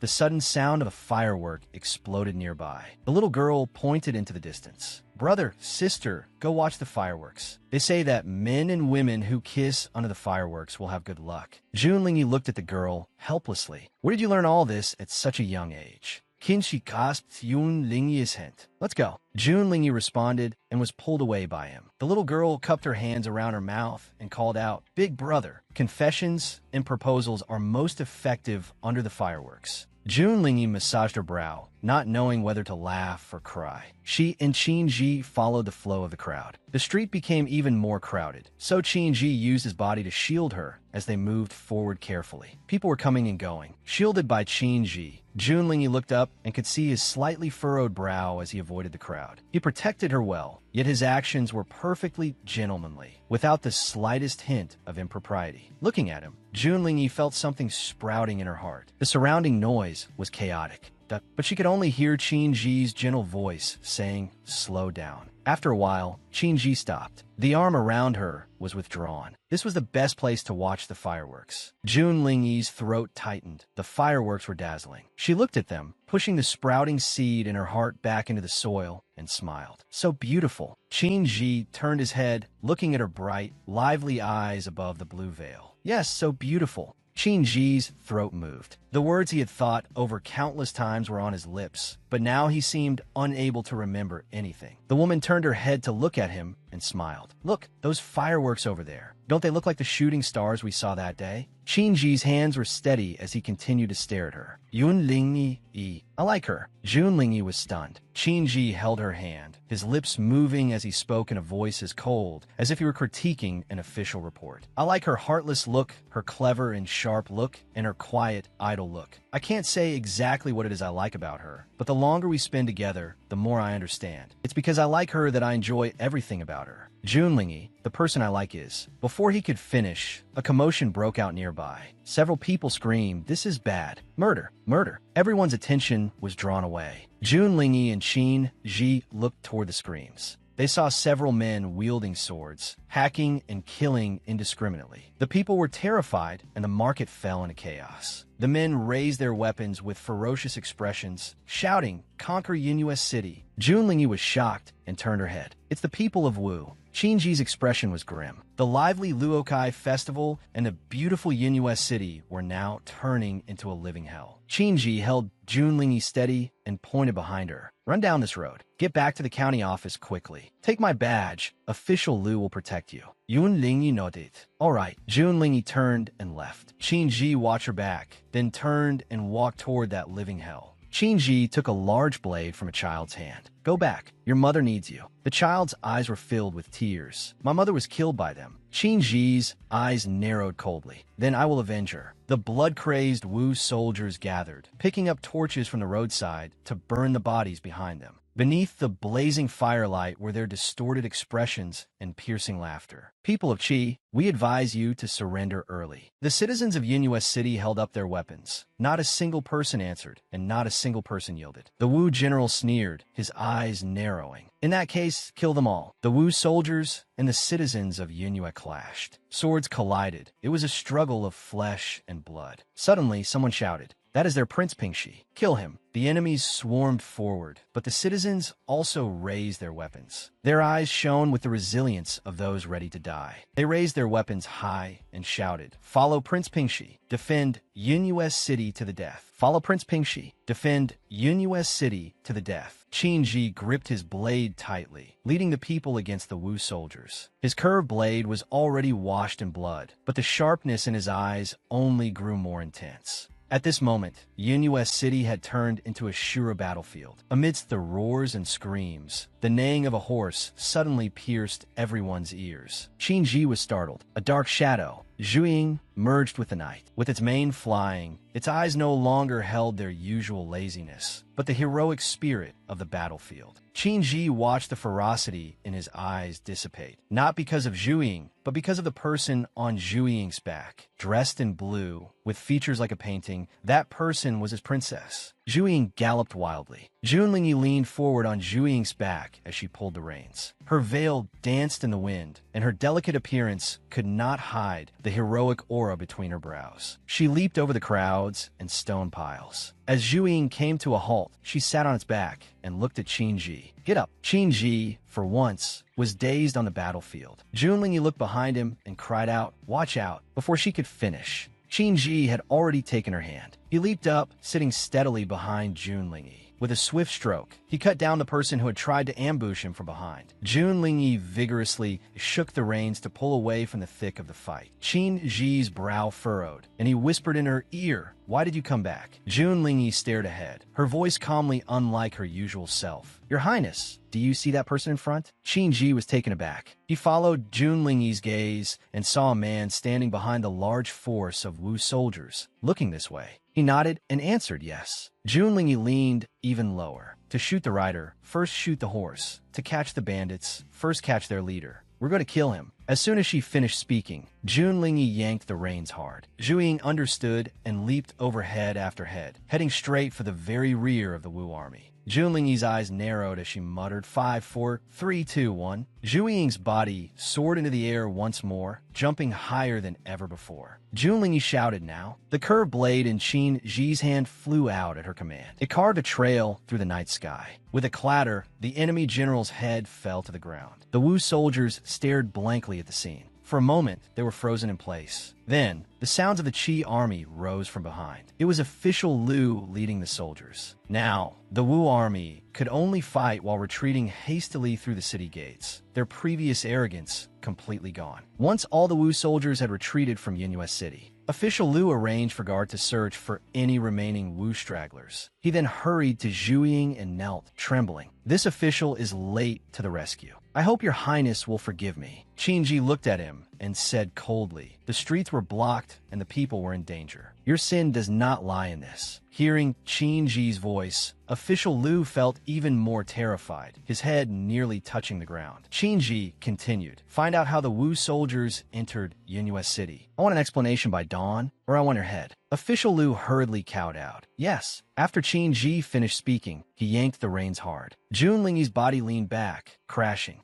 directly into Qinji. Put me down. I need to go somewhere. Qinji didn't respond, only continued to ride forward. Where? It's chaotic outside. I'll go with you. Outside a medical clinic. Jun Lingyi dismounted and ran inside. Your Highness, I have a friend who is injured. I'll just go in and check. You don't need to come in. Qinji frowned as he watched her back. Friend? What friend? Why is she so anxious to see them? Before he could think further, Jun Lingyi came back out. Your Highness, but she says she wants to see you. Before Qinji could answer, Jun Lingyi took his hand and led him into the clinic. Qinji's gaze swept across, the beds filled with all sorts of patients. Jun Lingyi led him further into a separate partition. Inside were injured children. Some had parents accompanying them, while others were all alone. Qinji took it all in as Jun Lingyi pulled him further. Following her, he saw the little girl who had sold the concentric knots earlier, crouching in a corner. She was happily braiding a concentric knot with red string. Her mother was beside her, braiding along with her. The scene looked very warm, but the little girl's left eye was bandaged. Qinji didn't need Jun Lingyi to explain the blood on the bandage to know what it meant. The little girl noticed Jun Lingyi and looked up. Sister, you brought brother. Jun Lingyi smiled and replied, see, I didn't lie to you. Brother has been with me all along. The girl nodded vigorously, her smile widening. MHM, sister and brother are both still wearing the knots I braided. Suddenly, the girl stood up and tugged on Qinji's robe, saying seriously, brother, you're bad. You left sister all alone when there were so many bad guys. Sister saw I was hurt and went all by herself to the yamen to find that disobedient horse to bring me here. The girl spoke very matter-of-factly. Jun Lingyi couldn't help but squat down. Don't misunderstand. Brother let me escape alone so he could kill the bad guys and save more people. Jun Lingyi patted the girl's head and smiled. You must be good and recover well, so you can braid many more concentric knots for me, okay? The girl said seriously, but I have a condition. Her little adult manner made Jun Lingyi shake her head helplessly. Tell me whatever condition you have. The girl's words were shocking. I want to see sister and brother kiss. The girl's mother stepped forward and pulled her back. Don't talk nonsense. The mother then looked at Jun Lingyi and Qinji.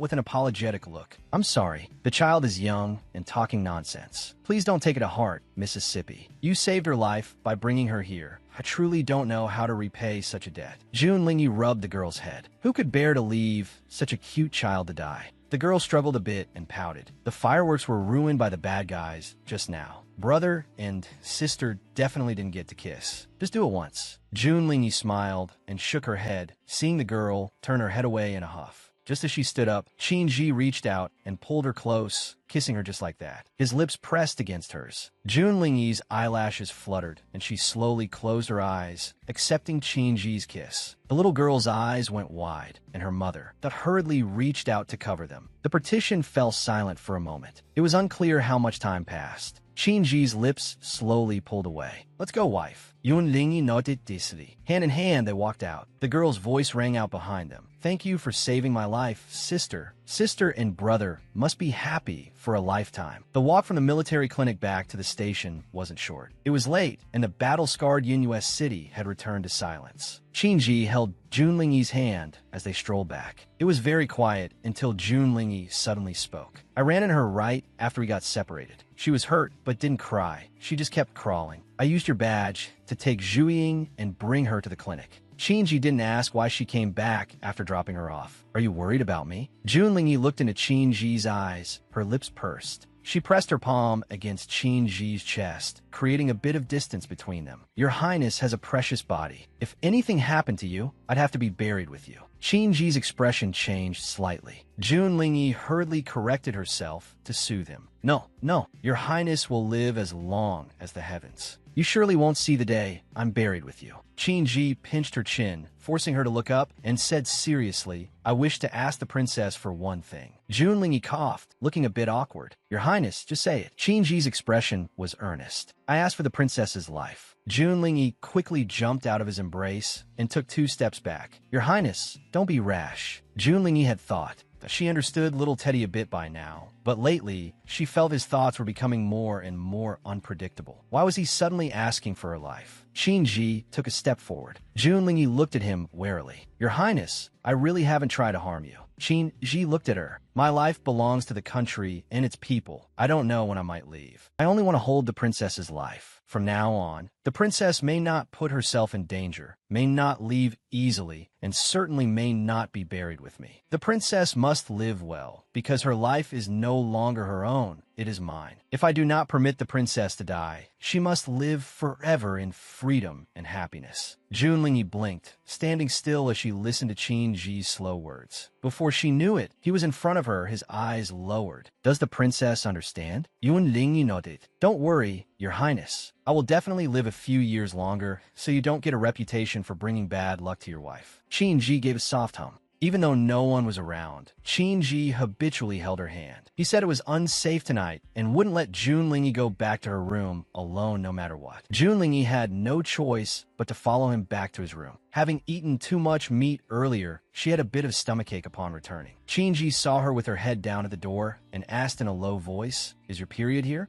Junlingyi closed her eyes and nodded helplessly. She was naturally carefree, and with the army traveling recently, she had completely forgotten the date. Who knew it would be such a coincidence? Her head was down, her face full of frustration. Qinji pulled her into his arms. He placed his hand on her lower abdomen. The warmth dissipated the pain. The corners of Junlingyi's mouth lifted. She slept even more soundly. Early the next morning, Official Liu, who had been investigating all night, came in with dark circles under his eyes. It just so happened that Chun Jingning had come to find Qinji. Seeing the woman in a blue dress, Official Liu assumed that she was the woman who had been with the prince last night. He hurriedly knelt and said, This official pays his respects to Miss Chun. Chun Jingning smiled. Official Liu, please rise. My father works for the court, but I have no rank or title. I cannot accept such a grand gesture. Official Liu stood up and said softly, Miss Chun naturally cannot accept it. But the consort of Prince Pingxi can. Chun Jingning's face turned red, but she still said shyly, Official Liu, don't talk nonsense. Brother Qinji's heart is hard to read. Right now, I am merely the daughter of the Qin family. Official Liu's face was full of smiles. Everyone saw it yesterday. The prince and Miss Chun spent the Luokai festival together. Miss Chun was heroic, leading the prince. That to crush the Wu soldiers' morale and save the thousands of citizens of Yunhua City. Rest assured, Miss Chun, I have already reported this matter to the court exactly as it happened. The intimate interaction between Miss Chun and the prince needs no extra words, not to make anyone envious. Once the Empress Dowager sees that report, the position of Prince Pingxi's consort won't be far off. In the future, I hope you will put in a good word for me before the Prime Minister and the Prince. Hearing this, Chun Jingning lowered her hands, her smile becoming even more bashful. Of course,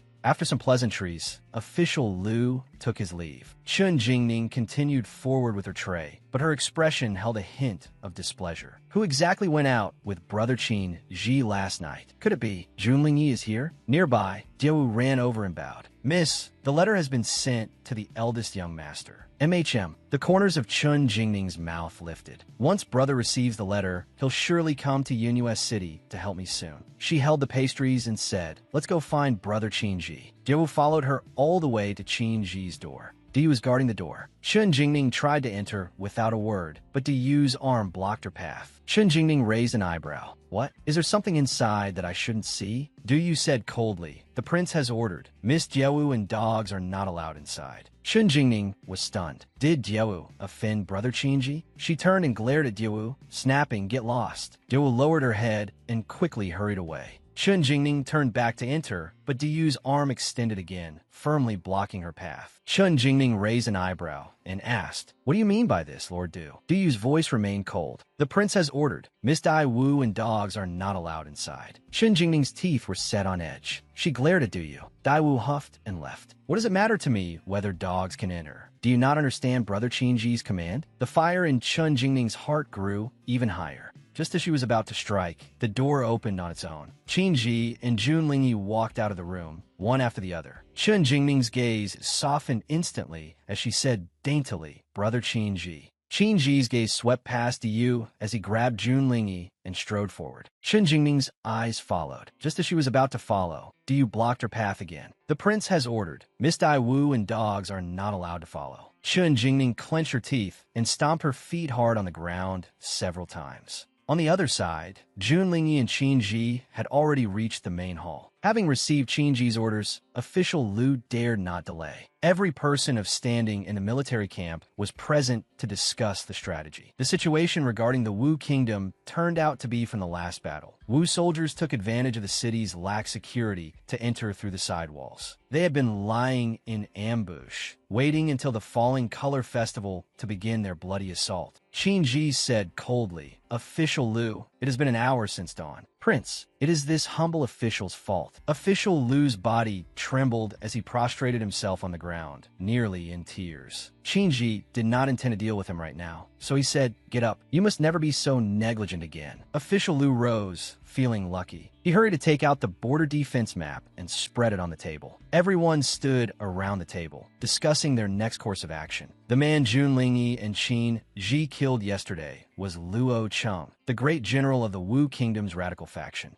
Luo Cheng was a profligate who loved seeking out thrilling excitement. He had personally orchestrated the events of the Falling Color Festival, never imagining that this excitement would cost him his head. Luo Cheng himself was not to be feared, but the Luo family was like a coiled dragon and a crouching tiger, holding a pivotal position in the Wu Kingdom. If the Luo family sought retaliation, Yunus City would surely be defeated with its current meager military strength. Specifically, the Iron Horse formation was pioneered by the Luo family. When the late emperor attacked the Wu Kingdom, he intended to conquer it in one fell swoop, but he eventually lost to the Luo family's Iron Horse formation. Thus, the Wu Kingdom was left to manage its own affairs. The group discussed for a long time, all suggesting that Qin Ji lead the troops to suppress the Wu Kingdom's morale first, then send word to Shujing City for reinforcements. Once a preliminary conclusion was reached, everyone's gaze fixed on Qin Ji, seeking his opinion. Qin Ji's brow twitched slightly, but he said nothing. The room fell into silence. Qin Ji turned his body slightly. The crowd's gaze followed him, only to see Qin Ji look back at Junlingyi. Are you tired after standing for so long? Junlingyi was startled. She blinked, meeting Qin Ji's concerned gaze, and shook her head. I'm not tired. Qin Ji's gaze returned to the map. Rian, what are your thoughts? Junlingyi pondered for a moment before saying, to shoot the rider, first shoot the horse. To catch the bandits, first catch the king. The Iron Horse formation consists of cavalrymen clad in armor and holding iron shields, arranged in no particular order.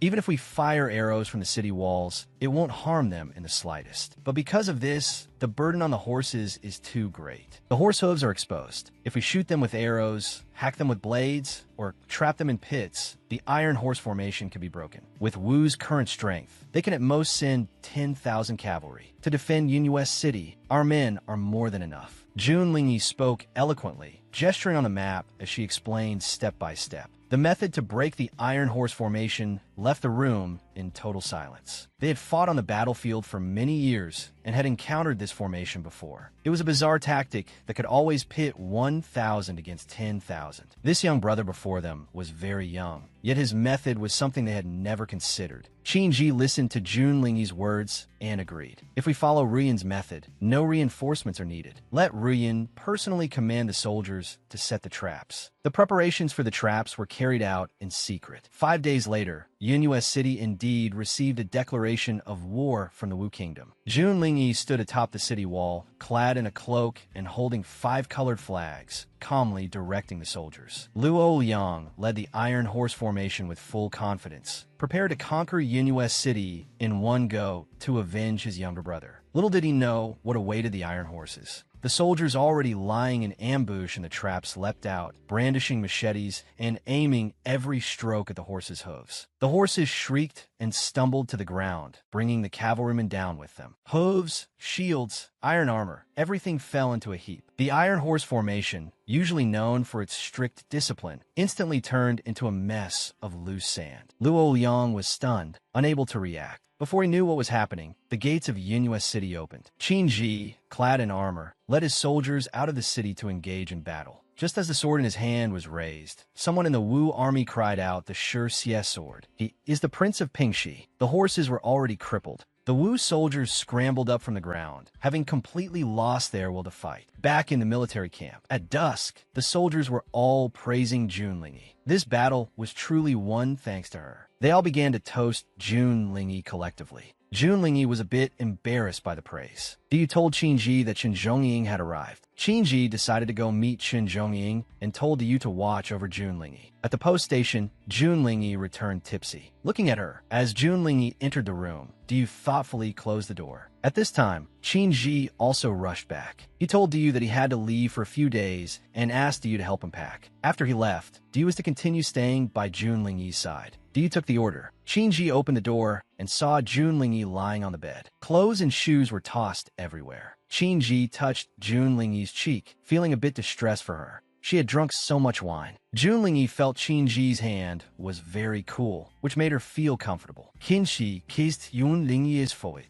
Duyu's voice came from outside the door, telling Qin that everything was packed. Hearing this, he tucked Junlingyi in and told her to wait for him for at most 5 days before he returned. Then he picked up a pen. He wrote a letter. Outside, Chen Zhongying was waiting, and official Lu, who was nearby, handed the horse to Qin. Qin warned him that he was returning to the capital, and if Junlingyi suffered even a slight injury, he wouldn't just take Lu's official hat, he would take his head. Official Lu promised repeatedly for Qin to rest assured, as he would certainly host Master Jun well. After Qin left, Chen Zhongying warned official Lu that killing her was the Empress Dowager's wish, while protecting her was the prince's, which was more important. He presumed he didn't need to say more. He then patted official Lu's shoulder and told him he had one night to prepare. What the Empress Dowager wanted was for her reputation to be ruined and for her to die without a whole corpse. Official Lu broke into a cold sweat but dared not disobey. The next morning, Junlingyi looked at the letter Qin had left her. However, official Lu brought a group of people and kicked open Junlingyi's door. Junlingyi didn't know what official Lu was trying to do.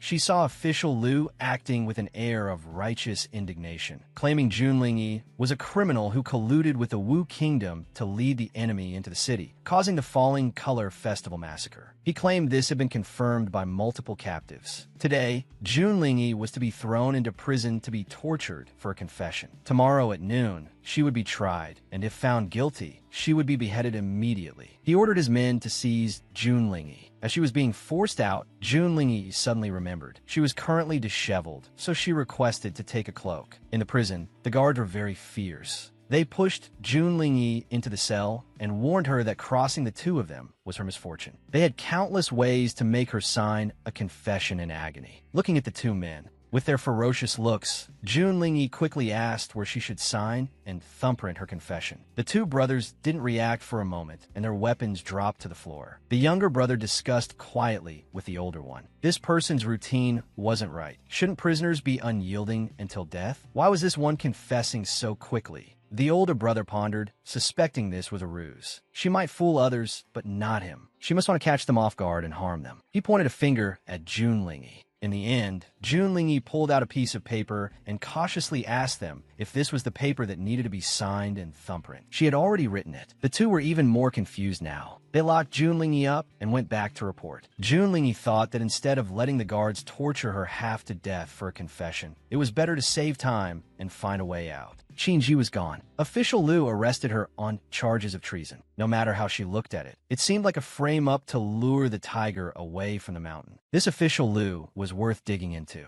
Then Jun Lingyi pulled out the flute from her bosom and began to play. A small bird flew in. She used the bird to send information outside. At night, the prison was so cold that Jun Lingyi couldn't sleep. If she slept in the cell for a night, wouldn't she catch a fever? At this time, Jun Lingyi began to miss Qinji. She thought it would be great if Qinji were by her side. Suddenly, she was shocked by her own thought. How could she think of him? How pathetic to be pining for another woman's man. Then she sighed again. If only Qinji didn't like Master Liu. The next day, at the execution ground, several officials escorted Jun Lingyi onto the stage. The officials sat on the stage. Chen Jingning and Chen Zhongying were also there. Some informed commoners were discussing how it was Chen Jingning and Qinji who had settled the Falling Color Festival massacre case, and that Chen Zhongying had come from the capital for the marriage between Chen Jingning and Qinji. Official Liu slapped the table and began to interrogate Jun Lingyi. He accused her of treason and leading the enemy into the city, causing the Falling Color Festival massacre. He claimed war captives had identified her, and he held a confession in his hand. Now, he sentenced Jun Lingyi to be beheaded in public. The commoners cheered. Some even thought beheading was too good for a traitor and that she should be executed by extreme torture. Jun Lingyi struggled and wanted to ask Official Liu some questions. Official Liu had previously told the prince that the Wu people had mixed into Yunhua City beforehand and opened the gates for the Wu army, causing the massacre. But based on the speed with which Official Liu could pry open the mouths of Wu captives in a single day to get a confession that I'm a traitor, why weren't you able to detect the Wu people mixing into the city in time? If it were truly the Wu people who opened the gates, the unrest should have started at the city gates. Why did it happen in the busy market district? The Wu army could enter so quietly. I'm afraid they had Official Liu's help, didn't they? Official Liu was humiliated into anger and accused Jun Lingyi of talking nonsense. Chen Jingning also warned Jun Lingyi that slandering a court official was a serious crime that would lead to torture. Jun Lingyi looked calm and told them she had evidence. She then took out a stack of papers from her bosom. These were the papers she had found in Official Liu's manor. Written on them was something unexpected. Liu Yongda, prefect of Yunhua City, shall open the gates for the Wu Kingdom during the Falling Color Festival. The Wu Kingdom shall grant him 100 taels of gold, 2 famous paintings, and a pair of Taiwan porcelain vases. Official Liu was defiant. Where are these famous paintings and porcelain vases? I have never signed such a thing with the Wu people. Just then, a servant arrived carrying the Taiwan porcelain vases. The crowd heard that it was indeed the Taiwan porcelain vases and realized that the true traitor was the prefect. No wonder his rescue army arrived so slowly on the day of the festival. For a moment, everyone was shouting to kill this corrupt official. Jun Lingyi had a bit of a headache. She hadn't slept all night while enduring the cold wind, and now her head was very dizzy. She felt lucky she hadn't fainted just now. Otherwise, she might have truly lost her head while dreaming. Official Liu was exasperated and looked at Jun Lingyi with hatred. Since she had cut off his path to survival, he absolutely could not let her live. So, Official Liu drew a sword from a nearby guard. Hoi long te Yun Lingyi. A pebble flicked against the prefect's hand, causing the sword to fall. Qinji had arrived. Qinji timely supported the dizzy Jun Lingyi and blamed himself for coming late. In Qinji's room at the post station, Bai Qiao Qiao saw Jun Lingyi wake up and greeted her. Qinji told Jun Lingyi that after she fainted, this Miss Bai had come to the door, claiming to know her. Jun Lingyi held her head. She did indeed know her. She asked the prince if she could speak with Bai Qiao Qiao alone. Qinji looked left and right, but eventually agreed. He wanted to check on Jun Lingyi's medicine. As soon as Qinji left, Bai Qiao Qiao immediately revealed her true nature to Jun Lingyi. She gave a big thumbs up and praised her for having such good luck with men. Jun Lingyi didn't know why Bai Qiao Qiao had come. Bai Qiao Qiao told her. She came to save her. Having heard she was imprisoned, she thought she'd go watch the excitement, but happened to run into her fainting. She figured those quack doctors wouldn't be able to diagnose Jun Lingyi's illness, so she came to add some medicine for her. She then looked at Junlingyi, seeking praise. Although Mu Finghal followed Junlingyi's arrangements to help her find proof against Liu Yongde, it was her best friend who saved Junlingyi's life. So, Junlingyi still couldn't do without her. Junlingyi did as Bai Chao Chao wished and thanked her for saving her life, expressing her deep gratitude. Bai Chao Chao asked curiously, "That man just now must be the prince husband you were having child with, right?" Judging by his gait, she thought his martial arts shouldn't be inferior to their eldest senior brothers. He was also very handsome, very suitable for producing an heir. Junlingyi clutched her stomach and told Bai Chao Chao not to have wild thoughts. She and him were perfectly innocent and had nothing between them. This confused Bai Chao Chao. They actually had nothing, letting such a great beauty go to waste. Junlingyi was simply being wasteful. She then stood up and told Junlingyi that since she wasn't using him, why not let her borrow him? A child born with him would surely be excellent. Junlingyi, displeased, told Bai Chao Chao that Qinji was bent and already had someone he liked. Bai Chao Chao was unmoved. Being bent was fine. If she really liked him, she could bend him back. Junlingyi told Bai Chao Chao that Yan Ning also liked Qinji. If Bai Chao Chao really slept with Qinji, Yan Ning would probably fight her to the death. Bai Chao Chao was puzzled. She never expected Yan Ning to like Qinji. Seeing Junlingyi's serious face, Bai Chao Chao thought that waiting for Junlingyi to wise up was less likely than her sleeping with 3,000 handsome men. She then turned to go seduce Qinji. Junlingyi shouted loudly behind her, telling her to come back. Just as Bai Chao Chao was about to open the door, Qinji came in carrying the medicine. Bai Chao Chao looked at Junlingyi, who had stood up and told her that her body wasn't well yet, so it was best not to get out of bed. She then said she was leaving and didn't need to be seen out. She chuckled behind her hand and quickly slipped away. Qinji held the medicine and handed it to Junlingyi. The next second, she was picked up by Qinji. He placed her on the bed, then picked up the medicine to feed her, telling her she must take it properly until she was well. She was not allowed to get out of bed. Junlingyi had a grievance she couldn't voice. It seemed Qinji was going to start raising her like a pig again. Then she asked curiously why he was back. Was the business in the capital finished so quickly? Qinji put down the medicine and hugged Junlingyi, regretting that he shouldn't have left. He promised her that from now on, he would never leave her alone again. Qinji told Junlingyi that he had returned to the capital because the Empress Dowager wanted to find a concubine for him to continue the family line. Junlingyi was unhappy. He was already smoking, so what line was there to continue? Besides, continuing the family line wasn't something only a concubine could do.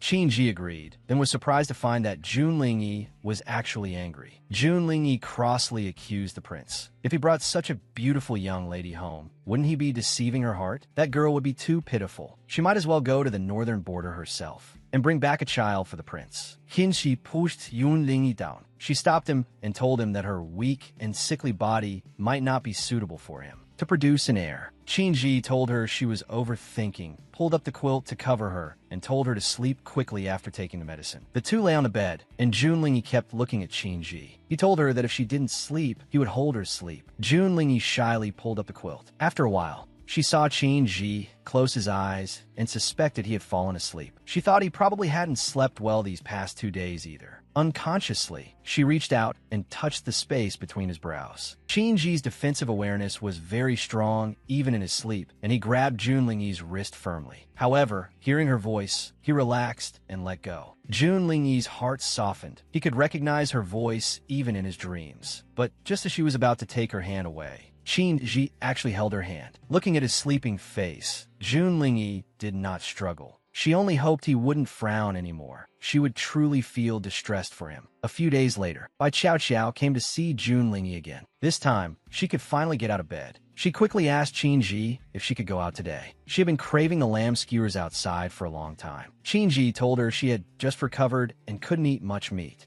Junlingyi promised she would only eat a little. She pulled Bai Chao Chao along, telling Qinji that she was a doctor and would be fine going out with her. Somewhat displeased, Qinji handed Junlingyi a to Bai QQ. Seeing Qinji's expression, Bai Chao Chao was a bit afraid. She felt his expression was telling her that if Junlingyi returned missing a single hair, he would skin her alive. Outside, Bai Qiao teased Junlingyi about how much dog food she had been forced to eat lately. Junlingyi still insisted she had nothing with Qin Ji and promised she definitely wouldn't tell their master or eldest senior brother, urging Junlingyi to come clean. Junlingyi tried to argue that things weren't as Bai Qiao thought. She explained that since she was to be a parasite in Qin Ji's manner, she naturally had to stroke the master's fur the right way, just like how she was always the most well-behaved in front of their master. Bai Qiao found it hilarious. Junlingyi actually had the nerve to call herself well-behaved. She noticed that after getting married, Junlingyi had become more and more shameless. Junlingyi grinned and told Bai Qiao that being shameless made one invincible. A voice came from behind. Bai Qiao and Junlingyi turned their heads to see Chun Jingning, who was muttering something about a vixen and a thief. Junlingyi was afraid. Could Chun Jingning have recognized her? Otherwise, why would she call her a vixen and a thief? Chun Jingning reached out to hit Bai Qiao. Fortunately, Bai Qiao stopped her. Junlingyi whispered an introduction into Bai Qiao's ear, saying this person was a brainless fan of Qin Ji. She was also a bit confused. Why was Chun Jingning coming for Bai Qiao? Bai Qiao kicked Chun Jingning away. Chun Jingning almost fell. The maid beside her quickly supported her and threatened Bai Qiao, saying her young lady was the future princess of Pingxi. A few days ago during the festival, her young lady had saved the people of Yunyue City along with the prince. By hitting Chun Jingning, Bai Qiao was making an enemy of the whole city, so she should hurry and apologize. Bai Qiao was speechless. She actually had to apologize to her? It was clearly she who had started cursing first. Chun Jingning pointed at Bai Qiao and cursed her for being a vixen who, after seducing Qin Ji, was now being intimate with another man. So what if she cursed her? Only then did Junlingyi realize that the vixen was aimed at Bai Qiao, while the other man seemed to refer to her. Chun Jingning threatened to tell Qin Ji about Bai Qiao's behavior, so he would throw her into prison and execute her. Bai Qiao lunged at Chun Jingning, not knowing what this brainless fan was talking about, but her short temper couldn't take it. Junlingyi tried to advise her from the side that this was the prime minister's daughter, so she should take it easy. She shouldn't cripple her. Bai Qiao winked, telling Junlingyi to rest assured. She should see what her own profession was. Today, she must let Chun Jingning know not to easily provoke a doctor. Then she lunged at Chun Jingning again. While Chun Jingning was being beaten, Junlingyi verbally told Bai Qiao to stop and stay calm. But in action, she blocked Chun Jingning's two maids firmly, not letting them go over to help at all. A hand reached out and blocked Bai Qiao, pulling Chun Jingning up. Seeing her backup had arrived, Chun Jingning weakly called out Chun Zhongying. Chun Zhongying usually looked like a refined scholar. Junlingyi hadn't expected him to have such good skills. Junlingyi signaled that they couldn't keep fighting. Bai Qiao received the signal. She understood immediately and then started acting crazy, shouting, "Vixen, I'll beat you to death." Junlingyi cooperated perfectly, holding Bai Qiao back and telling Chun Zhongying that this was her sister, who had developed a condition after a trauma in her youth. She would only go on a hitting rampage if she heard someone call her Vixen. It was her own negligence for not watching her well. Chun Zhongying was displeased and spoke sarcastically, saying his sister's illness was quite unique. Bai Qiao leaned into Junlingyi's embrace as if she truly had been traumatized. Junlingyi told Chun Zhongying again that she could guarantee Bai Qiao had only scared people and hadn't actually hurt Chun Jingning. If he didn't believe her, he could take her for a checkup. She thought to herself that he definitely wouldn't find any injuries anyway. Chun Zhongying agreed and also apologized to Junlingyi, saying his sister was immature and spoke rudely, and he hoped they would forgive her. Junlingyi quickly responded in kind. Bai Qiao pulled at Junlingyi, clamoring that she was starving. So, Junlingyi and Bai Qiao took their leave of Chun Zhongying. Bai Qiao could see that Chun Zhongying was deeply calculating and must be guarded against. On the street, Bai Qiao and Junlingyi sat down and began eating snacks. Bai Qiao pointed to a bowl of soup for Junlingyi, saying she could only eat that while everything else was hers. She then enjoyed the food happily. Junlingyi had just saved Bai Qiao, yet she was actually burning the bridge after crossing it. Bai Qiao spoke with righteous conviction. Since Junlingyi had saved her, she had to be even more responsible for Junlingyi's health by making her eat light. Someone behind them was discussing that to celebrate repelling the Wu Kingdom, the Falling Color Festival would be held again in 3 days. They wondered if they could see the living Bodhisattva who had saved them last time. Bai Qiao asked Junlingyi curiously if the living Bodhisattva they were talking about was her, rather than that brainless fan, Chen Jingning. Junlingyi told Bai Qiao proudly that it was indeed her. She then asked if she also thought she was very cool. Bai Qiao knew Junlingyi very well. She was usually very cowardly and would avoid trouble if she could, so she certainly wouldn't have rushed forward. She suspected it wasn't to save the people, but to save Qin Ji. Junlingyi poked her chopsticks and stubbornly told Bai Qiao that she was also concerned about the country and the people. The prince had to be saved, otherwise, if he died, she would have to be buried with him. Bai Qiao didn't believe that anyone could force this bride to be buried with him. That would have to be the king of hell himself. Bai Qiao felt that Junlingyi simply liked Qin Ji. Junlingyi covered Bai Qiao's mouth, warning her that if she gossiped again, she would find her little Wang Kai.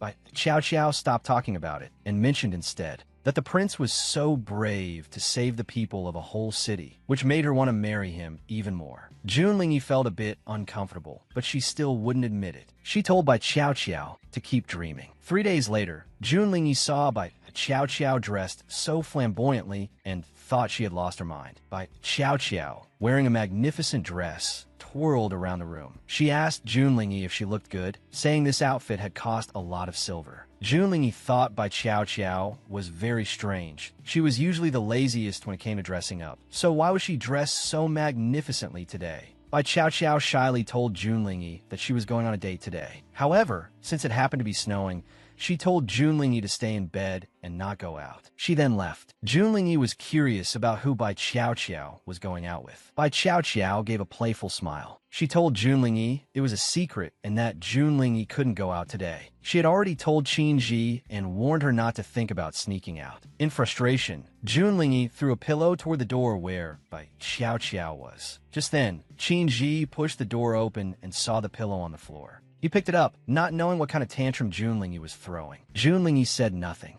She heard Qin Ji say he also had things to do today and told her to stay home. If she wanted anything to eat, he would bring it back. Junlingyi was suspicious. Why was Qin Ji going out too? Could it be that he was with Bai Qiao? This made Junlingyi restless. She quickly got dressed and followed him out. On the street, although Junlingyi was wearing thick clothes, it was still very cold. Not far away, Junlingyi spotted Bai Qiao and quickly followed her cautiously. A man considerately draped a coat over Bai Qiao's shoulders. Although she couldn't see the man's face clearly, Bai Qiao looked shy. Junlingyi suspected this man was Qin Ji. Suddenly, Qin Ji's voice rang out from behind her, scaring Junlingyi so much that she tried to flee in a panic. In the end, she was still caught by Qin Ji. Junlingyi let out a sigh. She pretended she had just recognized him. Qin Ji looked serious. Junlingyi quickly admitted her mistake. Qin Ji didn't say much, but instead wrapped her clothes tighter, feeling she was dressed too lightly. Junlingyi asked Qin Ji if he was also out shopping. Before he could speak, two people walked over from the bridge, Bai Qiao and Chen Zhongying. Junlingyi was shocked. Bai Qiao's date turned out to be Chen Zhongying.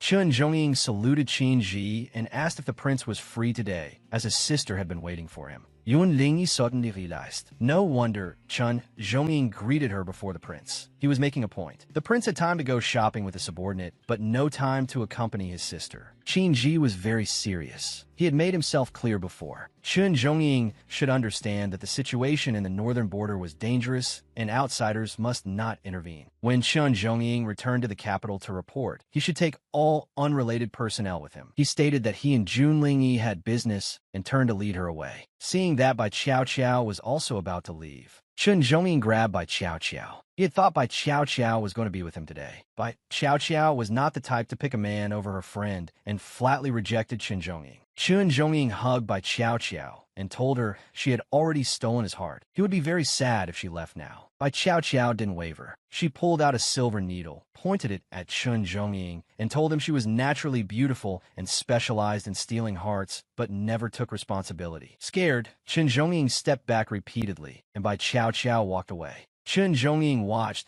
Bai Qiao's departing figure with an indescribable feeling. She really had no sentimentality, running off as soon as she was done with him. In a noodle shop, Qin and Junlingyi sat at a table. The waiter brought 2 bowls of beef noodles. Qin picked out some meat from Junlingyi's bowl. Since Junlingyi had just recovered, she needed to eat light meals and less meat. Junlingyi looked aggrieved. Not being able to eat meat was simply too miserable. Qin, somewhat helpless, added a piece of meat back and fed it to her. Junlingyi ate the beef contentedly, feeling extremely happy. Du arrived from outside and brought the cloak Qin had ordered. Qin took the cloak. Junlingyi's sharp eyes noticed that Du was injured. Qin didn't explain, but told Du to leave first. Junlingyi found it strange. Why were these two avoiding the subject? Could it be that Du did something wrong and Qin punished him? Qin stood up and told Junlingyi that putting on the cloak would make her warmer. Junlingyi redde as Qin helped her.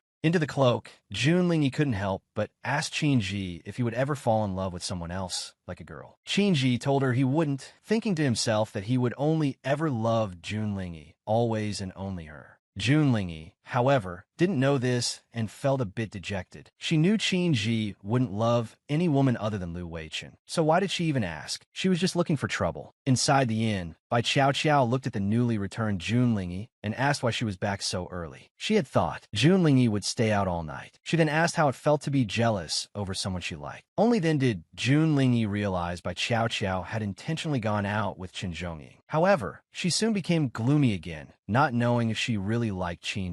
They had grown up among men. Bai Qiao asked Junlingyi if her feelings for Qin were the same as for Yining. Was she happy just by seeing him? Junlingyi put down her cloak, feeling a bit bitter. Perhaps she did like Qin, but Qin didn't like her. Bai Qiao slapped the table and told Junlingyi to pursue him. Junlingyi had been like this since childhood, running away whenever something happened. Bai Qiao urged her that if Qin was bent, she should bend him straight. It's easier for a woman to catch a man, especially since she had the advantage of being close to him. Junlingyi worried she couldn't bend him straight. Bai Qiao told her seriously that if she really couldn't, she should give up and come back. She would find some handsome young men to introduce to her, so she could forget Qin. She had to try. One must pick something up before they can put it down. Encouraged, Junlingyi felt Bai Qiao made a lot of sense. She resolved to start pursuing Qin tomorrow. Bai Qiao also cheered her on, saying she would support her spiritually. However, Junlingyi soon began to worry again. How was she supposed to pursue him? Having lived 2 lives, Junlingyi had no experience in this area. Bai Qiao came up with an idea, remembering Junlingyi saying before that the way to a man's heart is through his stomach. Junlingyi could show off her cooking skills to him.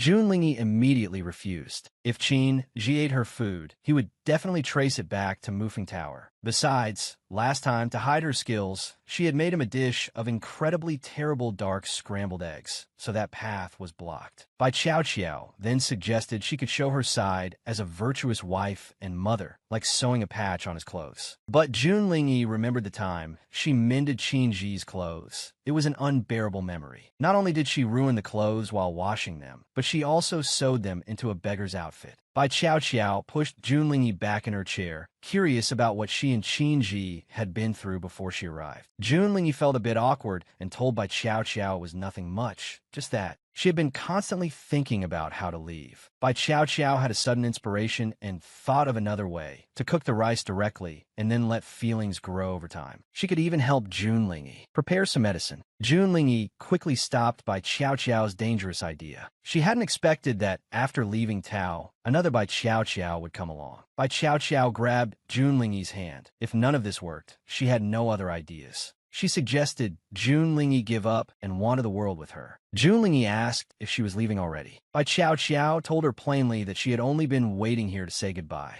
Junlingyi was a bit reluctant. She had thought Bai Qiao could stay for a few more days. But there was someone in the capital Bai Qiao didn't want to see, so she couldn't return with Junlingyi. Leaving sooner or later was the same. Before leaving, Bai Qiao asked Junlingyi to see her off. In the snow, Bai Qiao got on a carriage and told Junlingyi that if she and Qin really worked out, she must send word, and she would come immediately. Junlingyi blushed and told her to just go. As Bai Qiao drove away, she didn't forget to remind Junlingyi to strip off and get in a bed to let feelings grow. Junlingyi was just about to catch her breath. when Chun Zhongying's voice came from behind. He then approached her. His hand was about to touch Jun Lingyi's cheek, but luckily she dodged quickly. Chun Zhongying actually felt that Jun Lingyi was more attractive than his own sister, but at the moment, she was in her male identity. Jun Lingyi wondered if Chun Zhongying had realized she was a woman. She then grabbed Chun Zhongying's hand, pushed him away forcefully, and told him that although she was a bit short, she was a real man. She hoped he wouldn't get it wrong. She didn't want to get involved in anything twisted with him and told him to find someone else. She then quickly left. However, Chun Zhongying had overheard her conversation with Bai Qiao Qiao and asked what Bai Qiao Qiao meant by getting into bed. Jun Lingyi stopped and told Chun Zhongying that those words meant she wanted to sleep with his sister. She then turned and left. Back at the inn, Jun Lingyi cheered herself up and knocked on Qin Ji's door. Qin Ji opened it and asked what was wrong. She didn't notice Chun Zhongying walking over from the side. Tense and stiff, she said nothing and went straight into the room, closing the door. Chun Zhongying's voice came from outside. He told Jun Lingyi that she had dropped something earlier and he was here to return it. In response, Jun Lingyi pulled Qin Ji and ran to the bed. She pushed Qin Ji down and pressed herself on top of him, telling him not to speak. Chun Zhongying entered the room uninvited. Jun Lingyi, in a harsh tone, told Chun Zhongying to put the item on the table and get lost and not to disturb her good time. She then pulled up the quilt to cover herself and Qin Ji, saying some crude things. Chun Zhongying put the item on the table and left. Jun Lingyi breathed a sigh of relief. She had finally fooled him. The next second, Qin Ji flipped over and pinned Jun Lingyi down, asking how she planned to treat him well. Jun Lingyi had miscalculated. She had been so focused on guarding against that fox Chun Zhongying that she forgot there was a teddy right in front of her. She held Qin Ji back and told him she had been forced to do that to avoid Chun Zhongying. Qin Ji sat up and asked what was going on. Jun Lingyi suspected Chun Zhongying had realized she was a woman, probably because her act as a man wasn't convincing enough. She then looked at Qin Ji with anticipation and told him she had come to him because she wanted him to teach her how to be a man, specifically a man like Lord Lu. Qin Ji was curious why she wanted to be like Lu Weichun. Jun Lingyi thought to herself, because if I'm like Lu Weichun, you'll probably like me. But out loud, she flattered him, saying it was because Lu Weichun was talented, handsome, and elegant. Qin Ji agreed to teach her, but she had to stay by his side and learn from his every move. Starting tonight, Jun Lingyi wondered if she even had to learn how to sleep. What was there to learn? Was she supposed to learn how Qin Ji hugs people in his sleep? But that night, Jun Lingyi still stayed in Qin Ji's room. She called out his name, but there was no response. Thinking he was asleep, she was suddenly pulled into a hug by him. Losing her balance, she fell onto Qin Ji. Her lips touched his. She thought to herself that she wasn't trying to take advantage of him. It was his own fault for hugging her randomly. She tried to lift herself up, but Qin Ji pressed her back down. Qin Ji was somewhat jealous that even Lu Weichun could get a compliment from her. When would she finally have eyes for him? Meanwhile, Jun Lingyi was thinking, could the person Qin Ji was kissing in his dreams be Lu Weichun? She really wanted to take Lu Weichun's place in Qin Ji's heart. Over at Lu Weichun's place, he kept sneezing. He hugged himself piteously. Winter had arrived, and it was truly too cold. If only there was someone by his side, perhaps he wouldn't feel so cold. The next afternoon, Qin Ji taught Jun Lingyi how to eat with chopsticks. Jun Lingyi felt a bit helpless. Perhaps she didn't need to learn how to eat. She'd rather learn something else, like how to flirt with girls. But Qin Ji told her he didn't know how. Yuni Lingji remembered Qin Ji was bent. So she changed her tune and said flirting with men would work too. Qin Ji became very alert. He asked her who she wanted to flirt with. Jun Lingyi told him she wanted to know how to flirt with a man as noble, elegant, and refined as the prince. Hearing this, Qin Ji was delighted. He touched her cheek and told her she didn't need to flirt. He would always be there. Jun Lingyi then grabbed his hand and told him he didn't need to know how to flirt with girls as long as she was there. Qin Ji froze, his heart beating uncontrollably. However, Jun Lingyi looked at him with a grin and asked how her acting was. Qin Ji tapped her on the head and told her to hurry up and eat. Diyu arrived at the door and reported to Qin Ji. Lu Yonda was dead, killed by a sword wound, a single stroke to the throat. A handkerchief had been left on his body. He opened the handkerchief to show it to Qin Ji. Qin Ji took it and told Diyu to withdraw. Qin Ji asked Jun Lingyi why she wasn't at all surprised to see that Ghost Valley Shah had killed Lu Yonda. While eating, Jun Lingyi told him nonchalantly that Lu Yonda was responsible for such a massive blood case, but was being protected by Chun Zhongying. Since he hadn't been executed, It wasn't strange for Ghost Valley Shah, who always punished evil and promoted good, to kill him. She then told Qin-ji to hurry up and eat and stop thinking about it. Qin-ji put down the handkerchief and followed her advice. That night, Junlingi called out to him, but he didn't respond. So, Junlingi got out of bed and picked up the handkerchief from the table. She poured a liquid onto it, and the words "Midnight" at Yusha Pavilion appeared. Junlingi dried the handkerchief until it was clean and then disappeared. She arrived at Yusha Pavilion as agreed and saw her senior martial brother, Jiang Shuyao, in the pavilion. He asked her why she had come to Yinhua City. Junlingi told him someone had forged his handwriting to frame him, and Prince Pingxi had come to investigate. Worried he would be in danger, she had followed along. He asked if Prince Pingxi was the man she had married. After getting an affirmative answer, he looked at the newcomer behind her and asked if that was the man. Junlingi turned around. Qin-ji was walking toward them with a sword. Jiang Shuyao also drew his sword, wanting to kill Qin-ji for her. Without a word, the two of them began to fight. For a while, they were evenly matched. Yunling Hu and Ombrelle tried to stop them, but it was sliced to pieces. Thus, she had no choice but to stand between them to get them to stop. As expected, seeing Junlingi, both of them stopped their movements simultaneously. Seeing his sword thrusting toward Qin-ji, Junlingi shielded Qin-ji with her body. Jiang Shuyao asked her if she didn't want him dead. Junlingi's gaze was firm. She didn't want Qin-ji to die. However, her senior martial brother needed a reason. Yunlingi lo teas, finding it a bit difficult to speak.